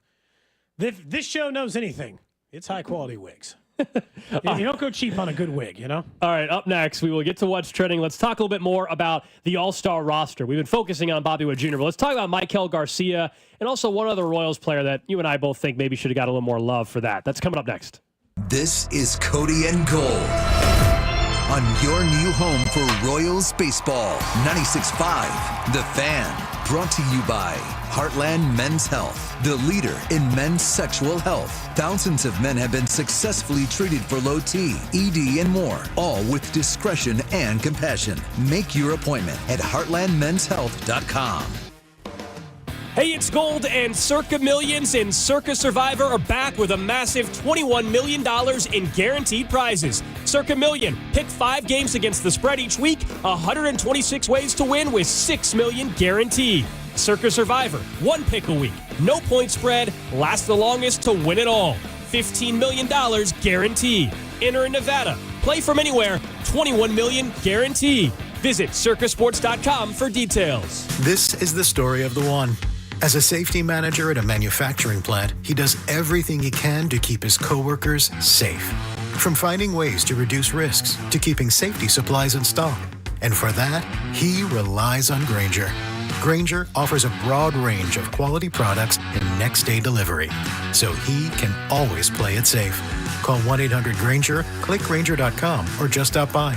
Grainger, for the ones who get it done. Hi, Zoe Saldana. Welcome to T-Mobile. Here's your new iPhone 16 Pro on us. Thanks. And here's my old phone to trade in. You don't need a trade-in. When you switch to T-Mobile, we'll give you a new iPhone 16 Pro. Plus, we'll help you pay off your old phone up to $800, and you still get to keep it. There's always a trade-in. Not right now at T-Mobile. I feel like I have to give you something in return for karma. That's okay. I don't really have much in my purse. Oh, let's see. Hand sanitizer. It's lavender. I'm good. Seriously. Let me check this pocket. Oh, mints? Really, I'm fine. Oh, I have raisins. I'm a mom. Wait 1 sec. I've got cupcakes in the car. It's our best iPhone offer ever. Switch to T-Mobile. Get a new iPhone 16 Pro with Apple Intelligence on us. No trade-in needed. We'll even pay off your phone up to $800. With 24 monthly bill credits, new line $100 plus a month on experience beyond finance agreement $999.99 and qualifying ported. For well qualified plus tax and $10 connection charge. Pay off via virtual prepaid card below 15 days. Credits end and balance due if you pay off early or cancel. See T-Mobile.com. Men, summertime is here, and that means vacations, summer barbecues, outdoor parties, camping, beaches, and so much more. This is Jeff for Heartland Men's Health, and if you're like many men, you may not be feeling like yourself this summer. Perhaps your energy is low and you aren't sleeping well. Maybe your workouts aren't as good as they used to be. And if what I'm describing is you, it's very likely you're suffering with low testosterone. But low T doesn't have to affect you anymore. Just call Heartland Men's Health, get treated, and see how it changes your life. If you're like most men, you'll feel so much better. Deeper sleep, improved vitality and clarity, greater strength and energy, and an enhanced sex drive as well. So call us. Just $99 gets you a PSA and T-test and a medical consult. And if you start on testosterone the day of your appointment, your visit is free. Call 844-447-6600. That's 844-447-6600. Or go to heartlandmenshealth.com. We have 3 offices, Overland Park, Independence, and North Kansas City. Gear up, race fans. Sioux Cup IndyCar Race Weekend is roaring into Iowa Speedway July 11th to the 13th, featuring the only NTT IndyCar Series doubleheader weekend on the 2025 schedule. Sioux Cup IndyCar Race Weekend has become one of the most anticipated and action-packed events in racing. Tickets are going fast. Score yours today and get ready to feel the rush at the fastest short track on the planet. Visit IndyCar@Iowa.com for tickets. Sioux Cup IndyCar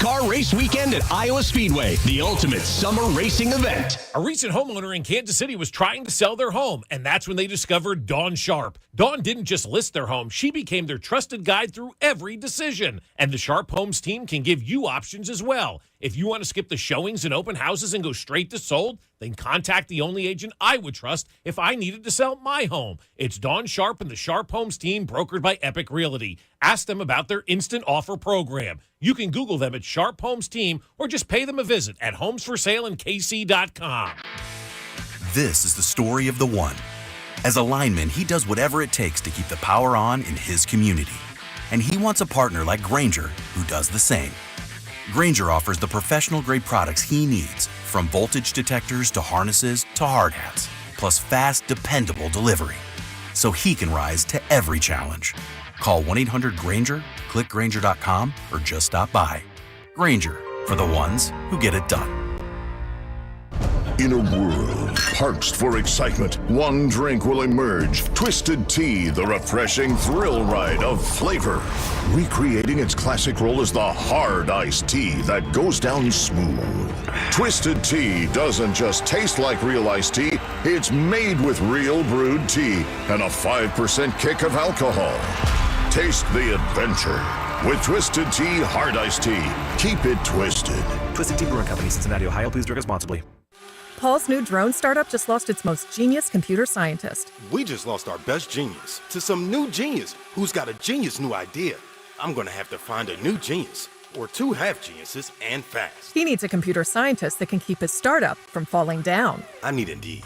Indeed you do. When you sponsor a job on Indeed, it's easier for talented candidates to find it, which makes it easier for you to hire them. Visit Indeed.com/credit and get $75 towards your first sponsored job. Terms and conditions apply. Check engine or ABS light on? Take the guesswork out of your warning lights with O'Reilly Veriscan. It's free. Ask for O'Reilly Veriscan. O'Reilly Auto Parts. This is the story of the one.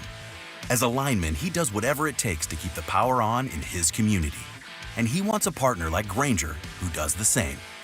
Grainger offers the professional-grade products he needs, from voltage detectors to harnesses to hard hats, plus fast, dependable delivery, so he can rise to every challenge. Call 1-800-GRAINGER, click Grainger.com, or just stop by. Grainger, for the ones who get it done. In a world parched for excitement, Twisted Tea's your refreshing thrill ride of flavor. The hard iced tea that's smooth, made with real brewed tea and 5% alcohol. Twisted Tea. Keep it twisted. Twisted Tea Brewing Company, Cincinnati, Ohio. Please drink responsibly. Royals coverage sponsored by Renner Garage Door, forward and back, RENNER. Almost Andy Reid here. Renner Garage Door has proudly served KC for nearly 70 years. Get your free estimate today, RENNER, forward and back. RENNER, RENNER.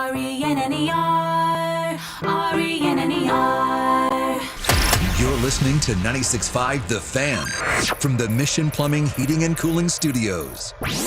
What's trending? What's Trending is presented by Baker University, where graduates earn higher salaries and land jobs faster than any other university in Kansas. Applied today at bakeru.edu. We start What's Trending with the Royals, who are back after a winning road trip. A series win against the Arizona Diamondbacks. They're at it against the Pirates as they kick off a homestand tonight. 6:40 first pitch. Noah Cameron, on the bump. Vern's on deck show at 5:30.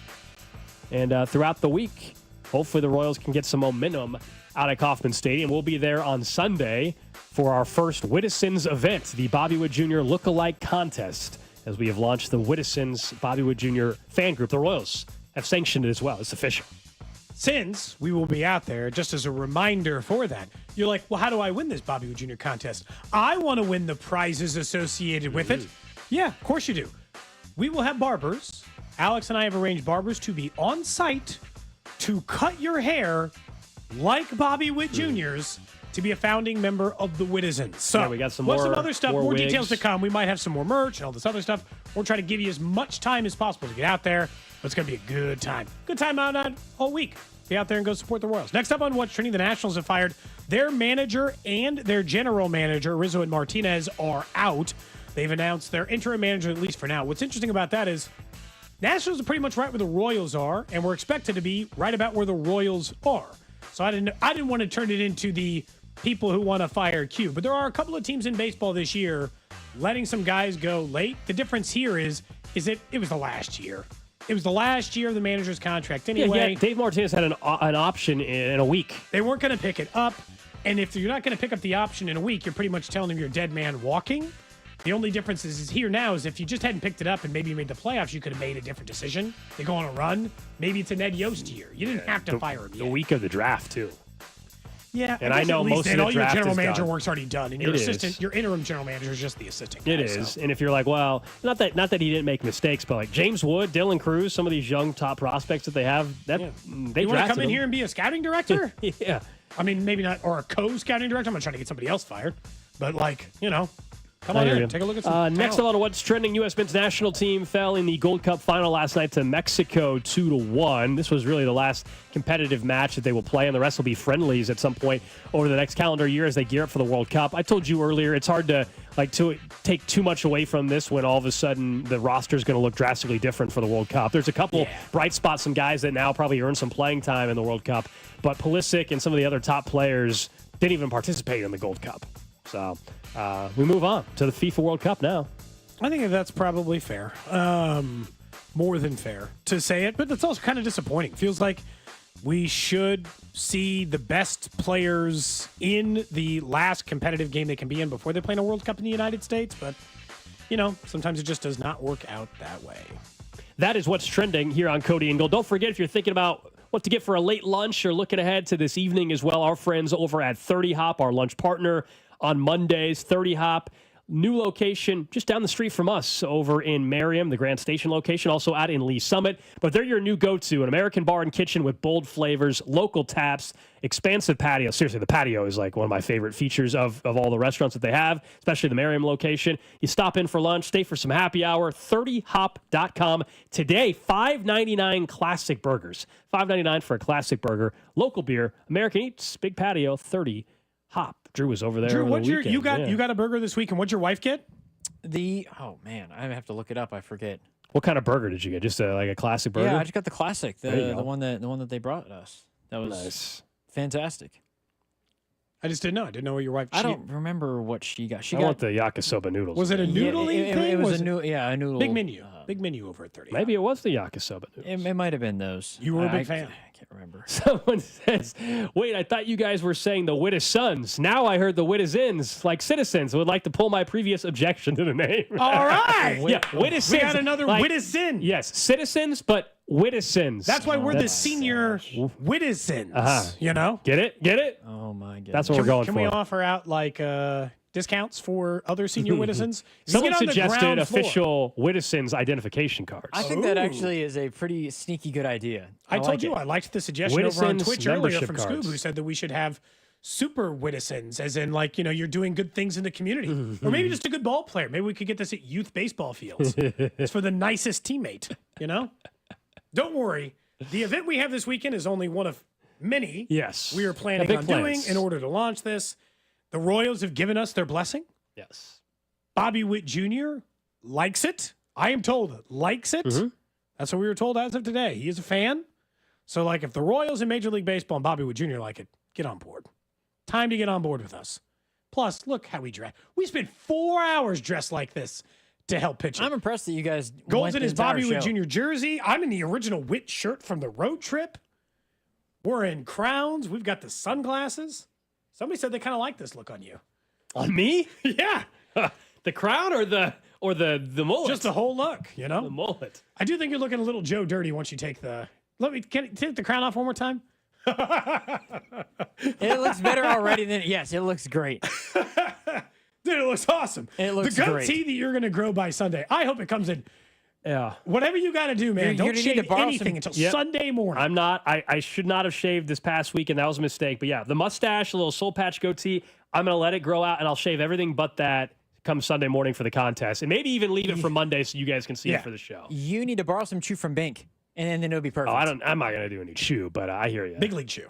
Big league chew. Take a big dip of big league chew. I actually, I was just given some for Some chew? Some big league chew. Not actual chew, big league chew. The pouch. The pouch. The That original stuff, that bubblegum that flavor. stuff was great. That Oh, amazing. dude, kids love Just, it. the flavor goes away after 10 seconds, so you just keep going. I was getting ready to play in another wiffle ball game before we got rained out. That's right. And so as a result of that, they always give us like some snacks and some big league chews. I was talking to you guys off air. I was saying, even if I don't have, especially without the crown, should I just try to walk into the convenience store down the street? Should I just walk 100%. in? with Like the- that? Yes. See if they think that's your real And look? take off the wit jersey, so I'm just in normal clothes. See Take if the they buy the jersey wig? off and just see what. And with the glasses, keep the glasses on the whole time. Because if I don't have the glasses on, I think I gotta have the glasses on. Can I ask a question? If you do this with the crown on, is that not a good photo to have as like the 5th photo on a dating profile? I don't think Doesn't so. it show that you're fun? I think They're going to at least ask, what the hell is he doing? Yeah, exactly. 4 So you're photos that saying look that I like should you. use this? They think One it's a of you- Halloween and look, thing. I'm not saying one of you in the studio. One of you at Kauffman Stadium with a bunch of people dressed like Wit, and you with that crown on in this outfit. I actually think that's a good 5th dating profile. They They're probably think interested it's a enough that they're getting Halloween-ish through more related than thing. one photo. The second to last photo is like, well, I got to know what's going on here. Maybe it prompts the need more convo. Yeah, maybe information. it prompts the convo. That's true. Good conversation, sir. But I'm if not they saying it's don't, the but main if they don't profile. know anything about sports, then they're gonna be like, "What the hell?" But even then, they might be curious about why Wit, it wait, is- you're the Wittisons, but the Wit, who's Wit? What? I think Cody makes a good point though that it makes you it gives off a fun vibe. Yeah. What about the wig? If you see, I wear that all week. I just wear it all. I literally Sure. just wear And this, the wear this all sunglasses? week, wherever I go. If you really, I just wherever Sleep in I it. go. If we had the Widdison jerseys so far, I'd say yes. Then it's just like you're just a walking advertise, like a billboard for the Widdisons all week. Look, if I got to Imagine wear if you a crown got pulled. everywhere, so people ask. You got pulled over, and you're wearing the sunglasses, and you're wearing all this. Man. We got to ask somebody who's been Someone on. says a I dating should have app sent this when photo they in come to for work. my Ted Lasso extra. Has anybody heard back on that? No, I No, have not. I haven't. I think they found out, Cody, I was in the Hallmark movie, so they said too many roles for you recently. You're out. I wonder if hold on. I wonder if you would you get more roles or deny? Would there be more intrigue for you in different roles if you sent a picture of that in? More. I think I agree. No, because they I don't agree. want you as an extra with this. Like you stand out too much. Well, that's what I'm saying. Your role might expand. All of a sudden, the page, I forget what it's called, the IMDb page might be necessary because you might be getting contacted. What role am I going for with this? Joe Dirt, like Cody said? Am I going for Yes. a member of the Beatles? Like, what are we doing? The new Days of Thunder, when they're going to make Days of Thunder, the reboot, you'll be somebody involved in the. You'll be At the pit NASCAR race. You'll be a pit crew member. I'll You're- be yes. I'll be somebody. I'll just be the fan. They'll just cut away like, and I'll the be cutaway in the NASCAR. I'll have the mellow yellow shirt on, and Yes. I'll just be rooted on. They remake 100%. Days of Thunder. Gold's Yes. absolutely sending in this photo as a fan in the stands extra. Oh no! All we need to get you. You need to grow out the mustache, and we need to get you. That can be done. And we The need to get stash you- growing out, it would not take me very And long. you need one of those Dale Senior racing jackets, a good wrench racing jacket. It would be perfect. Wrench racing jacket? Is that what you said? No, good wrench. Someone says I look like Steve from Stranger Things. I can see that a little bit right now. Yeah, a little bit. Yeah. I can see what you mean by that. That's not a bad comp. Yeah, I hear you. We're supposed to be dressed up like Bobby Wood Jr. We had these custom cut. They were. We had these cut like his hair, so we could look high quality more too. like Bobby Wood Jr. We had to go knockoffs on the sunglasses. Bobby wants to send us some real Oakleys. I'm Nobody not has saying to know no. that, Cody. Nobody has to know that. We had to go cheap on the sunglasses. Well, when you have a custom wig cut, you got to cut a corner somewhere. Turns out I also didn't ask King Charles for a real gold crown. That'd be a little heavy to You know? wear. A little heavy to wear all day. I'll figure it out. We got a real gold crown. I'll figure out a way to wear it. I'll wear it the rest of life. I guess I'm getting robbed. Probably in that case. Can't be just walking around with a real gold No, these are crown. real diamonds on the crown, actually. Real diamonds. Yeah, they're real. Take a little tester to them instead. Yeah. Let's talk a little bit about the All-Star game. Not as it relates to Bobby Wood Jr., at least for the moment. Although, again, to be clear, I think he should have been the starting shortstop, and not just because I'm in Kansas City. The only stat in which Jacob Wilson is a better player than Bobby Wood Jr. is singles, essentially, batting average. That's it. There is no other stat that suggests he's a better baseball player this year, even, not in totality. But the Royals obviously got two guys, Chris Bubich and Bobby Wood Jr., locks. Both very deserving all-stars, better than the years that they used to just get the one dude named Ken Harvey in rather than that. But I do think that Estevez and Maikel Garcia have a little bit of a gripe here. Maikel's, I think, is bigger. The idea that Alex Bregman is the guy who got in instead of him, even though he hasn't played baseball since May 23rd. He hasn't played baseball in 6 weeks. There are plenty of people who thought Maikel might fall off, might not maintain his level of play. He has. He deserves, for the year that he is having, to be an all-star. I want it to be a reward for the guys who struggle in their career too, not just the stars. I'm not saying it can't be the stars, but players like Maikel Garcia are exactly what I want the all-star game to be for sometimes. Look, he absolutely should be an all-star. I think the fact that he is positionless, but by the way, it's a good thing overall. He can play everywhere, but positionless for all-star voting, it hurts him, besides the small market stuff. And his name recognition is not great across baseball. It's just not. Baseball needs to be doing a great job of marketing these players because he's having an unbelievable season. He, to me, was the biggest snub. I still think Carlos Estevez should have been the all-star closer. I understand he doesn't have the strikeout over 9 numbers that Hader has, but he's right there with the most saves in all of baseball. His ERA is just a tad bit worse. And he's on a team that's under 500. Now, somebody would make the argument, well, they're in a bunch of close games, so he has more opportunities. But also the team is not scoring enough runs sometimes to give you a chance to get save opportunities. And when he's blown his saves, 2 of them I think were in extra innings with the ghost runner thing. Yep. So I don't, they count, but they don't count in my mind at the same time. So I don't know. I think the all-star snubs are not surprising only because how often do you see a team in a small market that's below 500 get 4 all-stars? Now, maybe they end up getting 3 with an alternate here at some point in the next couple of days. But I bet you very rarely. I think Maikel might get an alternate spot. He could, and he would deserve it if he does. Pitcher's tough. Anyway, there's not many bullpen arms. There aren't that many all-star spots, but Alex Bregman's got it. I understand. Yeah. How many all-stars did the Astros get? Well, Hader is one of them. Is it just those 2? Well, Bregman's on the Red Sox, remember? Oh, no, that's right. I'm sorry. Yeah. Sorry. You're talking about the Red Sox? Yeah, how many all-stars? are the Red Sox well, Devers didn't get on anybody's roster, and he obviously got traded, but he's not on anybody. He's not an all-star. How many Red Sox did the all-stars get? That's what I want to know. Crochet, Bregman, and Chapman. Okay. All-stars. Yeah, so they got 3. I get it. But if it's 3, it should have been 3 for the Royals. Not like Boston, some world-beating, here they come, but no, they got to be East Coast. And this goes back to, the Whittison stuff and all the other stuff we were talking about, obviously, in the show. But, the idea that, fine, if you want to say that Crochet or Chapman or so, I'm not arguing every player. I'm not saying every Royals player deserves to be an all-star. And I understand that they have been behind where people expected them to be this year. I just want it to be a reward for players who are having great years. That's all. And Carlos Estevez is having a career year for himself. He is second in the baseball in saves, and Maikel Garcia is also having a career year for himself and has had a better season than the guy who he just hasn't played in 6 weeks. What are we doing putting guys in the All-Star game who haven't played in 6 weeks? I know. This happens all the time, though. This is not some new... Before it was not just all fan voting. Yes. Again, the reserves are not fan voting at all, if I'm not mistaken, right? It's manager and Major League Baseball office and MLBPA, I think. And they want to market their biggest stars. And so, Julio Rodriguez, there's a case you can make that he shouldn't be in, but I'm not surprised he's in. Because, again, it's not just offense. He's defensively, he was a Gold Glove finalist last year. He plays a pretty good defense as well. And Julio Rodriguez is still one of the big, names in baseball in terms of marketability, and baseball's trying to showcase those guys, and they'll be showcasing them in Atlanta next Tuesday night. I think that's the All-Star game. Have you been to it? You didn't went to one here. Have you been to any other All-Star events? Not at all. That's what we've been very fortunate to go to some pretty amazing events, Super Bowls, et cetera, Final Four, et cetera, World Series. All-Star game is one of those I have not. So, yeah, it's in Atlanta this year. Okay. I didn't know. I didn't know if you'd been to an All-Star game before. No, when it was in KC, I didn't get the chance to go. I was 2013, I was in college.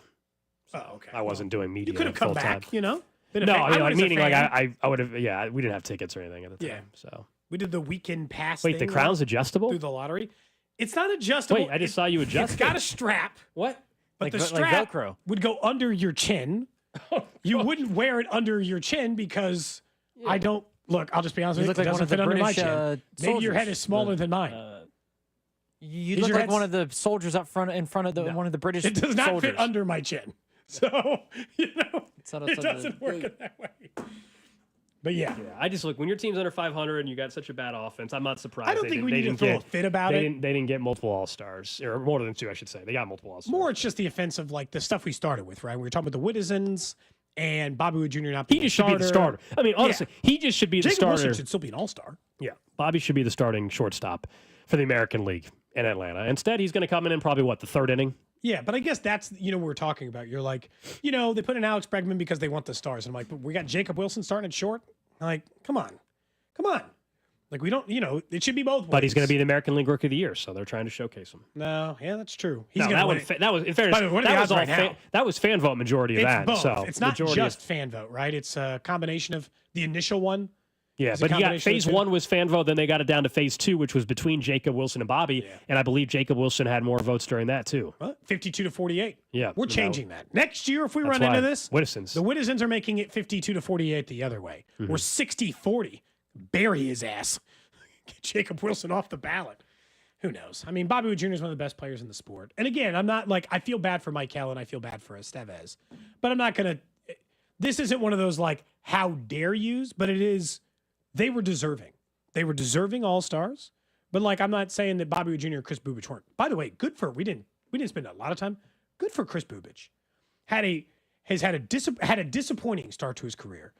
Top thought of prospect, came through the system well, got to the big leagues at a normal time, struggled, wasn't the pitcher that people thought he was going to be, then suffered through a serious season-long injury and had to go through that, came back and was a part-time pitcher for a time last year recovering from the injury, and then in year 1 as a full-time starter, got himself to being an all-star.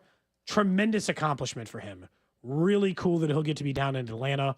All of that stuff is, in my opinion, excellent news for Chris Bubich and very deserving. Really happy for him just in general because it's easy What a sometimes with journey he's careers. been on. Yeah, that's what it is. It's been a pretty amazing journey for him, and who knows? I don't know if he'll ever be an All-Star again. If this is the type of season he's gonna have, this is an unbelievable year for him. What's his second half gonna bring? But he deserves the recognition that he's received, and this is part of the reason why we've talked about the pitching staff. The big reason why when they traded Brady Singer, obviously Jonathan India hasn't played the level they were hoping. But the reason why on the pitching end, you're not like, okay, whatever, no matter what Brady Singer's doing over there, is because Chris Bubich is pitching better than you could have ever imagined.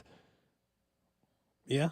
I mean, again, the reason why they're even in it, as you mentioned, is because the pitching has continued to be competitive. It's been one of the best the first 2 months, really competitive in June, and then they're off to, hopefully another great start in July to go with it.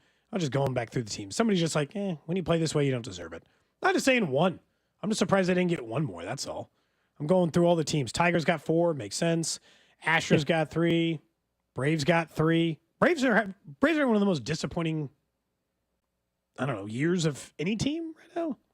But, teams like the Cubs are having a great year, only got 3. So I'm not, again, neither you and I are throwing a huge fit being like that.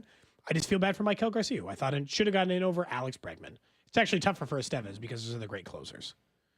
That's a tough one. And there's only a handful. I mean, a lot of the starters are the relievers in the All-Star game. It's not like they're putting in middle relievers in the All-Star. You got to be a closer or a starting pitcher. They're not really putting in anybody